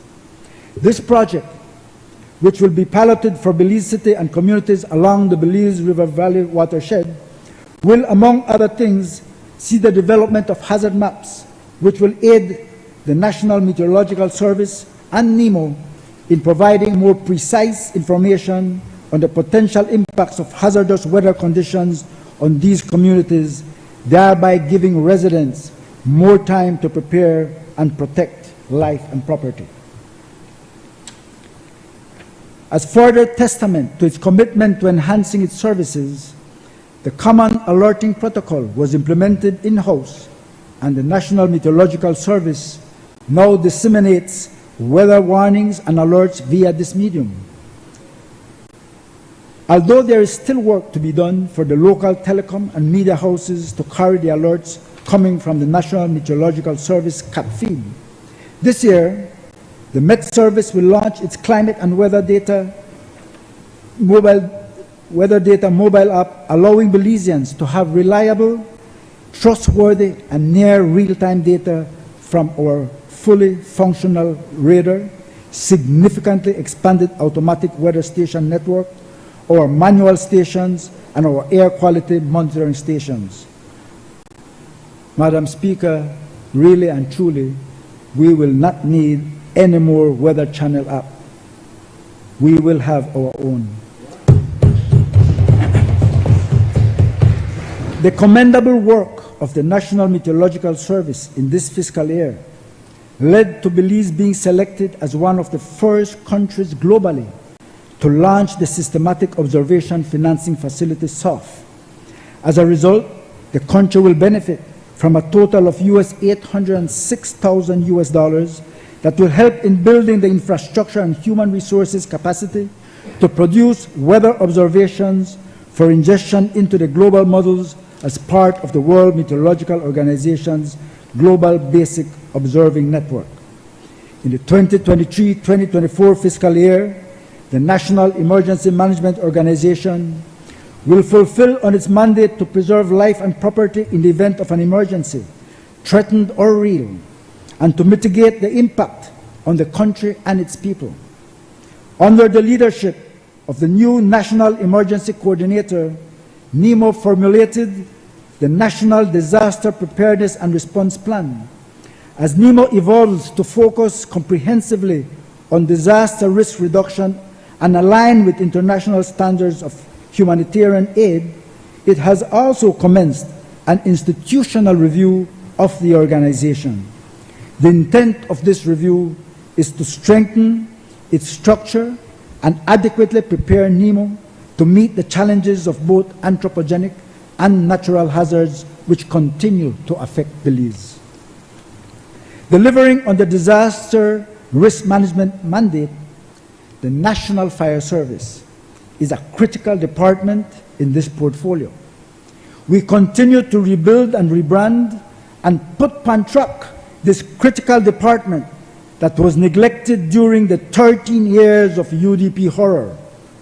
Cabinet's recent milestone endorsement for the integration of the emergency medical services and emergency rescue services into the mandate of the National Fire Service is a testament that we don't just talk, but we deliver results. The Emergency Management Service, as you may recall, was successfully piloted last year in the Cayo District. During the piloting of the service's pre-hospitalization ambulatory service, the fire service responded to more than 320 trauma and 300 medical emergencies, including, among others, road traffic accidents, heart attacks, strokes, and suicide attempts. This program is now expanding to Corozal, Orange Walk, and Punta Gorda towns. In an effort to further expand its coverage, the National Fire Service is working closely with the newly established fire department in the Corozal Free Zone, donating several breathing apparatuses, offering technical assistance and training. In the south, the National Fire Service will open a cooperation station with the Southern Environmental Services at the junction of Hopkins Village to begin offering fire coverage to the village of Hopkins and surrounding areas. In building our fire and rescue response infrastructure, This past fiscal year, in partnership with the U.S. government, we opened the new state-of-the-art Dangriga Fire Station. In 2024, we look forward to commencing construction of the Independence and Placencia Fire Station and to complete preparatory works for the new fire station in San Ignacio.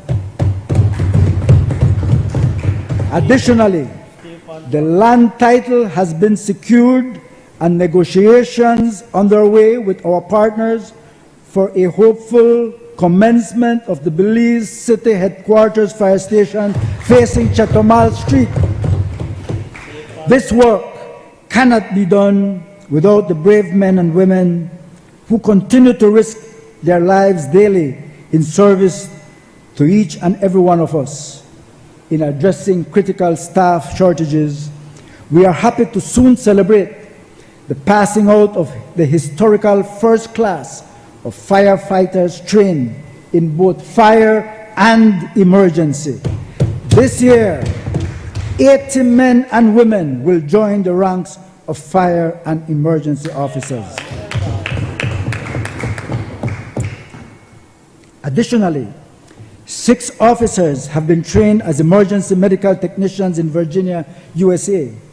This past year also saw an increase in the fleet of fire engines with 3 additional trucks and 3 ambulances through partnerships with the U.S. Embassy and the Republic of China.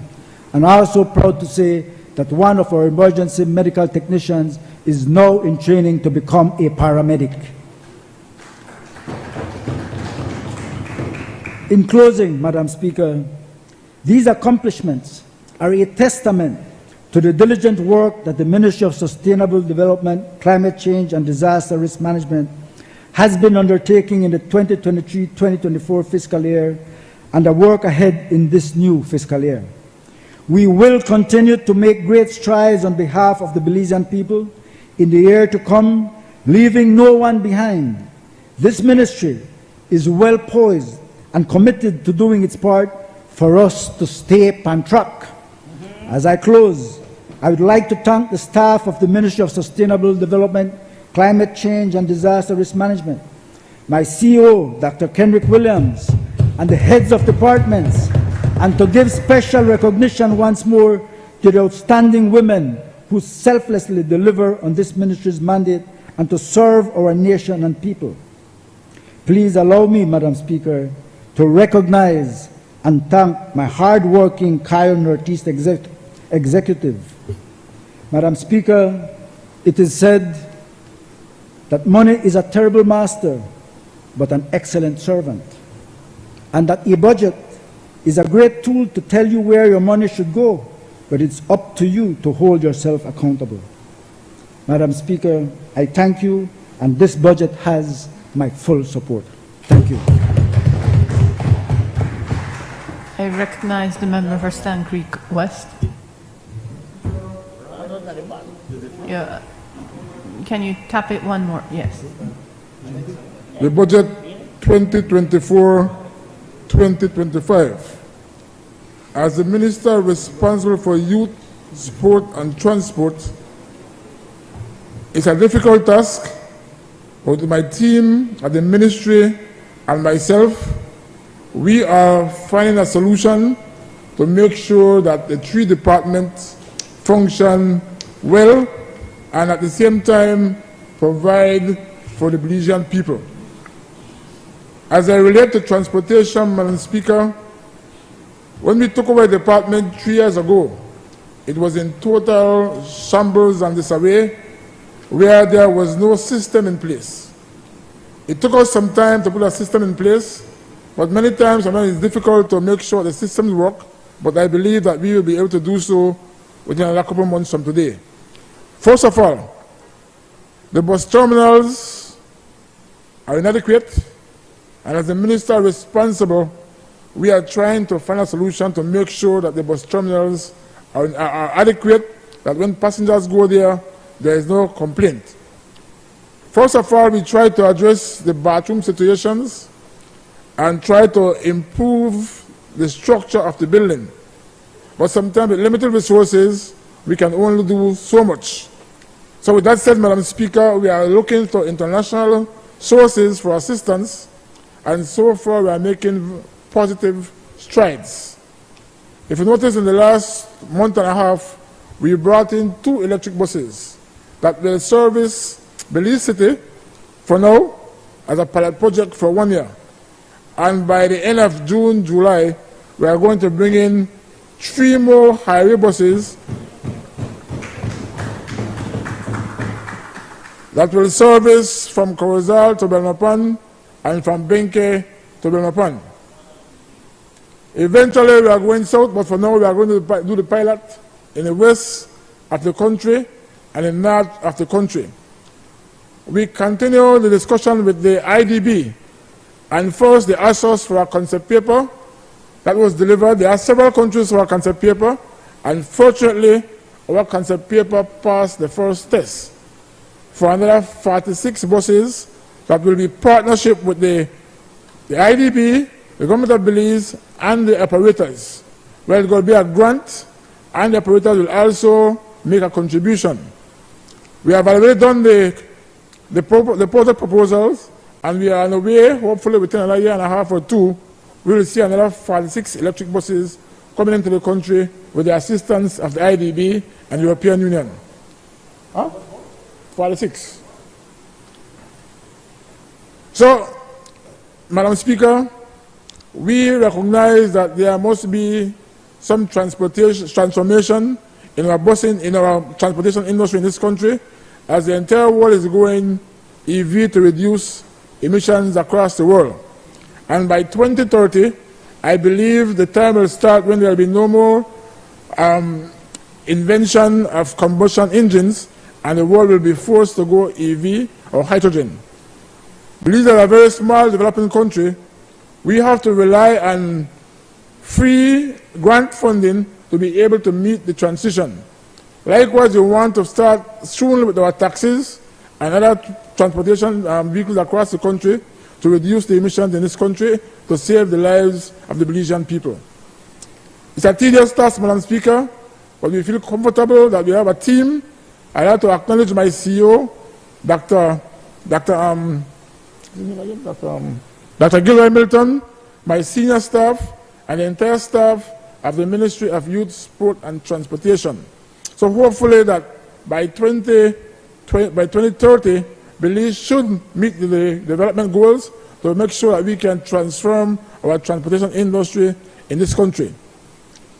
In terms of the bus terminals, again, we have put out proposals to see if we can improve bus terminals across the country, both either by PPP or by grant-aided assistance from friendly organizations across the world. I know, Mr. Prime Minister, I think the first bus terminal that needs to be renovated or even to be built is the one in Orange Rock. I have already seen the blueprint. It looks very beautiful, and hopefully by the end of this year, there should be some construction at the Orange Rock bus terminal.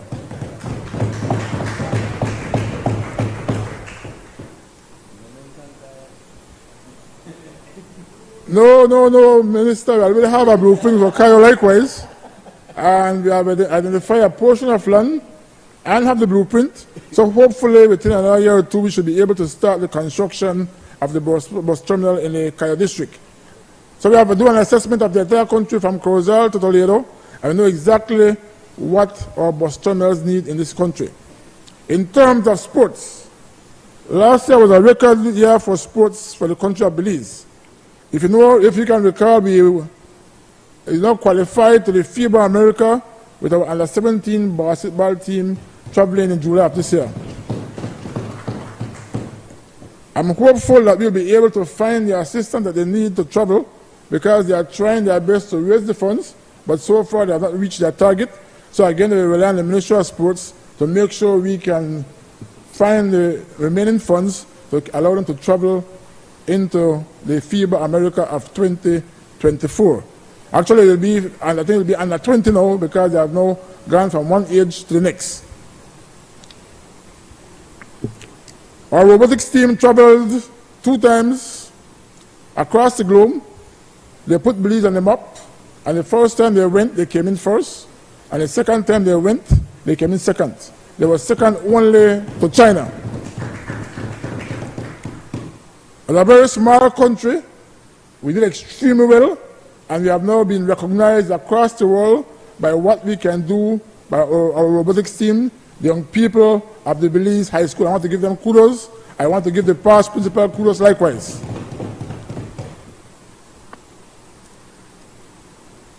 Over the last 2 years, our weightlifting team is representing Belize.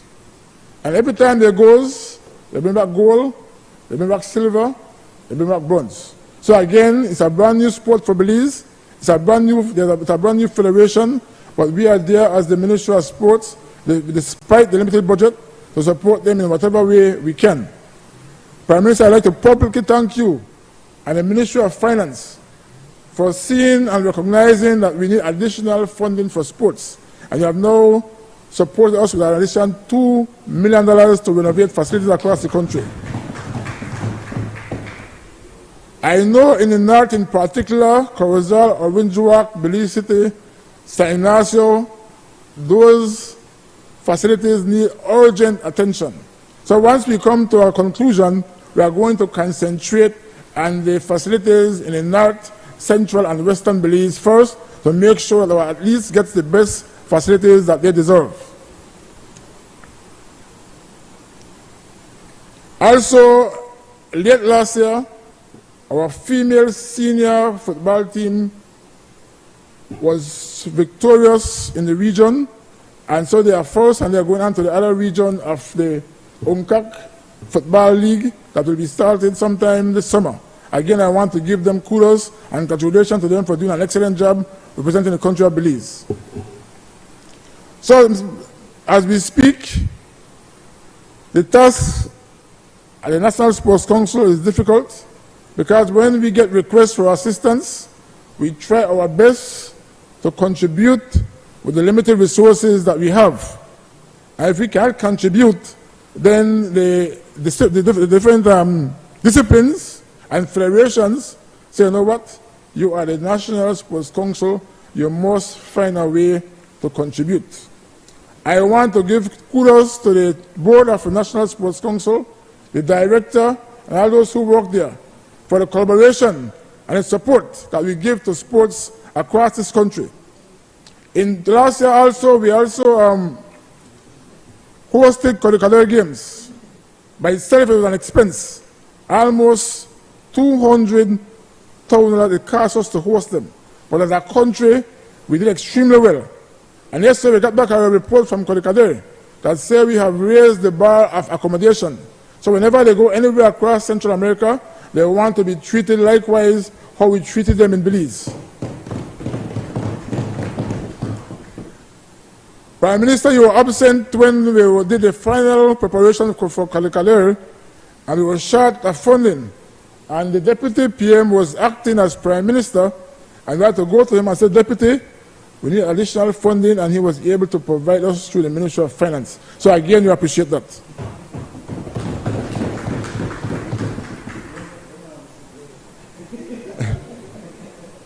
In terms of youth development, there has been a collaboration with the Ministry of Home Affairs. Together, we are trying to figure out how we can curb crime in this country. It's a difficult task, but I want to thank the Ministry of Education to raise the primary school age to 16 years old, so you can contain them and keep them in school until the age of 16. But as the economy goes, and the unemployment rate has dropped, I think, to 3.4%. That's a significant milestone. And so eventually, if we can go to 1% or 0%, then most of our young people will be able to find employment and be able to survive and take care of their own needs. I also want to acknowledge the call centers across the country by taking up most of the employment. I want to thank my colleague, Dr. Zabane from Dangriga, to open the first call center that is very successful in the Stankic district. It also assists me from the villages because my people also go to seek employment at the call center in Dangriga. So once again, thank you very much, Minister Dr. Louise Abane. It's a difficult challenge, but together we can.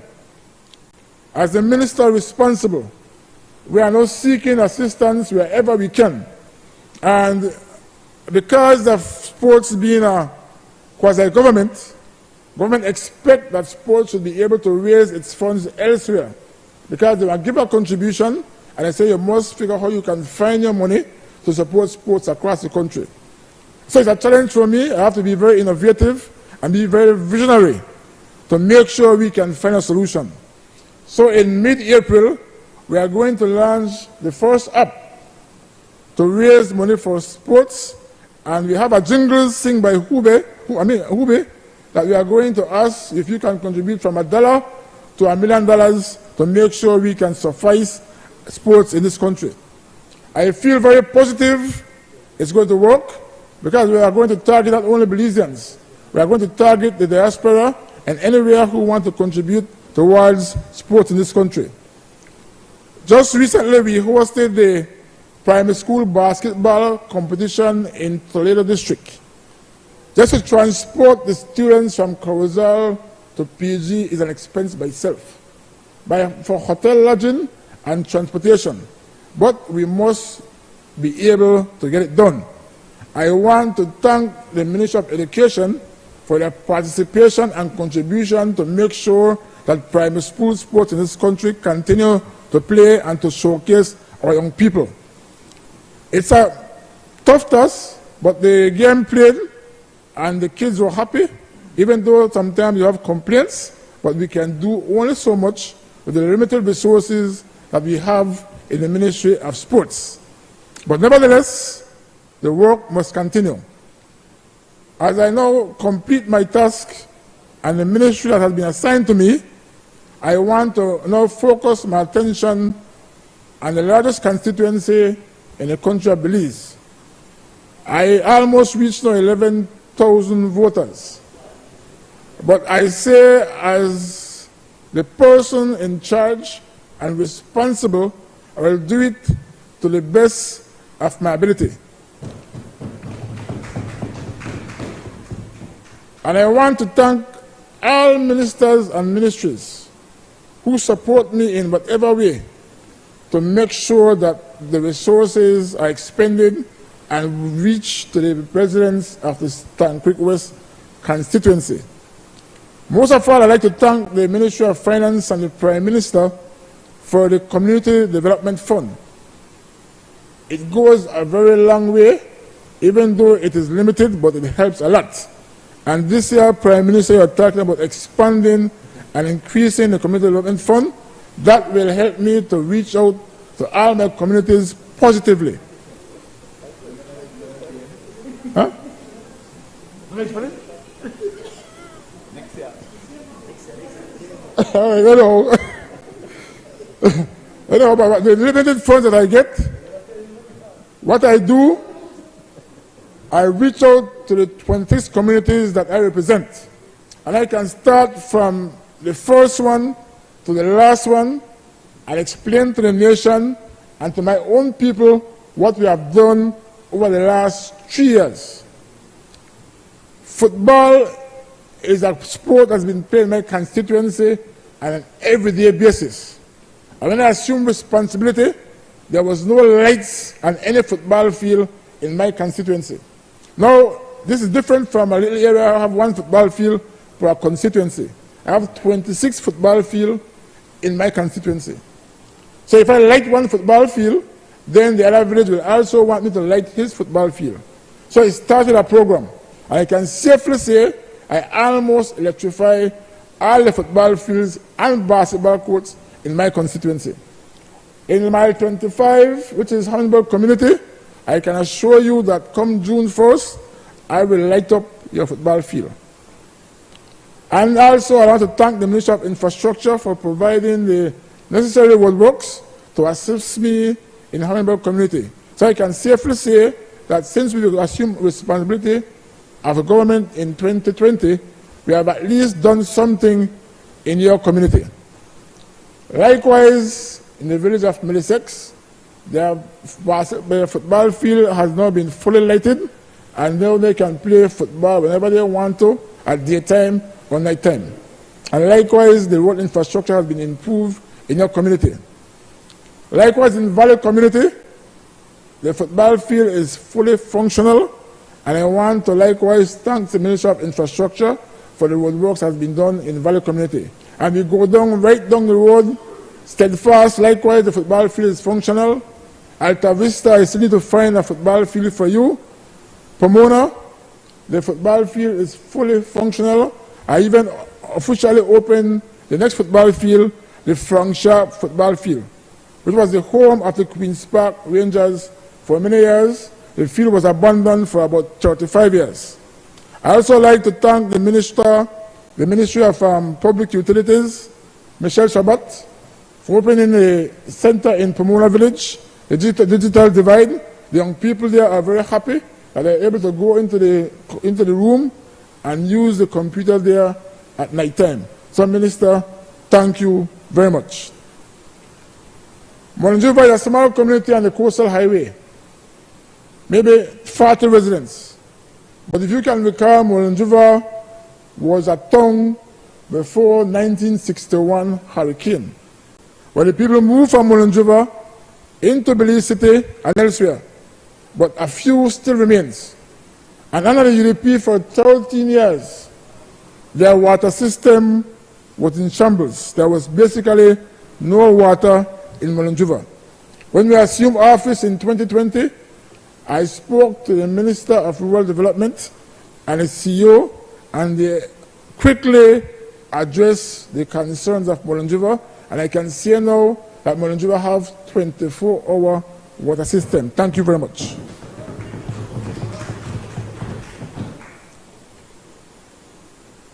The whole Stann Creek Valley, because of the citrus industry, sad to say, employment is a factor.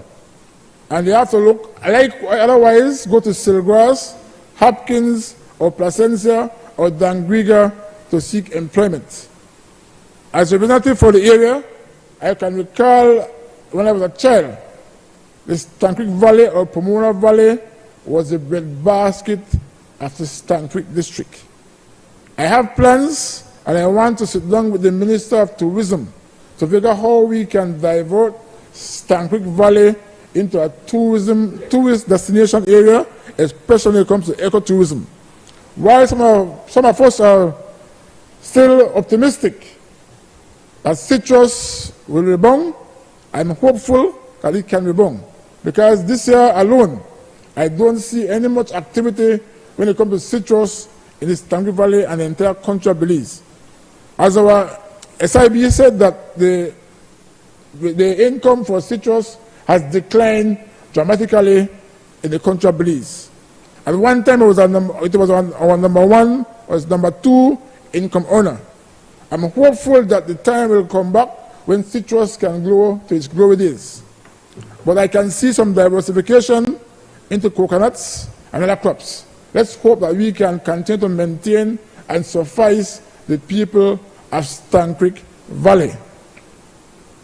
Silgrass has now become the breadbasket of the South when it comes to farming and industries, and so there is where the employment is now heading towards the village of Silgrass. But while the employment has now diverted, there is a need for additional house lots. And one thing I want to big up the people of my constituency, they do not wait for government to act. Once you propose a plan to them, they agree to contribute towards the plan and make sure we get the job done. While sometimes I get criticism for what I do, my people always assure that once I start a project, I complete the project, and they are the beneficiaries. So in every village, practically in my constituency, we are doing survey right now. I want to thank the Ministry of Natural Resources and the Deputy Prime Minister for their support always. So we are doing survey in Pomona right now, that will encompasses and provide lots for every young person in all the 6 villages in the Stann Creek Valley. And I don't afraid and I don't hide anything. Those people are making contribution to make sure the project is completed. I just, right now at the borderline, we have several equipments coming in to make sure that project is completed. The Radsville project, I never name it Radsville project, the committee named it that way. We're also going to have a project in Mullinjuva to restore the village of Mullinjuva. It's a tedious task, but I'm committed to serve the people of the Stann Creek West constituency. In Silgrass, likewise, over the last 3 years, we have surveyed over 1,000 to 1,200 lots for the residents of Silgrass. And likewise, Minister Hyde has also made accommodations for some people in Dangriga when it comes to police, teachers, and medical personnel. So again, we are providing lots for the people of the Stann Creek district. I can safely say that Minister is talking about, I think, 10,000 lots done or 20,000 lots. I can safely say at least 30% has been done in the Stann Creek West constituency. Hopkins, a striving tourism community. I want to thank the Ministry of Infrastructure and the Ministry of Tourism for improving the road condition in Hopkins. They paved over 1.5 miles over the last 2 years, and more will continue to make sure the destination continue to grow. We also light up the Hopkins football field, we light up the basketball court, and we do many more activities in the community. City River, likewise, we improve the basketball court, we complete the lights on the football field, and we try to support them as much as possible when it comes to their infrastructural development. As we move to Maya Center is the first Maya village on the Southern Highway. And when I was in government the first time between 2005 and 2003 and 2008, we started a lands project where we purchased a parcel of land from HDA Bowman. And 2008 came and the election came, and that project was halted.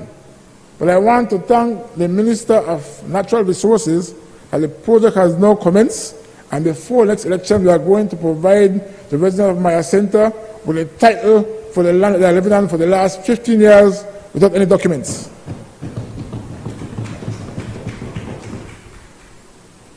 There was also a need for a cemetery in Maya Center. There was no cemetery. They were using a private property owned by a villager.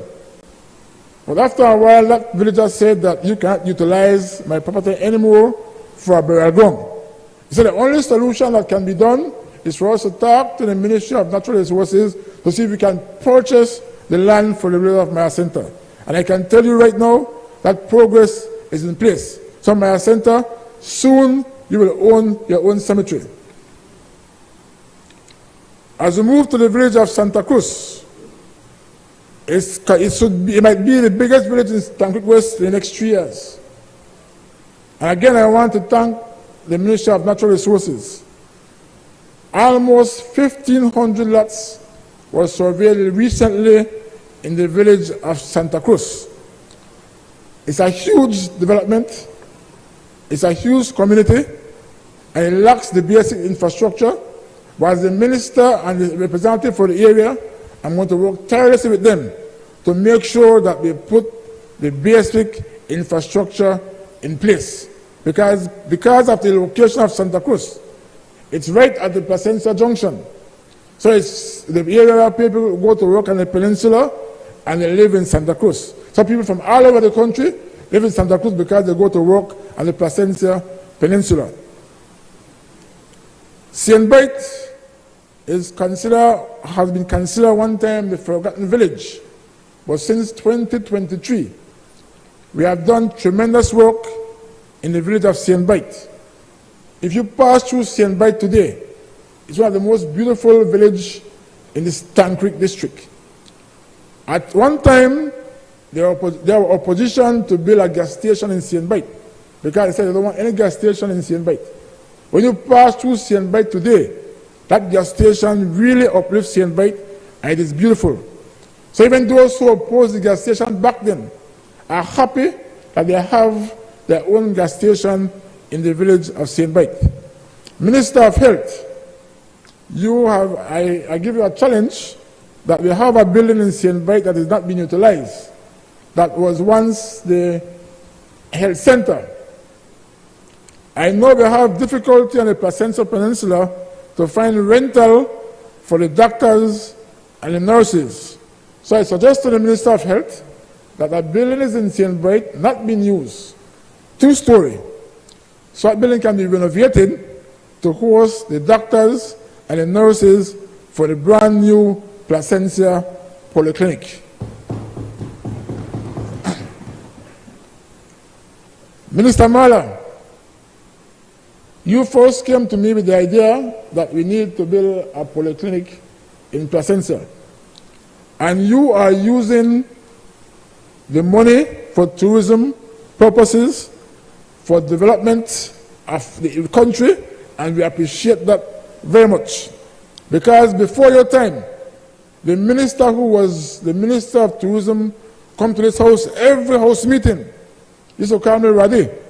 He said, Radi, I will invite you for the groundbreaking of the Placentia Polyclinic. He left his house.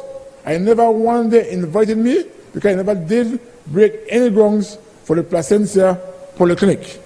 Thank you, Minister Mala. The building is now completed and soon will be handed over to the Minister of Health. That by itself is a testament of the work of a government of the People's United Party. The minister came to me again and said, Radwell, we need to build a cultural house in St. Bite. But he said, how we can build a cultural house? He said, I want the cultural house to be on the beach. I said, but there is no space on the beach. He said, Radwell, we are going to move the old police station off the beach. And you know he already did. The station has not been removed from the beach and put more inland, brand new, completed, renovated police station for the village of St. Bite. And now the cultural house is now under construction and the beach, so we are hoping, and it's going to appeal to the Norwegian Cruise Line. And when the passengers come in, we are going to bring them to St. Bite to see the culture and enjoy the local people of St. Bite. Right now, the drummers go to Norwegian Cruise Line. But in the future, when that building is completed, they are going to come to St. Bite to make sure that they spend in the village of St. Bite. So, Minister, thank you very much. Also, beside the polyclinic in Placentia, the minister came to me and said, well, we need to prepare the Placentia Pier right after election. And I said, Minister, I have absolutely no objection. And today, the Placentia Pier renovation has been completed. So, Minister, you're not here right now, but I say hopefully when we open the polyclinic, we are going to make sure we open the renovation of the bridge one time to show the people of Placentia that this government is serious about development. Also in Placentia and St. Bite, when I was the minister responsible for public utilities, and my campaign in 2020, I promised the people of St. Bite and Placentia that we are going to return back their water system to them. But I want to again thank the Prime Minister because many things he do, and I always remember him. And I will go back to 2008 when I lost the election by almost 800 votes. The Prime Minister said, don't give up. It's not your loss. I'm here today in the National Assembly, once again representing the people of the Tancred West constituency. And so then we broke a deal that BWS will take over the system for Placentia and St. Bite, but they must make a contribution to both communities over a 3-year period. I can safely say that Placentia has gotten their community center renovated, and likewise their basketball court, and St. Bite has gotten their compactor truck to take out their own garbage. So those were benefits directly from BWS for the village of St. Bite and Placencia. Santa Rosa, San Roman. Again, we are doing some expansions of land in both villages. And lo and behold, over the last 3 months, I was able to unveil a scam that was done under the previous administration in the village of Santa Rosa. What they did, they surveyed several parcels of farmland in the name of a company, but the villagers did not know that the survey took place. And the plan was authenticated. And so when the chairman requested permission to survey for farmlands within his village, he recognized that the land was already owned by a company. That is very undermining, but we will figure how we can rectify that. They had a problem with their water system under the UDP for 13 years. Whenever the dry season comes along, then there is no water in Santa Rosa and San Roman. And I want to give kudos to the Ministry of Rural Development. Ever since we became the government, the minister, the CEO, and I want to single out Charles Galvez, we attempted to drill many wells in those communities, as much as 13. I will never give up. We were successful in the end, and we found a well in Santa Rosa that is yielding over 105 gallons per minute. And again, I tell the minister, I can't wait till next financial year to get the system in place. So let's do an assessment to see what it will cost. And we did an assessment. And between my ministry and his ministry, we figure out how we can share the cost or through my community development funds.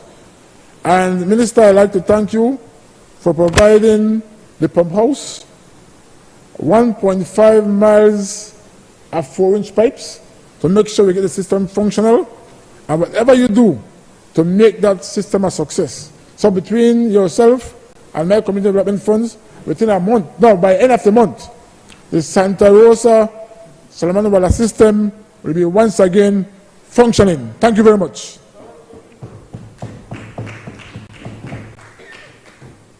Likewise, both communities' football field are light up so they can play football field whenever they want to at night time. In terms of Georgetown, again, we surveyed over 100 lots for the residents of Georgetown. All we need right now is to start to put in the roads, but the people of Georgetown are very happy because we make sure we provide for them. They make their contribution, they don't mind because they want to have their own house lots. Likewise, the football field of Georgetown has been lit up over the last 2 years. Likewise, in Belmopan, we are going through the same process with survey for farmlands and house lots. And we have light up the football field in Belmopan likewise.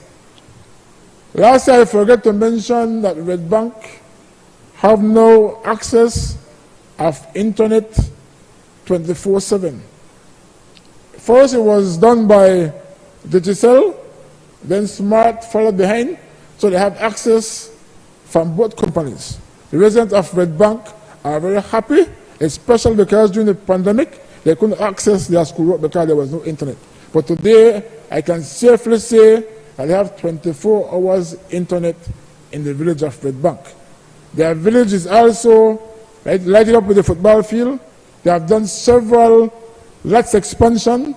They will benefit from the biggest farm expansion in the Stanley district because that process is going on as I speak.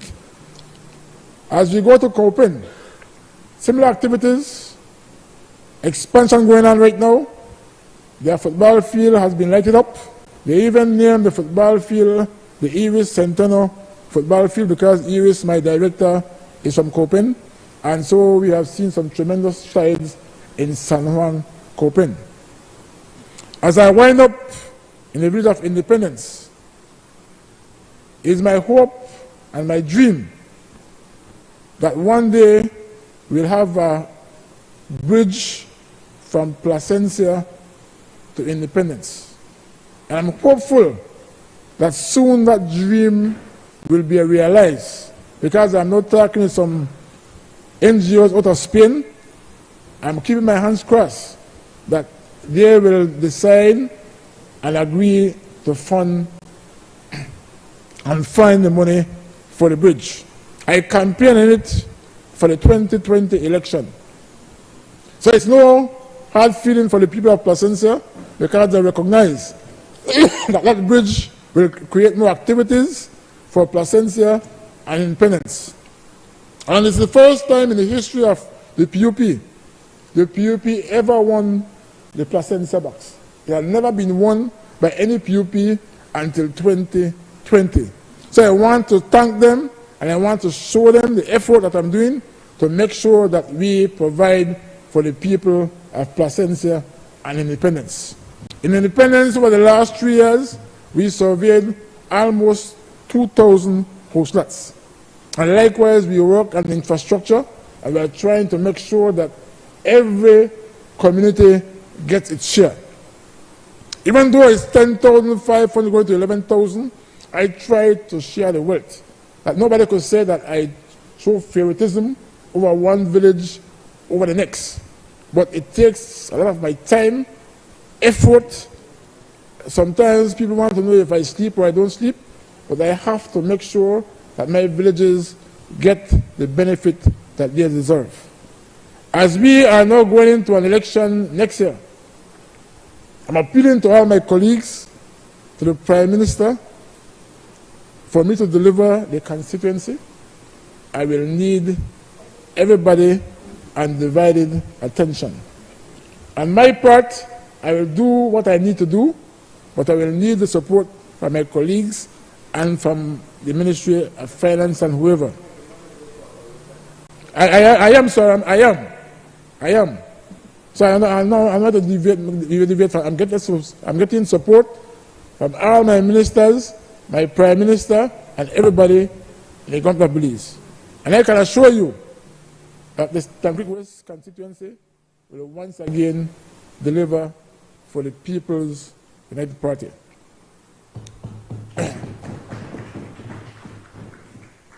I can see Plan Belize at work, and the entire country is stay on track, because we recognize that only People's United Party provide for the residents of this country. And the people of Stancric are very happy and appreciative of our government of the People's United Party led by the Honorable John Bissonio. So in closing, I want to wish all the beautiful people of Stancric West all the best, and together we can make it happen. Madam Speaker, thank you very much. I recognize the member for Cayo North. No speaker, speaker. Good afternoon, Mr. Speaker. I rise to make my contribution to the 2024-2025 budget debate. Mr. Speaker, with your permission, just a few preliminary points. This morning, when I heard the leader of the opposition speak, his desperation was on full display, and clearly he was struggling for relevance. The fact that he stood there alone this morning, Mr. Speaker, spoke, finally you show up, brother, you can give the man some support, speaks volume as to what his party thinks about him. He spoke, Mr. Speaker, about going down.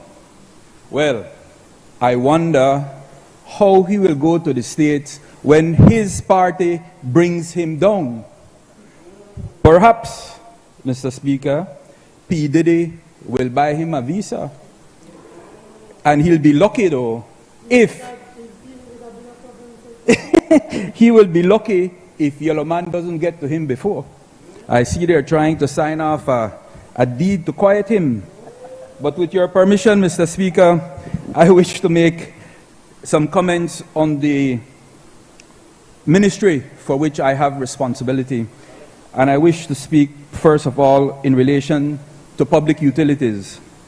Water, Mr. Speaker, is critical for sustainable development, including environmental integrity and the alleviation of poverty and hunger, and is indispensable for the health and well-being of our people. In the fiscal year 2023-2024, BWS invested a total of $26 million in water and wastewater systems, a record investment in a single year for this utility. Some of the key investments included the transmission line from Independence to St. Bite, totaling $6.4 million. This transmission line serves as a necessary expansion to an ever-growing Placentia Peninsula and addressing the perennial water shortages in the peninsula. This provides water distribution stability for the next 20 years in the area. A 500,000-gallon tank was added to the double-run water treatment plant, valued at $4.3 million, which provides additional water security for the entire Belize district. With a rebounding tourism industry, water production challenges were also faced in Kikaka. BWS invested $1.5 million in a 150,000-gallon per day reverse osmosis plant in Kikaka to address the pressing needs, and those for the next 15 years. Belize City has also seen its share of investment. BWS has upgraded its primary sewer station to improve its waste collection and is also investing in maintenance of the aging sewer lagoons. The Gungulung area, a forgotten area by the previous administration in the Lake Independence Division, will see an expansion of water services. The challenges faced by the ever-growing challenges of climate change. BWS has invested in finding redundancy resources for its production needs, such as the commissioning of additional wells in its service locations and the creation of secondary transmission lines to improve on its service continuity. For the fiscal year 2024-2025, BWS is planning to invest more than $21 million in service improvement projects, such as a 500-gallon tank for the Placentia Peninsula, a new reverse osmosis plant for San Pedro, expansion from St. Bite to Maya Beach. Halover Bridge crossing will be improved so that service delivery to Belize District can also be improved. There will be water network expansion to the suburbs of Belmopan, and I'm happy to say that there's finally going to be water network expansion to the Maya Heights area in San Ignacio. We will also see the implementation of the smart metering system. You see, Mr. Speaker, this morning when the leader of the opposition spoke about water and wastewater, clearly he does not have a clue as to what is going on in this country. In relation to telephone, Mr. Speaker, Digi, which is primarily owned by the government of Belize, continued its transformative journey, impacting the connectivity infrastructure and the national development of Belize. The fiber-to-home infrastructure, DigiNet, that connects east to west, north to south in the country of Belize, is in the top 24% of countries that has a penetration above 50% to its nationwide coverage as per the Fiber Development Index. We can be very proud as a nation of these statistics. Mr. Speaker, today we stand on the precipice of the digital era, an era that demands a nation connected not just by roads and bridges, but by data and information, guided by the belief that digital is not just our future, but our present. Digi is urgently pursuing its comprehensive digital strategy. $3 million is being invested in its mobile and home internet expansion program. This seeks to expand connectivity in both urban and rural areas, meeting our nation's ever-increasing consumer needs. Bridging the digital divide, Digi has added 7 brand new mobile cell sites and underwritten internet expansion, echoing its commitment to build a digital Belize. This has resulted in an additional 30,000 Belizean citizens and visitors connected to Digi's robust 4G LTE advanced network and high bandwidth fiber infrastructure. In this journey of digital transformation, Digi has launched the DigiWallet service, a testament to its commitment to revolutionizing digital payments. DigiWallet brings convenience at the tips of your fingers and the power of financial services in the palms of those without traditional bank access. Digi now includes features like wallet to bank and bank to wallet to bring this power to every Belizean. Digi's collective vision goes beyond connectivity, making investment in social initiatives, including over 100,000 annual investment in its National Telecom Secondary Scholarship Program, benefiting close to 100 students per year. Financially, Digi continues to perform, and for the third year in a row, will hit its third or fifth step increase in return on equity of 10%. What this means for shareholders is an increase in dividends. For the past 4 years, Digi has increased bottom line net profit year over year by 40% annually, its return on assets year on year by 46% annually, and its return on equity by 29% annually. Overall, a solid performance that continues to demonstrate the leadership of Digi in leading Belize's digital transformation. In relation to energy, Mr. Speaker, we cannot overemphasize the vital role that energy plays in growth and in socio-economic development, and we must increase our resilience and ability to withstand shocks, both fiscal and climate-related, through careful policy approaches. It is with this in mind that we have passed a new energy policy 2023 to 2040. At the core of the policy is the commitment on delivering a sustainable, secure, and affordable energy future for Belize. The policy engenders the unique balance between our climatic and energy goals. This ministry unique balance between our climatic and energy goals.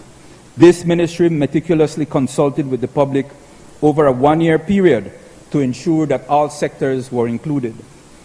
Mr. Speaker, Belize is well on its way to assuring energy security, with projects ongoing to build and commission a 60 megawatt of solar power and a 40 megawatt of battery storage. This is only the first phase, as this PUP government has plans to commission over 160 megawatts of solar by 2029. Energy security is the underlying goal, but the knowledge transfer and job creation in the energy section will be immense and will fortify the already green and diverse electricity mix.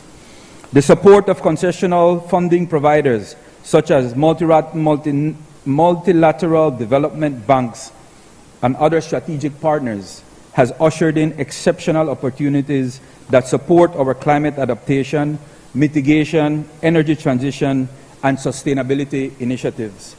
Universal access is a top priority of this administration, as energy justice must prevail if our beloved country is to grow sustainably. In the past year, my ministry has been able to successfully negotiate and sign 5 consent agreements with remote villages to provide electricity access. The socio-economic benefits of these projects are immense. These microgrids will serve 8 villages and will change the lives of 2,800 persons, of which over 2,000 are women and children. As we celebrate Women's Month, it is a reminder that our grandmothers, our mothers, and our sisters and daughters must be included in the conversation, not just in March, but every day. Regarding education, the microgrid system of Corazon Creek will enhance education for 324 high school students. These students reside in over 16 communities in the Toledo district. Further, to demonstrate the social and financial benefit of these systems, these microgrids will reduce the operational costs to village water system, which currently rely on fuel, thus alleviating cash flow and can translate into activities that can provide quality of water, and promote future expansion. The pace of which these systems are being implemented under this PUP administration is unprecedented, as we inaugurated the Indian Creek microgrid in October of last year and have slated the inauguration of the Corazon Creek microgrid for later this year. Mr. Speaker, over 50% of all energy use in Belize is from petroleum-based products that are imported, the majority of which is for the transportation sector. The environmental impact on the country is enormous, but the financial cost and the probability of external shocks highlights the need for a solution for the transportation sector. The government is doing its part in ensuring the development of a thriving electromobility environment. The foundational work to drive this sector is currently underway with the establishment of public charging stations in partnership with BL, and the drafting of the e-mobility strategic framework has commenced. In January of this year, my ministry, in partnership with the Ministry of Transportation, saw the importation of 2 electrical buses that will serve Belize City, and soon another 3 buses will be arriving in country to serve the northern and western routes. To ensure that the ministry is transparent and accountable to the Belizean people, the ministry publishes an annual energy report that outlines statistics of the past and the current situation in the energy sector. It is said that you can never have too much information when making decisions and implementing policies. Thus, the ministry has taken it a step further in creating and publishing key performance indicators. There are currently 6 of them, which are energy access, renewable energy generating capacity per capita, energy intensity by GDP, energy supply, renewable energy share in the electricity market, and greenhouse gas emissions. Mr. Speaker, the future under Plan Belize is bright and full of energy. I now turn to the area of logistics. In the past year, the Belize Postal Service had several accomplishments. In collaboration with the Civil Aviation Department, it conducted training on dangerous goods for 20 of its front-end employees. Same-day delivery was officially rolled out in the north and west of Belize. The Belize Postal Service launched its first rebranding campaign, starting off with the Orange Walk district. The department also launched its flat-rate boxes available in large and extra-large boxes for domestic use countrywide. The Post Office has updated most of its processes and finalizing on standard operating procedures. Since January of this year, the Belize Postal Service has managed to rebrand 90% of its post offices countrywide. The department launched its new website that now showcases all its services and stamp collection. The Post Office also introduced its track and trace application so customers can track their domestic speed mail countrywide. It also introduced artificial intelligence called EDIT for 24/7 customer support on its website and social media platform. Technical training was conducted at all post offices countrywide to improve with internal processes. The Belize Postal Services will continue to evolve to ensure timely and efficient services to the general public. In relation to the Belize Port Authority,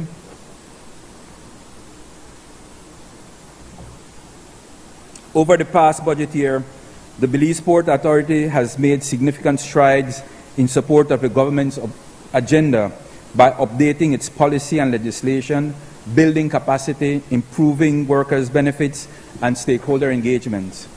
The authority has updated key legislation related to maritime safety, including water taxes, marinas, and marine aids. Strengthening maritime supports all maritime industries. Over the last year, the BPA was instrumental in initiating a first-of-its-kind study into the social and economic impact of the port sector to better guide policy. Relatedly, it championed 2 of its kind policies, the Draft National Port Policy and the National Maritime Transport Policy. These policy documents will culminate after extensive stakeholder consultations and review. The authority has, over the last year, also improved its human capital in delivering maritime services to the public. They have increased the labor force, improved capacity building, and budget was allocated for improving maritime skills, and very importantly, the staff benefits were improved through an increase in wages. During the last budget cycle, the authority continued to improve its relationship with the maritime public through the hosting of national workshops, training, student internships, and maritime summer camps. For this year, the BPA will continue to strengthen the maritime industry in support of national goals of trade and development through the implementation of its strategic plan, the implementation of national policies, digitalization, and strengthening legislation and institution. The BPA will launch its maritime single window to facilitate maritime trade, supporting the ease of doing business in Belize. Digitalizing the port sector will improve the efficiency and cost-effectiveness of maritime transport in support of trade. In the upcoming budget cycle, the BPA will be guided by its first strategic plan, which will guide it into becoming a beacon regulator of the maritime spaces. Implementing the BPA strategy will improve the public's access to services through digitalizing maritime services such as vessel licenses and master licenses, and the decentralization of services at the out-district offices. This year, the BPA will also launch the National Chapter for Women in Maritime Association Caribbean Sector in support of SDG 5, Gender Equality for Women and Girls. Mr. Speaker, I now turn to the e-governance department. In our evolving digital landscape, e-governance stands as the cornerstone of our nation's progress, enabling inclusivity, transparency, and efficiency in governance. As we navigate through the challenges of the modern era, our commitment to harnessing the power of technology remains unwavering. Over the past years, Belize has made significant strides in the realm of e-governance. We have successfully implemented numerous digital initiatives aimed at bringing government services closer to the citizens, streamlining processes, and fostering innovation. Some of these include the launch of the network of digital connect centers across all districts. A total of 13 digital connect centers were launched. These centers will become the hub for access to online government services while providing access to ICT, empowering our citizens to learn, engage, and participate in the digital economy. 200 youths were trained in digital skills at the Digital Connect Centers. By equipping youths with digital skills, we enhance their employability and empower them to compete in a rapidly evolving digital economy. The Strengthening the Civil Registry project, with the implementation of the Civil Registry and Vital Statistics System, citizens, regardless of location, both nationally and internationally, will be able to access their vital records without the need to visit a physical office. In addition to launching online services, the Vital Statistics Unit is being transformed to effectively fulfill its mandate and deliver quality service through the completion of a new organizational management strategy and communication plan. To support the online delivery of services, the project team launched the digitalization of historical records. As we speak, for the first time, paper-based records are being converted to digital records. This initiative will see the digitization of 1.2 million records at the Vital Statistics Unit. This is a major step as the government continues its commitment to preserve the fundamental rights of our citizens, which include the right to an identity, by preserving these valuable records. With digital records, online services will be seamlessly and effectively provided to all. We launched an 8-episode digital spotlight podcast to educate our citizens on the government's commitment to delivering services online. This transition from a paper-based government to a digital one will also require support, trust, and adoption from our citizens for a new way of interacting with their government. We have engaged with girls around the country on Girls in ICT Day to discuss the challenges faced by girls in Belize in accessing and participating in the ICT field. By including more girls and women in ICT, we can tap into a broader talent pool and encourage diverse thinking, creativity, and problem-solving skills within the technology industry. Very soon, in partnership with the Ministry of Home Affairs and New Growth Industries, we will introduce online applications for police records of conduct. From the comfort of your homes, you will be able to apply, pay, track, and receive your certificates.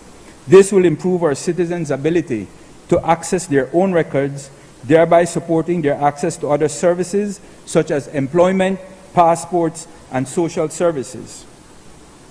Our efforts have not only enhanced the efficiency of government, but have also strengthened the bond between the government and the people. However, despite our progress, challenges persist. The digital divide continues to hinder equitable access to technology, particularly in remote and marginalized communities. Cybersecurity threats loom large, posing risks to the integrity and confidentiality of our digital infrastructure.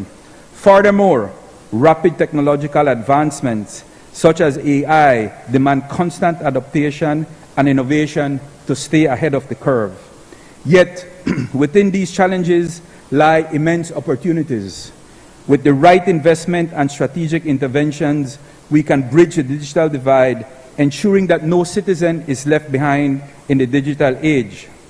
By bolstering our cybersecurity measures and fostering a culture of digital literacy, we can safeguard our digital assets and fortify our defenses against emerging threats.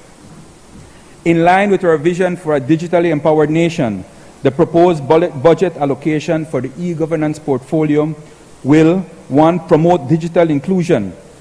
Recognizing the importance of inclusivity, we will invest in initiatives aimed at bridging the digital divide. It will enhance information security and privacy, which will result in safeguarding our digital assets and our people in the digital realm is paramount. We will allocate resources towards enhancing information security capabilities, including the establishment of the new necessary governance structures, frameworks, and regulations to ensure the right of privacy and protection. It will also improve service delivery. We will continue to invest in digital platforms for efficient service delivery. This will involve the enhancement of existing portals, the development of new digital services, and the integration of emerging technologies to streamline government processes. This budget allocation outlined today reflects our unwavering commitment to building a digital future that is inclusive, secure, and innovative. By investing in e-governance, we invest in the empowerment of our citizens, the efficiency of our government, and the prosperity of our nation. Mr. Speaker, I am proud to announce that from the 10th to the 14th of April this year, Belize will be hosting the 50th Executive Council meeting and Caribbean ICT ministers in the San Ignacio area. I take this opportunity, Mr. Speaker, to recognize and thank the excellent individuals who work at the Ministry of Public Utilities, Energy, Logistics, and E-Governance. Mr. Speaker, with your indulgence, just a few words on Kayonert. As I did in my budget presentation in 22, I continue to remind myself of the words of President Franklin D. Roosevelt, who in his inaugural address on January 20th, 1937 said, "The test of our progress is not whether we add more to the abundance of those who have much. It is whether we provide enough for those who have too little." The true test for me is whether we as a government collectively provide enough for those who have too little. In Kayonert, we have been working and delivering for our people. I wish to thank our Prime Minister and Minister Julius Espat for cementing of critical streets that serves as main arteries in Kayonert. Consolation Boulevard in Kontiki has gotten concrete for the first time in history. Under 13 years of the UDP, that never happened. Kontiki was totally abandoned. Collins Boulevard, or Easy Rider as it is known locally, and 18th Street have also been cemented. We lobbied for and also got the assistance of the government of Belize through MIDH to redo the Bullet Tree Road, and we are benefiting from the new Benqueviejo Road that is under construction. Furthermore, we continue to lobby for assistance to rehabilitate the streets in Santiago Juan, and we expect in 2024 to see this happen. We have built 8 houses under the Starter Home program, and we shall continue to build more homes for our people. Let me remind the people of Kayonert that under the UDP, not even one house was built.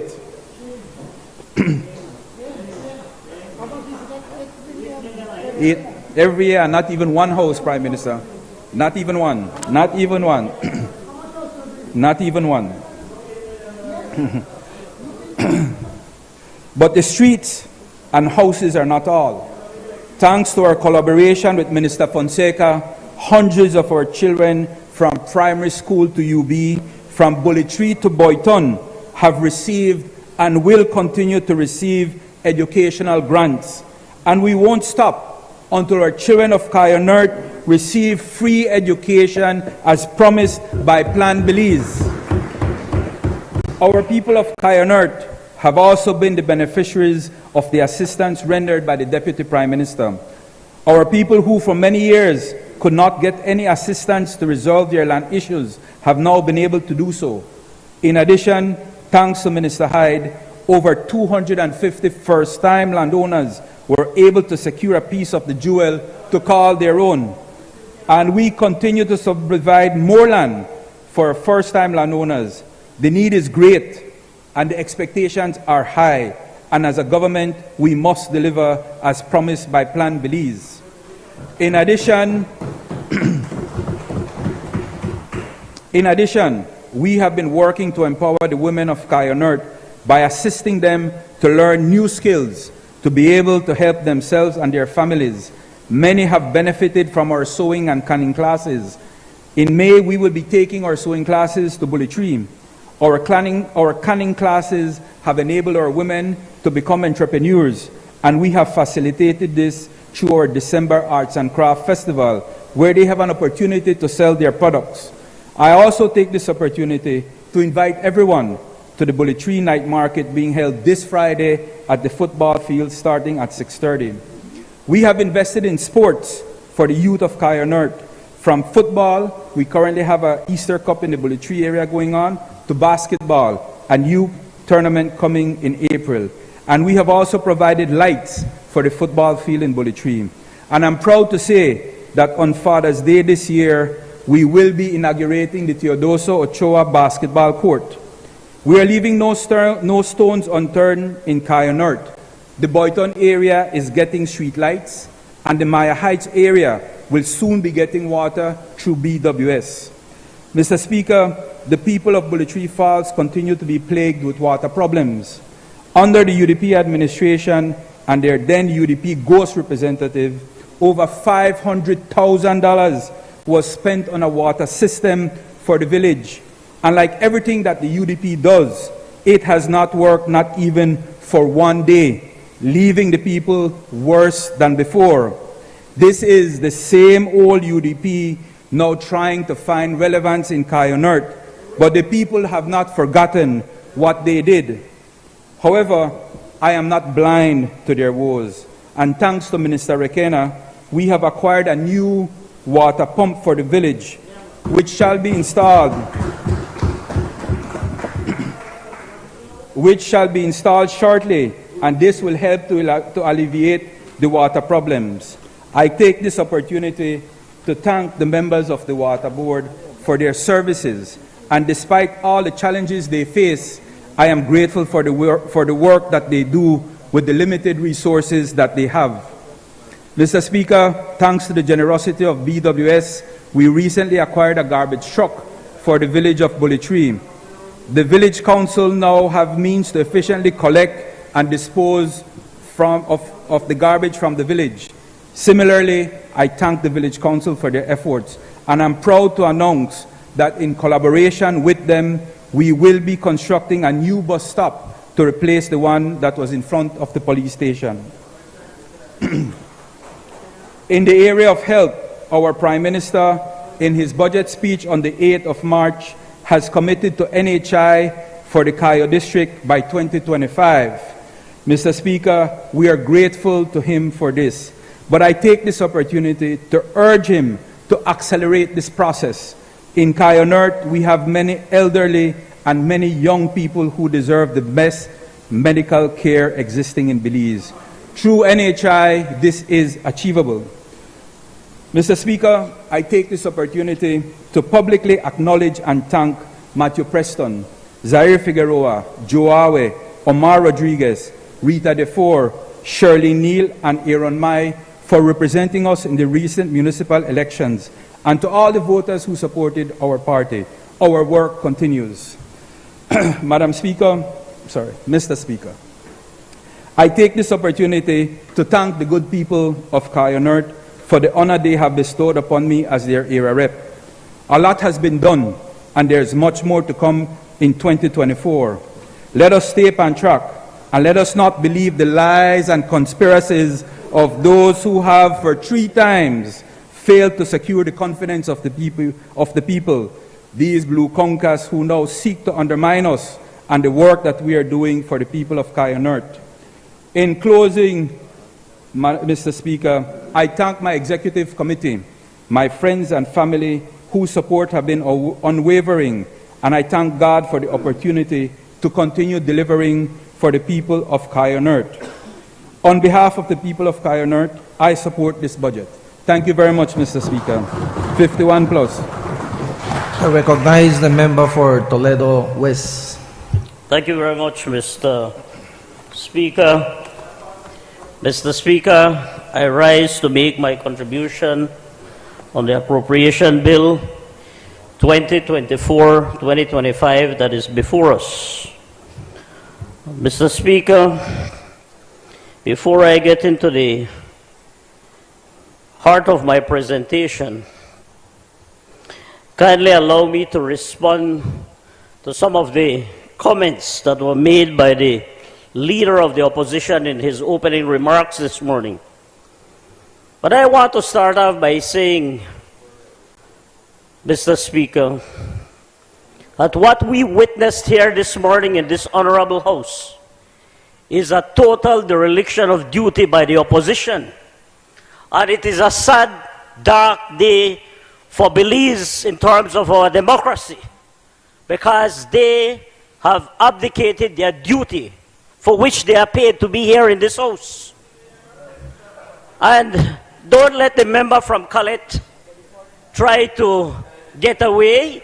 He just came in here. For the entire day, the opposition was not here. Mr. Speaker, I listened to the leader of the opposition beating his chest and bragging about how he is the Prime Minister in waiting and how he is going to form the next government. Well, I don't know how he ever thinks that he can ever become the Prime Minister when he doesn't even have the support of his members on the other side. It reminds me, Mr. Speaker, it reminds me of a song that my teacher taught me in primary school. The cheese stands alone, and the cheese stood alone this morning, Mr. Speaker. The emperor certainly had those soldiers around him, no clothes. But, Mr. Speaker, I can say to him that the road that he has undertaken, he certainly will not be there. It's going to be a long time. And don't let that member who just came in ever think that they will get there, because their house is so divided. Their house is so divided, Mr. Speaker. The leader of the opposition spoke about connectivity and electricity, and I will address that in my presentation, Mr. Speaker. He had the gall to speak about housing, and I am certain that the honorable member from Cayo South will definitely answer him, because as much as the member from Colette disagrees that under their government, and the records are there, that the former Minister of Housing got $8 million a year for 13 years and never did anything for housing. Compare that now, Mr. Speaker, to our Minister of Housing and Infrastructure. $5 million a year, and you see so many, over 450 houses built across this country. So make we get the record straight. But Mr. Speaker, let me get to my presentation. Mr. Speaker, on February 27th, 2024, the IMF issued a staff concluding statement following their review of government fiscal accounts and economic performance. They did an independent verification, Mr. Speaker, of the policies of this PUP government and unprecedented results that we have seen over the last 3 years. And Mr. Speaker, I want to remind the Belizean people, as pointed out by our Prime Minister in his budget presentation, that the 2023 economic expansion of our economy went from 4.5% to 8.7% in 2022, and of course it was a 17.9% in 2021. An average of 10.4% over the last 3 years of a PUP government, Mr. Speaker. So our country is on track. Our economy is performing. And even whilst our people are still having challenges with the cost of living, that is beyond our control, because many of the things that our people, that we consume as a country, are really things that we import. With all of that, we have seen that our economy continues to grow and to perform well, and Belize is poised on a track of sustainable growth and economic development, Mr. Speaker. Mr. Speaker, the employment picture shows that we have 183,000 strong labor force. Our unemployment rates have declined from 14% under the UDP to 3.4%. 3.4% in 2023 under this administration.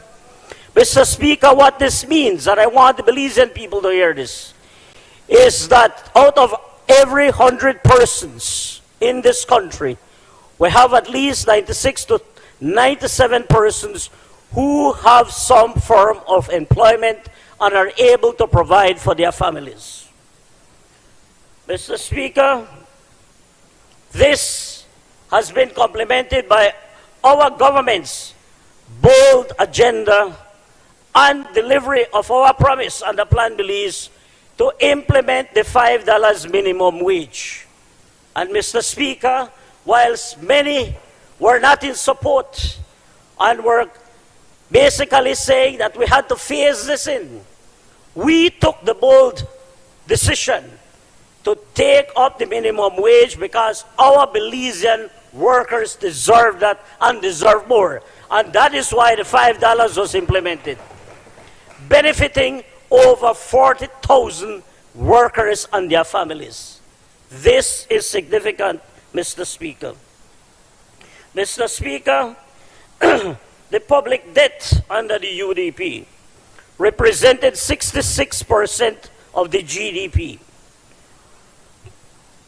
Sorry, our current debt under this PUP represents 66% of our current GDP. Under the UDP, their record is 132% of GDP.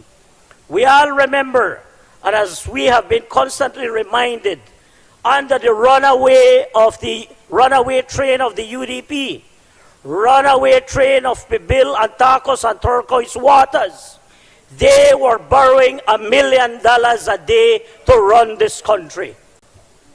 What a set to be in government that certainly were taking us down a dark road, Mr. Speaker. Mr. Speaker, in 3 years, this government has cut down the public debt by more than 0.5% to the GDP. more than half to the GDP. The IMF expects and projects that Belize will continue to be on a path of sustainable growth and economic development. As I said earlier, Mr. Speaker, one of the major issues confronting us as a nation is the high cost of living. But this government has done everything it can to mitigate and to help ease the burden on our Belizean people. And I'm going to share with you how we have done that, Mr. Member from Collet. Mr. Speaker, one of the bold initiatives that this government is undertaking and has undertaken really under the last 3 years, but continues and is strengthening, is the expansion of the National Health Insurance Program. We are now expanding this to Orange Walk, to the north side of Belize City, and of course expanding in southern Belize, Corozal, and other areas. This is one way in which we are helping our Belizean people, Mr. Speaker. Mr. Speaker, a very important initiative, and I want to applaud the Prime Minister and our Minister of Health, is that about 6 to 7 months ago, Cabinet took a major decision to ease the burden on our poor people when it comes to their hospital bills. And that is why anybody who goes to the public hospitals, all government hospitals, with the exception of Carl Houston Memorial, they do not have to pay a single dollar for services that they get at the hospital or if they are hospitalized. So that is how we are helping the people ease the burden, Mr. Member from Collet. I want to further state, Mr. Speaker, my colleague and friend, the Honorable Minister of Education, spoke at length, and it's a pity, Member from Collet, that you were not here, because I am certain that you could have learned a lot of things from the presentation of our friend and colleague. But the minister spoke very eloquently on the expansion of the Education Upliftment Project across this country and how this government has put its resources to ensure that our children get an opportunity to go to school. And that is why in this fiscal year, we are seeing the rollout and expansion of the Education Upliftment Project to over 12 secondary schools across this country. So what does this mean, Mr. Speaker? It means that our children will have access to go to high school. Even if they cannot pay, no child should be left behind because they cannot meet their tuition needs. It means that they are going to help get assistance with uniform, with meals. They are going to get assistance with transportation, with textbooks. This only happens under a People's United Party government. And that is why, Mr. Speaker, the Belizean people, spoke very clearly on March 6th that we are on track and stay on track we must. Mr. Speaker, this is very, very important. Belize recently became eligible for loan funds through the Small Islands Development Association. This means that with immediate effect, Belize is able to access US $22 million with potential to increase up to $67 million for over a 3-year period. 40 years to repay, 10-year grace period, Mr. Member from Collet, and a service charge of 0.75% interest. What does this mean? It means that our multilaterals and our lending agencies have every confidence on the work that this government is doing and on the work that the government of the Honorable John Briceño has done to put back this economy on track. Mr. Speaker, Let me go to some of the figures, Mr. Speaker. Mr. Speaker, the fiscal year 2024-2025, we look at a total revenue and grants of $1.519 billion. For the last 3 years, our revenue has grown without any new taxes. And this is important, Mr. Speaker. We need to reiterate this point, that over the last 3 years, we have seen significant increase in the budget in terms of revenue without adding any new taxes. Mr. Speaker, we have seen where on the expenditure side, a total of $1.605 billion is proposed. Of this sum, $1.174 billion is for recurrent spending. $430 million is programmed for capital investments for this new fiscal year. So, there is no doubt, Mr. Speaker, that we, on this side of the House, are definitely on track. Mr. Speaker, I spoke earlier about health, care, and wellness being a priority area. And we are seeing that in this budget, a total of $35 million is to be invested in the 2024-2025 fiscal year. And what is the focus? The focus is on citizen health care and wellness as a priority. Earlier, I spoke about the expansion of NHI. And I also want to add here that under this budget, we're looking at Punta Gorda finally getting a new state-of-the-art hospital under support, or with support, from CABE. So this is great news for the citizens of the Toledo district. I want to speak a little bit about education. And I want to specifically address the area of Toledo. My colleague has done a lot of work, the Honorable Minister for Education. And I want to say that we are very grateful, Minister, for your support over the years. For the Toledo district, Toledo Community College, Corazon Technical High School, and Julian Chot Technical High School will all be part of the Education Upliftment Project. And as I reiterated, the entire Toledo district will now be benefiting from free education. Free education for secondary school. And then I know that we have persons who are listening, and they will say, what about tertiary level? And I want to say that for the first time, under this PUP government, this government has allocated over $1.1 million for a rural education fund. And Minister, I want to thank you and your ministry and your team for the support that you always give our students at the tertiary level. Every child who comes to us and requests support, the minister is quick and fast to support these students. And Minister, we are very grateful for that.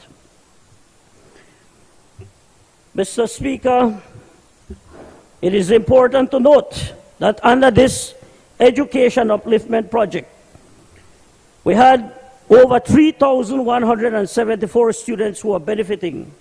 And now with this expansion, we are adding an additional 6,000 students under this budget.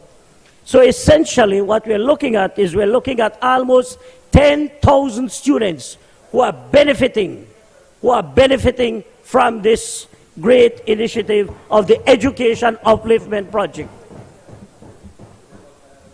You see, Mr. Member from Colette, you are not here this morning. So we have to make sure that you hear this. It doesn't matter. I am paid to be here. And serve the people I must. I take my job seriously on this side, you know, not like you guys. Fire. The people hired me, my brother. The people hired me. Mr. Speaker, I want to look at, under this new current fiscal year, what are some of the major initiatives that the government is undertaking? We have 35 million for NHI, 3.5 million for hemodialysis support programs. So that is to help our people. Those who have severe renal failure, they are going to be benefiting, and those are the people that we have to be helping. 10 million for repair of major highways. 7.5 million for ongoing expansion of solid waste transfer stations, as was mentioned by the Honorable Member from Kaya Northeast. We have 6 million for low-income houses and housing repairs. And since I am on that topic, let me take the opportunity to thank the Honorable Member for Kaya South, who has been very supportive.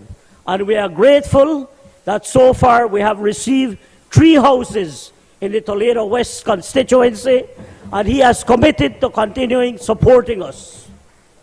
We have also gotten support, you know, for house repairs, and we have provided those to many of our constituents. So, Minister, thank you very much. We have 3 million for grocery bags on the food pantry program, 6 million for roads, rural roads and bridges, 3 million for village streets, 2.7 million for agricultural roads. And at this point, I want to thank the Prime Minister for his commitment, as well as the Minister of Tourism for their commitment to support us, that in this fiscal year, we are going to see the upgrading of the San Pedro Colombia Road to Lubantun. So what this project entails, Mr. Speaker, is that we should see total rehabilitation of that road from San Pedro Colombia Junction to the Halacte Road, all the way to Lubantun, eventually getting it paved. This is going to bring significant development to our area, and Prime Minister, we are very grateful to you for the support, sir, and to all my cabinet colleagues. Thank you. You see why we have a stay-on truck? Because the people are benefiting. The people are benefiting. Now, Mr. Speaker, let me go to my ministry for which I have responsibility, the Ministry of Rural Transformation, Community Development, Labor, and Local Government. Mr. Member from College, you're going to have your turn. You will have your turn. So if you could only adhere to 42B and listen, man, and learn something. You have been out of touch. You have been more away. You have been more out of the country than in the country, so you could learn some things.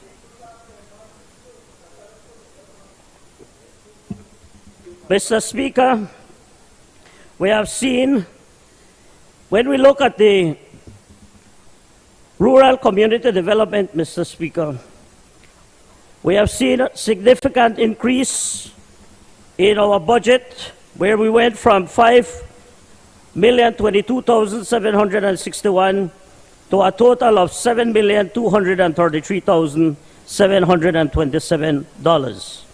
Similarly, we have seen increases in both recurrent and Capital II for labor and local government. So what this signifies, Mr. Speaker, is that we have additional resources to be able to support us, to be able to carry out the very important work of our ministry.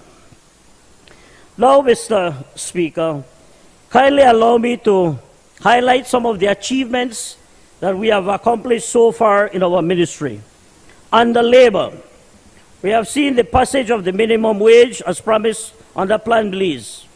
We have completed the digitization of the temporary employment permit We have completed the digitization of the labor complaints management system, the historic establishment of the Labor Complaints Tribunal, the recovery of over $400,000 on average annually for workers who had significant issues with their employers. This is significant, Mr. Speaker, because it means that we are giving our people, our workers, a fair opportunity to be able to ensure that they are treated fairly and that they are paid what is due to them. We have had several public consultations and amendments to the OSH bill, and currently the OSH bill is at the Solicitor General's office, where they are working on the drafting instructions, and pretty soon we should see that bill coming to the House. Under rural development, Mr. Speaker, we have seen the establishment of a georesistivity survey team to identify water sources using seismic technology across this country. We have seen the expansion and rehabilitation of water systems in villages across rural Belize.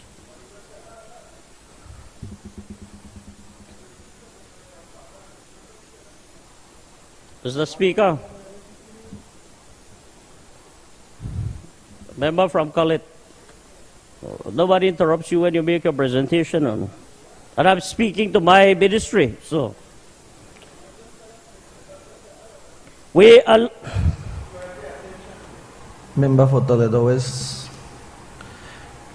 Member for Colette, please. We have been doing fine all along.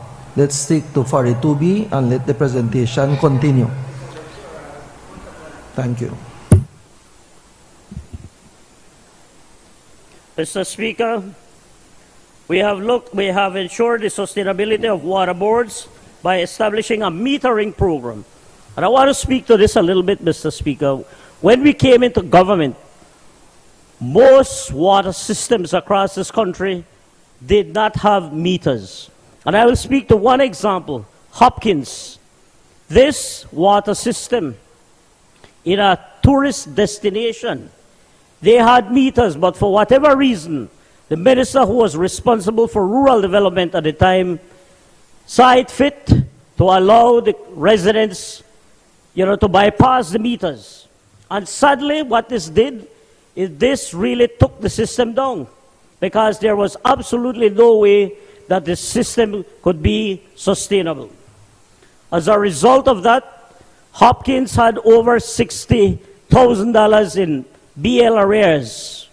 People were not paying their water. Once we got up and started working with these communities and ensured that they began to use their meters, in less than 2 years, they were able to pay their $60,000 debt. They were able to purchase major assets, such as vehicles, generators, motorcycles, and they now have a bank account in excess of $60,000. This is a perfect example of what happens when we put in place the structures and the mechanisms to ensure that our water systems are sustainable. Mr. Speaker, we also accomplished, where we had many water boards that were operating in deficit, and now they certainly have a surplus of over $600,000 collectively. We continue, Mr. Speaker, to drill wells for farmers across rural Belize. We continue to ensure that our water systems in the villages are up and running, and particularly in this dry weather, we are seeing where many of our systems are beginning to fail, but we are out there working diligently, supporting them, Mr. Speaker.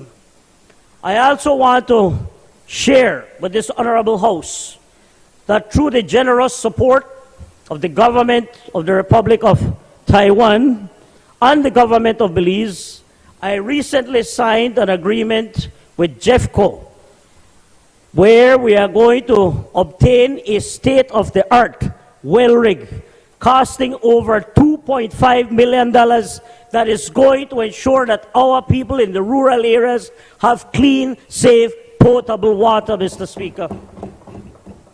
13 years of the UDP administration, 13 years, they found the 2 trucks that we currently have, those trucks were purchased over 23 years ago by the PUP administration under the former Prime Minister, Right Honorable Said Musa. 13 years of UDP, Mr. Member from Kalit, and Una never see it fit to at least buy some pipes and additional equipment for those trucks. But yet you speak about all the magnificent work that the UDP did. That is the reason why you now sit on that side and we are on this side. Mr. Speaker, we have seen where under rural development, we continue to work very hard to expand and support the construction of village streets and farmers' roads across this country. We have also carried out a rural women economic empowerment project in the Corozal, Cayo, and Toledo district. We have also been able, with support from the Ministry of Sustainable Development, been able to acquire a water bowser, which has supplied over 89,000 gallons of water across this country. And I'll tell you, I may be sounding my horn here, but we respond in record time. When a system goes down and communities are having problems, we immediately dispatch our water bowser, whether it is from Corozal to Toledo or to Arenal in Cayo, to ensure that people have access to potable water. We have also doubled the stipends provided to all village councils. 13 years of the UDP, you know? 13 years. They did not see it fit to increase the stipend for alcaldes and village council chairpersons. Took a PUP government to make sure that we got it. But it gets better yet, Mr. Member from Kalit. It gets even better. Because I'll say to you, health workers under the last administration, under UDP, under the UDP, you know what health workers were getting? $96 a month. That's what they were getting. And today, this government has promised, delivered on increasing the stipend from $96 to $500 a month. That is significant. Exactly. I see you shake your head, Mr. Member from Kalit, because you acknowledge that we are doing great work. Total 100%, 100% increase for village chairpersons in their stipend. And we continue to work. We will continue to work to ensure that we get the support to increase that. Health workers, $96 to $500. You see the difference? You see, Mr. Speaker, that is why the Belizean people resoundingly approved Plan Belize on March the 6th. Mr. Speaker, we continue looking at local government. Under local government, some of the achievements of my ministry, Mr. Speaker, we have seen the revision and updating of new town boundaries in all districts, the passage of a new trade license bill in the House of Representatives, increased monitoring and capacity building support to towns and city councils, improvement in the financial performance of town and city councils with a 27% overall increase in revenue collection rate and 44% of overall increase in property tax collection rate. We have amended the liquor license regulations to facilitate the needs of the tourism sector. And of course, together with the Caribbean Community Climate Change Center, prepared a municipal climate change resiliency project for submission to CABE. Mr. Speaker, we are a government that works. On delivering, we are, Mr. Speaker. Mr. Speaker, let me now briefly highlight some of the works that we have accomplished in my constituency, which I am privileged to represent. And let me start off by thanking and acknowledging the wonderful people of Toledo West for their overwhelming support and trust in me. And I am honored, Mr. Speaker, to say that I have 12 years representing them, and I continue to work very hard. I am committed to working for them. Every day I get up and I thank the good Lord for giving me another day. And I always wake up with a purpose. What is it that we are going to do to make life better for the people of Toledo West? And of course, all Belizeans. So, Mr. Speaker, some of the road works that we achieved in this fiscal year that just ended. We have seen streets being built in Silver Creek, Jacinto, San Pedro, Colombia, Emery Grove, Indian Creek, Golden Stream, Medina Bank. For the first time in many of these communities, right now as we speak, we are currently finishing our work in Medina Bank. These children walked in mud. 13 years of UDP, you know. 13 years of UDP. They did not give us any support because every time we came here to ask what did they do, they laughed at us and mocked us. But you know, we were determined, and determined we are. And that is why today I have an opportunity to be here and work hard. I am working hard to deliver to our people. I will give you another example. In Golden Stream, Mr. Speaker, Golden Stream, you know, it hurt my heart to see many times when villagers lost their loved ones and they had to go to, you know, to bury their loved ones. They had to take them through mud and water to reach the cemetery. Today in Golden Stream, we have a spanking new street that takes them to the burying ground and around the community, thanks to the People's United Party and this government, Mr. Speaker.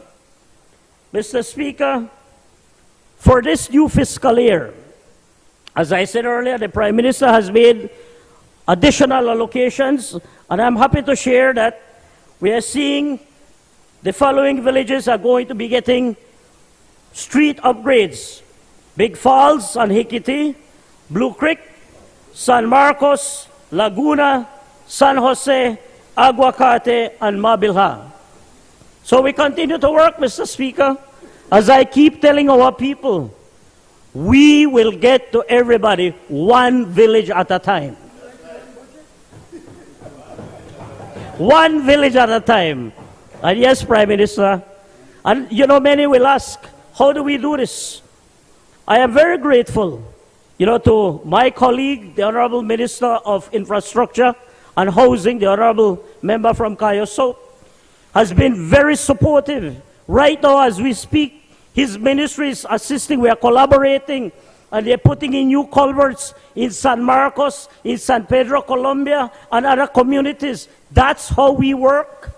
Whatever support we can get through Ministry of Rural Transformation, we work with that. And of course, there are instances where we, you know, with support from the Community Development Fund, we either double and we partner, or sometimes we triple. That's what we do to get the work done. But the work is getting done, Mr. Speaker. Mr. Speaker, in terms of electricity, I am happy to say that the following communities have signed off on their consent agreement so that the government of Belize, with support from the European Union, the Light Up Belize project, and the Belize Electricity Limited, and of course the Ministry of Public Utilities, we are going to be working on electrifying the following villages: Halacte, San Vicente, San Benito Poite. That is significant in Toledo West, Mr. Speaker. And we are also seeing work in the constituency of Toledo East, where the beautiful village of Corazon, their solar project is about to be completed, and they too will enjoy the benefits of electricity like every other Belizean across this country. We also saw the completion of the electricity project for the villages of Indian Creek, Medina Bank, and Golden Stream. And I want to take the opportunity to thank the people and government of the United Arab Emirates, the Belize Electricity Limited, the Ministry of Public Utilities, and all other partners who work together to ensure that these communities can now be connected. They can now enjoy the benefits of electricity. And I want to say to you, Mr. Speaker, that with electricity comes so many other benefits. You know that immediately after those communities were energized, we saw the construction of BTL Tower in Golden Stream, Medina Bank, and now in Indian Creek they are going to construct a tower. So what does it mean? It means that those communities are connected to telephone services and the internet, and it is going to be part of their overall development in their communities. So again, we thank the government of Belize, the Belize Telecommunications Limited Company, and everybody else who has assisted, Mr. Speaker. Some member from college, you seem to have a problem.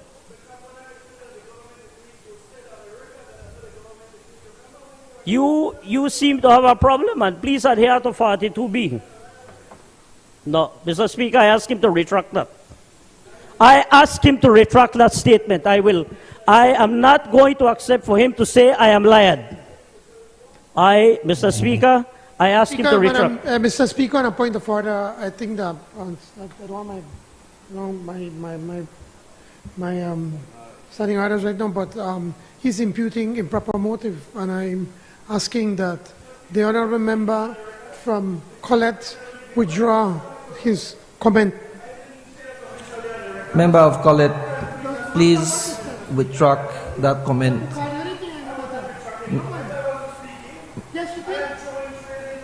Member for Colette.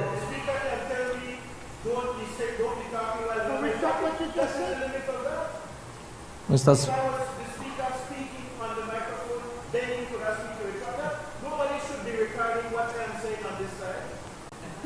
Member for Colette, please withdraw that.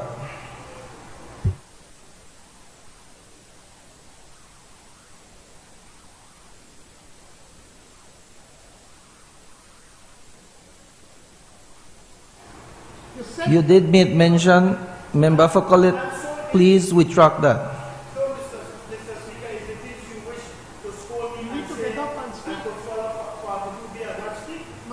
Mr. Speaker, on a point of order, whenever you address the speaker, you should get up and speak. It's a form of respect, and the honourable member from Colette is being extremely disrespectful and petty. Thank you.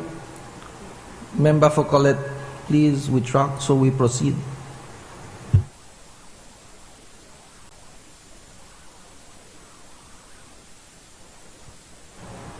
Member for Colette, are you on the chair? The only way, Mr. Speaker, you can ask me to retract what I've said is if I am speaking, I am the speaker making the presentation. I was not making any presentation. But you made a comment. I was not making any presentation. What you can do, Mr. Speaker, is say to me, remember 42B, you should not be making comments across the floor while the member is speaking. And if that is what you're saying, no problem, Mr. Speaker, but I'm not retracting anything that I did not say. Member. Oh my goodness.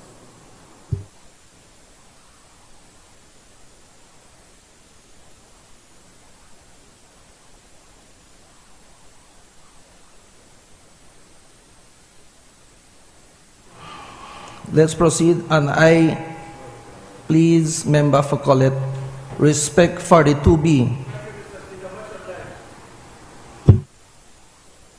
Please proceed. Mr. Speaker, thank you very much. Mr. Speaker, as I was saying, for this new fiscal year, we're also looking in terms of rehabilitating community centers, and we are looking at rehabilitating the community center of Santa Teresa, Aguacate, and Criquehute.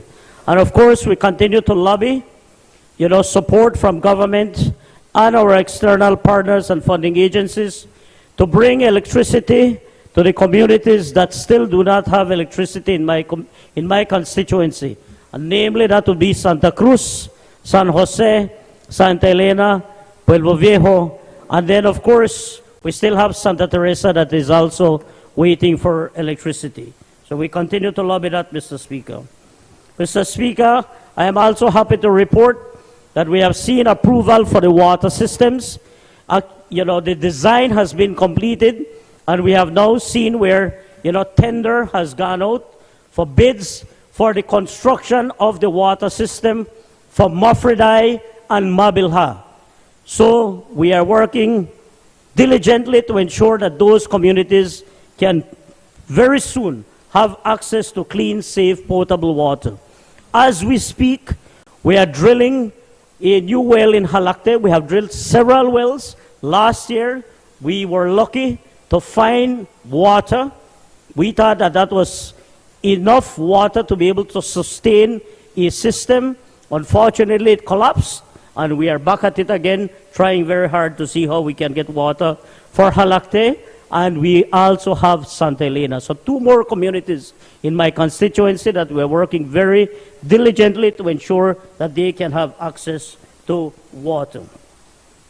Mr. Speaker, I also want to take this opportunity to speak to a very important issue that affects the people of my constituency, and that is the 2015 Caribbean Court of Justice consent order. And I know that Minister with responsibility, the member for Belize Rural Central, spoke at length about what the ministry has been doing. And I just want to say, Mr. Speaker, that this is a very important matter that is dear to me, because I represent 98% of the communities that are affected by this consent order. And Mr. Speaker, what I want to say is that over the last 3 years, this government has done significant work in advancing the consent order as ruled by the Caribbean Court of Justice. We have seen where the FPIC, the Free, Prior, and Informed Consent Protocol, has been implemented and used, and we have used this in several communities, particularly as it relates to electricity projects getting their consent, and as I said earlier, where communities have, signed up. We have used it in San Jose and Santa Cruz, Santa Rosa, to be able to get, projects that are being done by Belize, by Rural Resilient Belize. But in advancing this process, Mr. Speaker, we have also seen where the Maya draft land policy, has been drafted, and currently, as we speak, there is consultation work taking place across the Toledo district in relation to the Maya draft land policy. And I want to say, Mr. Speaker, that whilst the government has presented this proposal, and really it's a proposal, these communities, are getting an opportunity to come to the consultation, to voice, their concerns, their issues, and it affords the government, it affords us an opportunity to be able to listen to them and essentially try to find a way forward in terms of, amending, restructuring the policy, that will take into account what are the concerns of the community. Mr. Speaker, it is important to reiterate to our Maya people that this government respects the 2015 consent order of the Caribbean Court of Justice. We respect our Maya people, we respect our Maya brothers and sisters, and it is important that we come together and we work together to try to find a solution to the issues that currently face us. And I have no doubt that together, the government and the advocates who have worked very hard, and I want to be fair here, we have seen where the advocates, have worked very hard and lobbied. And as a result of that hard work and lobbying, the court made its prediction. And the court has ordered that the government works together with the Maya people, the Maya communities, to find a long-standing solution to this problem. So, Mr. Speaker, today I make a special call to all our leaders in the Toledo District, to all our advocates, that it is time for us to come together, to sit at the table, to speak, as Minister said, respectfully to each other, to listen respectfully to each other, and to find a way to be able to support our Maya people. Mr. Speaker, in winding up, Mr. Speaker, I want to take the opportunity to thank the Prime Minister and my colleagues in Cabinet for all their support. We will continue to work very hard. We will continue to work diligently to continue to bring development to Toledo West and to the Toledo District. Recently, we have seen where in the municipality in Punta Gorda, the Ministry of Finance, the Prime Minister has made available funds to be able to improve more than 6 streets. And again, we will continue to work very hard to ensure that this work can continue.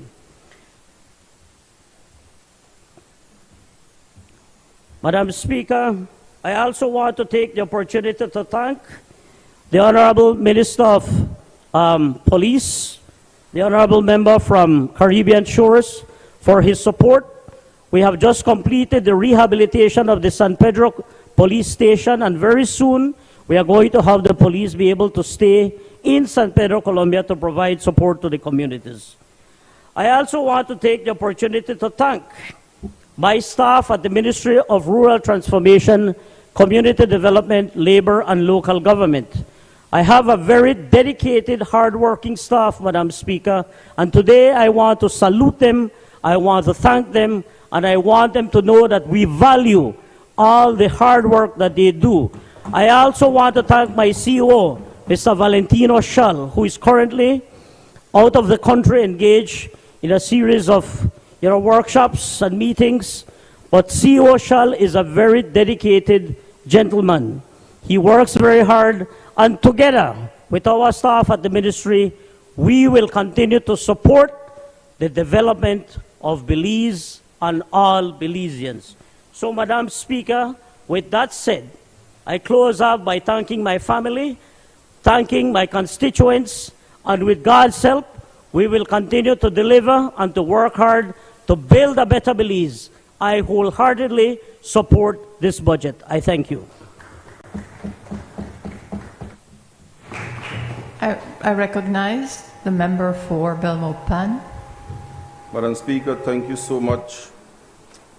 And before I give my contribution to the General Revenue Appropriation 2024-2025 Bill 2024, I would first like to extend my deepest condolences to the family and friends of Lara and Megan, to the Belmopan Market Plaza family, to the whole community of Belmopan. We mourn and we condemn this horrific act of public slaying of 2 women. We stand together against violence in all its form and pray that justice be done. At the same time, I would like to acknowledge the valiant work of Corporal Lopez, an off-duty police officer, who along with Mr. Logan of the Belmopan Market Plaza and Mr. Erlin Martinez, risked their lives to apprehend the shooter.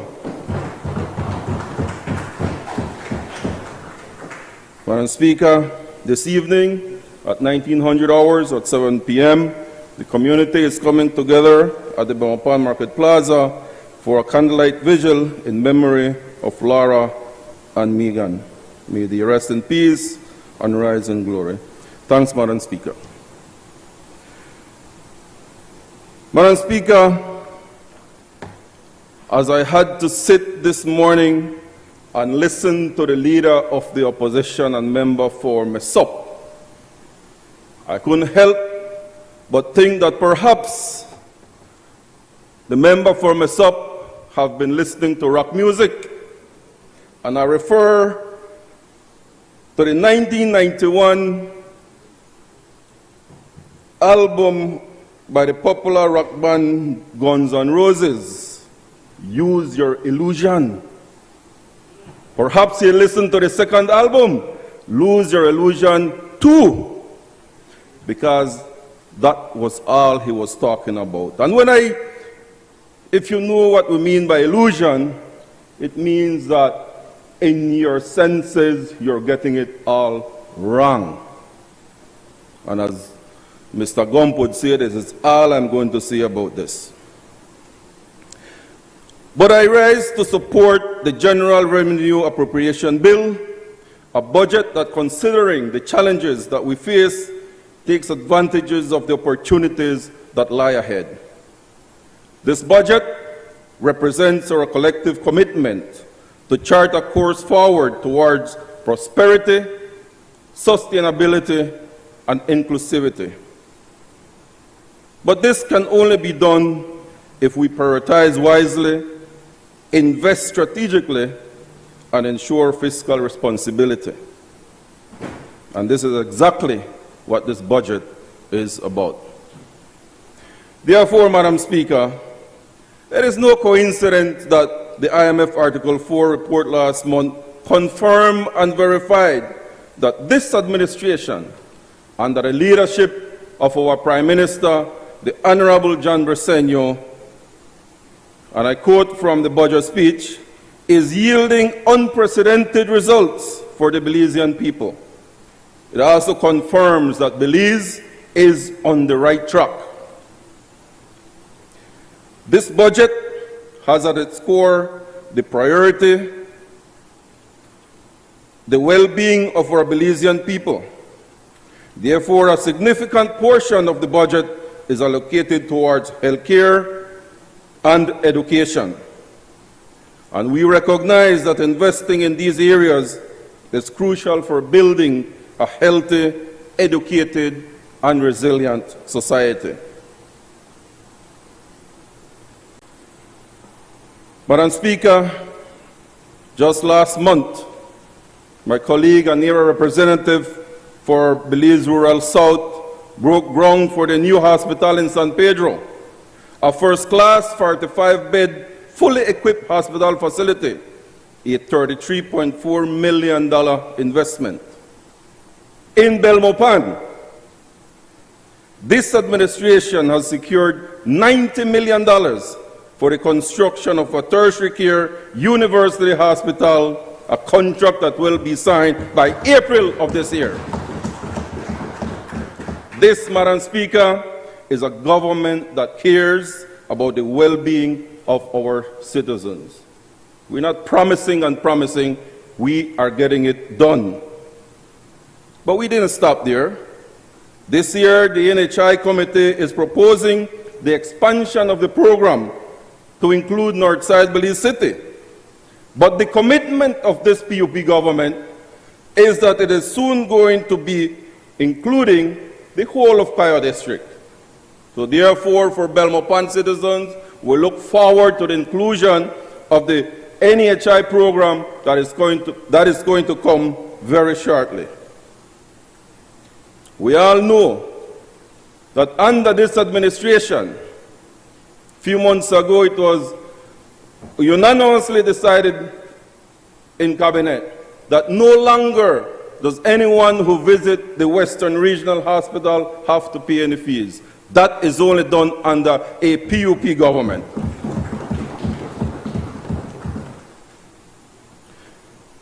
But, Madam Speaker, to complement the health care that this PUP administration is investing in, we're also investing in education. We are investing in our most valuable resources, and those are our children. In our Plan Belize manifesto, it is our commitment in ensuring quality education, preparing our society for full employment for all of those who seek jobs. The free education pilot project started in Southside Belize City, but thanks to the vision and hard work of our Minister of Education, 12 more schools will be added to the Education Upliftment Project, Together We Rise. Of those 12 schools, the largest government high school is also there, the Belmopan Comprehensive School. Thank you, Minister of Education. Thank you to the Prime Minister and to the government of Belize. Thousands of children, and I mean thousands, will benefit from this program. And we're not only looking at tuition. I think the Minister of Education was very broad in his in what he called education for all. There will be help. Those students will be helped with uniform. They will be helping the students with meals. It's a whole package. And the Belmopan Comprehensive School family will be very, very pleased to know that it doesn't only benefit Belmopan, but it benefits all of those villages in the Cayo South and all those students who come to the Belmopan Comprehensive School. In tandem to our commitment to social justice and development, we are also dedicated to fostering economic growth and creating opportunities for all Belizeans.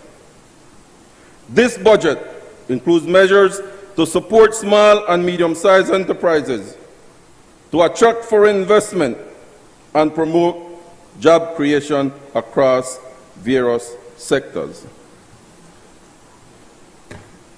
My colleagues have already elaborated on what we know, and you can ask anyone out there who are looking for people to work.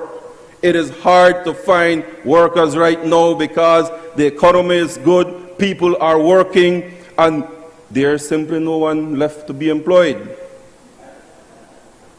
Those that are not employed, member for call it because they don't want to get employed. Perhaps, yeah, yellow man, yeah, he don't want to get employed. Yeah, we're the only one. Right now, there are many companies in Belmopan looking for workers, and there are none. We are grateful in Belmopan for the investment this government has done and is doing. For over 10 years, we have a community by the name of John W. I won't say what John W. means, because we have to change that name. But for over 10 years, the community of John W., every time it floods, they were cut off from the rest of Belmopan. Right now, through the Ministry of Infrastructure and Development, we are in the process, or we are building right now, a 2-lane concrete all-weather bridge. It never took us 10 years, it took us less than 1 year to get this bridge, and it is being constructed right now. Last year, we inherited a 1-lane wooden bridge in Salvapan. We have changed that, and we now have a 2-lane cement all-weather bridge as well. We have one more bridge, you know. We have one more bridge, the Belmopan Bridge, a 1-lane. This is how we inherited, you know, a 1-lane wooden bridge. We changed that. And you know what? In the next 2 weeks, that contract will be signed, and we will start building a 2-lane all-weather cement bridge as well.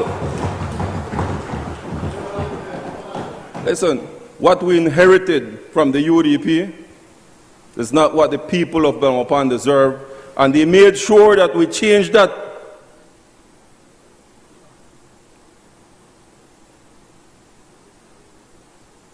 Housing.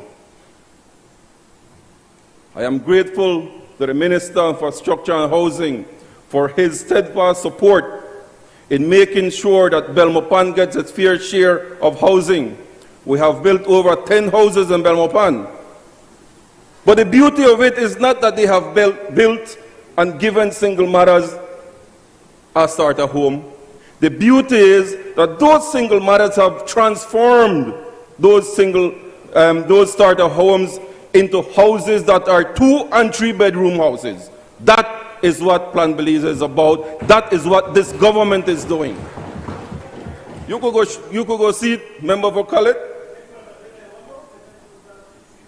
This is what Plan Belize is about. We give them a starter home. We give them the opportunity to expand they're all single mothers, they just needed something. And that is what this government has been doing. Water expansion. And the Minister of Utilities mentioned that Belmopan is in the list for water expansion and utilities expansion. Well, the first phase of that water expansion started last week. And while many believe that, we'll do all kind of things because elections they come, we did not stop working. Right through election after election, we continue to work to deliver the services that the people of Belmopan elected me to do. That water expansion right now is going to benefit about 50 families. In the next 2 weeks, these 50 families will have potable drinking water. That is phase one. We have 3 more phases to go. And we'll make sure that the people that deserve these water and electricity get what they deserve. We are cognizant of the urgent need to address environmental challenges and mitigate the impacts of climate change. Therefore, this budget includes provisions for environmental conservation, sustainable development initiatives, and climate resilient projects. As we embark on this journey towards a brighter future, it is essential that we strengthen governance, enhance transparency, and ensure accountability in the management of public funds. We therefore must work together across government agencies, civil society, and the private sector to uphold the highest standards of fiscal responsibility and integrity. I think we should all be proud of what this government has achieved in just 3 years. This budget and everything that we are discussing here comes with no additional taxes. Why? Because this government is a government that works, that has expanded the economy, and we don't need to raise any more taxes. Thank you to the leadership of our Prime Minister. We can boast that we have a budget without any new taxes. Madam Speaker, I would like to express my gratitude to the good people of Belmopan, who on March 6th came out and gave us a resounding victory. I would like to thank our Mayor Pablo Kawich and his councillors for their resounding victory in Belmopan, and the people of Belmopan for entrusting us to continue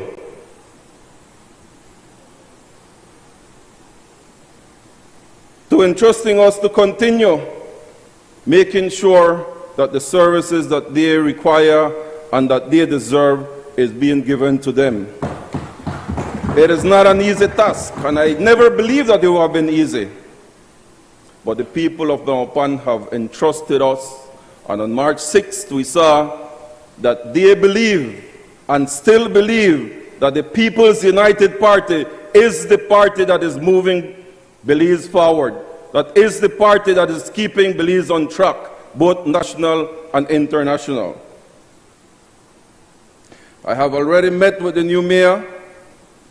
We have already discussed, Madam Speaker, and we have already ensured that the task...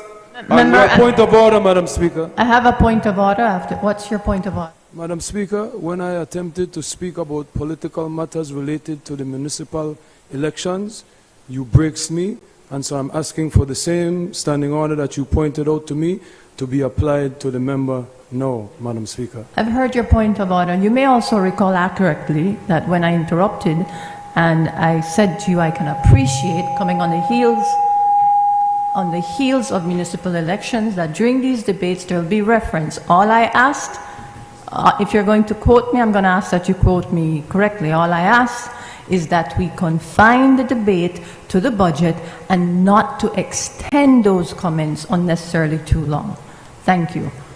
Member, continue. Thank you, Madam Speaker. You know, since this morning, there was nobody on that other side. Nobody. It didn't even feel like we're having a debate because nobody on the next side. But that is for another day. Still nobody on the next side, no, Minister Florencio.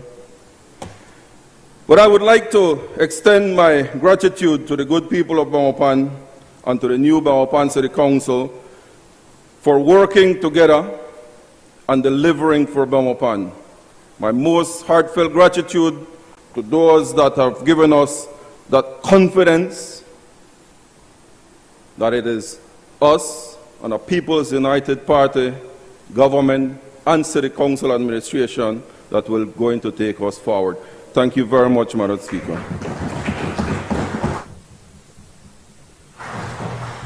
Members, I will ask that we suspend the proceedings. We do have 3 days of debates on this particular bill, and for me to do it as fairly and equitably, assuming that all members are present, is to try and divide the contributions as equally as I can over the 3 days. And so I will ask that we suspend. Before we do, I would be remiss if not to comment on the fact that indeed Standing Order 42B, which I think the entire nation now knows, if no other standing order, I think we know that one, that when a member speaks, the standing orders provides that all other members remain in silence. There's a reason for that. One, so that the member can speak uninterrupted unless on a point of order. And 2, so that the speaker, the presiding officer, can actually hear if there are any comments being made that would breach the standing orders, so that when a point of order is made, a ruling can be had. And then also for the public to hear. But members, I will say this, and I remind you as the chair, my ruling is final. If I hear comments off mic that breach standing orders, I will use the standing orders. It's not just to say that you should be silent. If the comments are derogatory, discriminatory, if they are imputing improper motives, if they are of a personal attack of that nature, I will resort to, that would be Standing Order 44. And Standing Order 44, 3 members clearly states that the Speaker shall order any member to withdraw immediately from the House during the remainder of the day's sitting, and may direct such steps to be taken as are required to enforce such order. Where, members, I am speaking. This is a difficulty in presiding when we're not going to respect the chair, whether the chair or deputy is in the seat. Where the conduct of such member is grossly disorderly, or, which is the more relevant one in this regard, which would be B, where such member has used objectionable, abusive, insulting, or offensive words or language or unparliamentary expressions. There's nowhere in the standing orders, members, that it say on mic or off mic. Just as there's nowhere in the standing orders that provides for members to use their phones, their laptops, or any other device. It is nowhere in these standing orders, yet members do it. So we can be professional and we can be reasonable. But let's not take the Parliament for a joke when we say it's not on mic, therefore it's not recorded.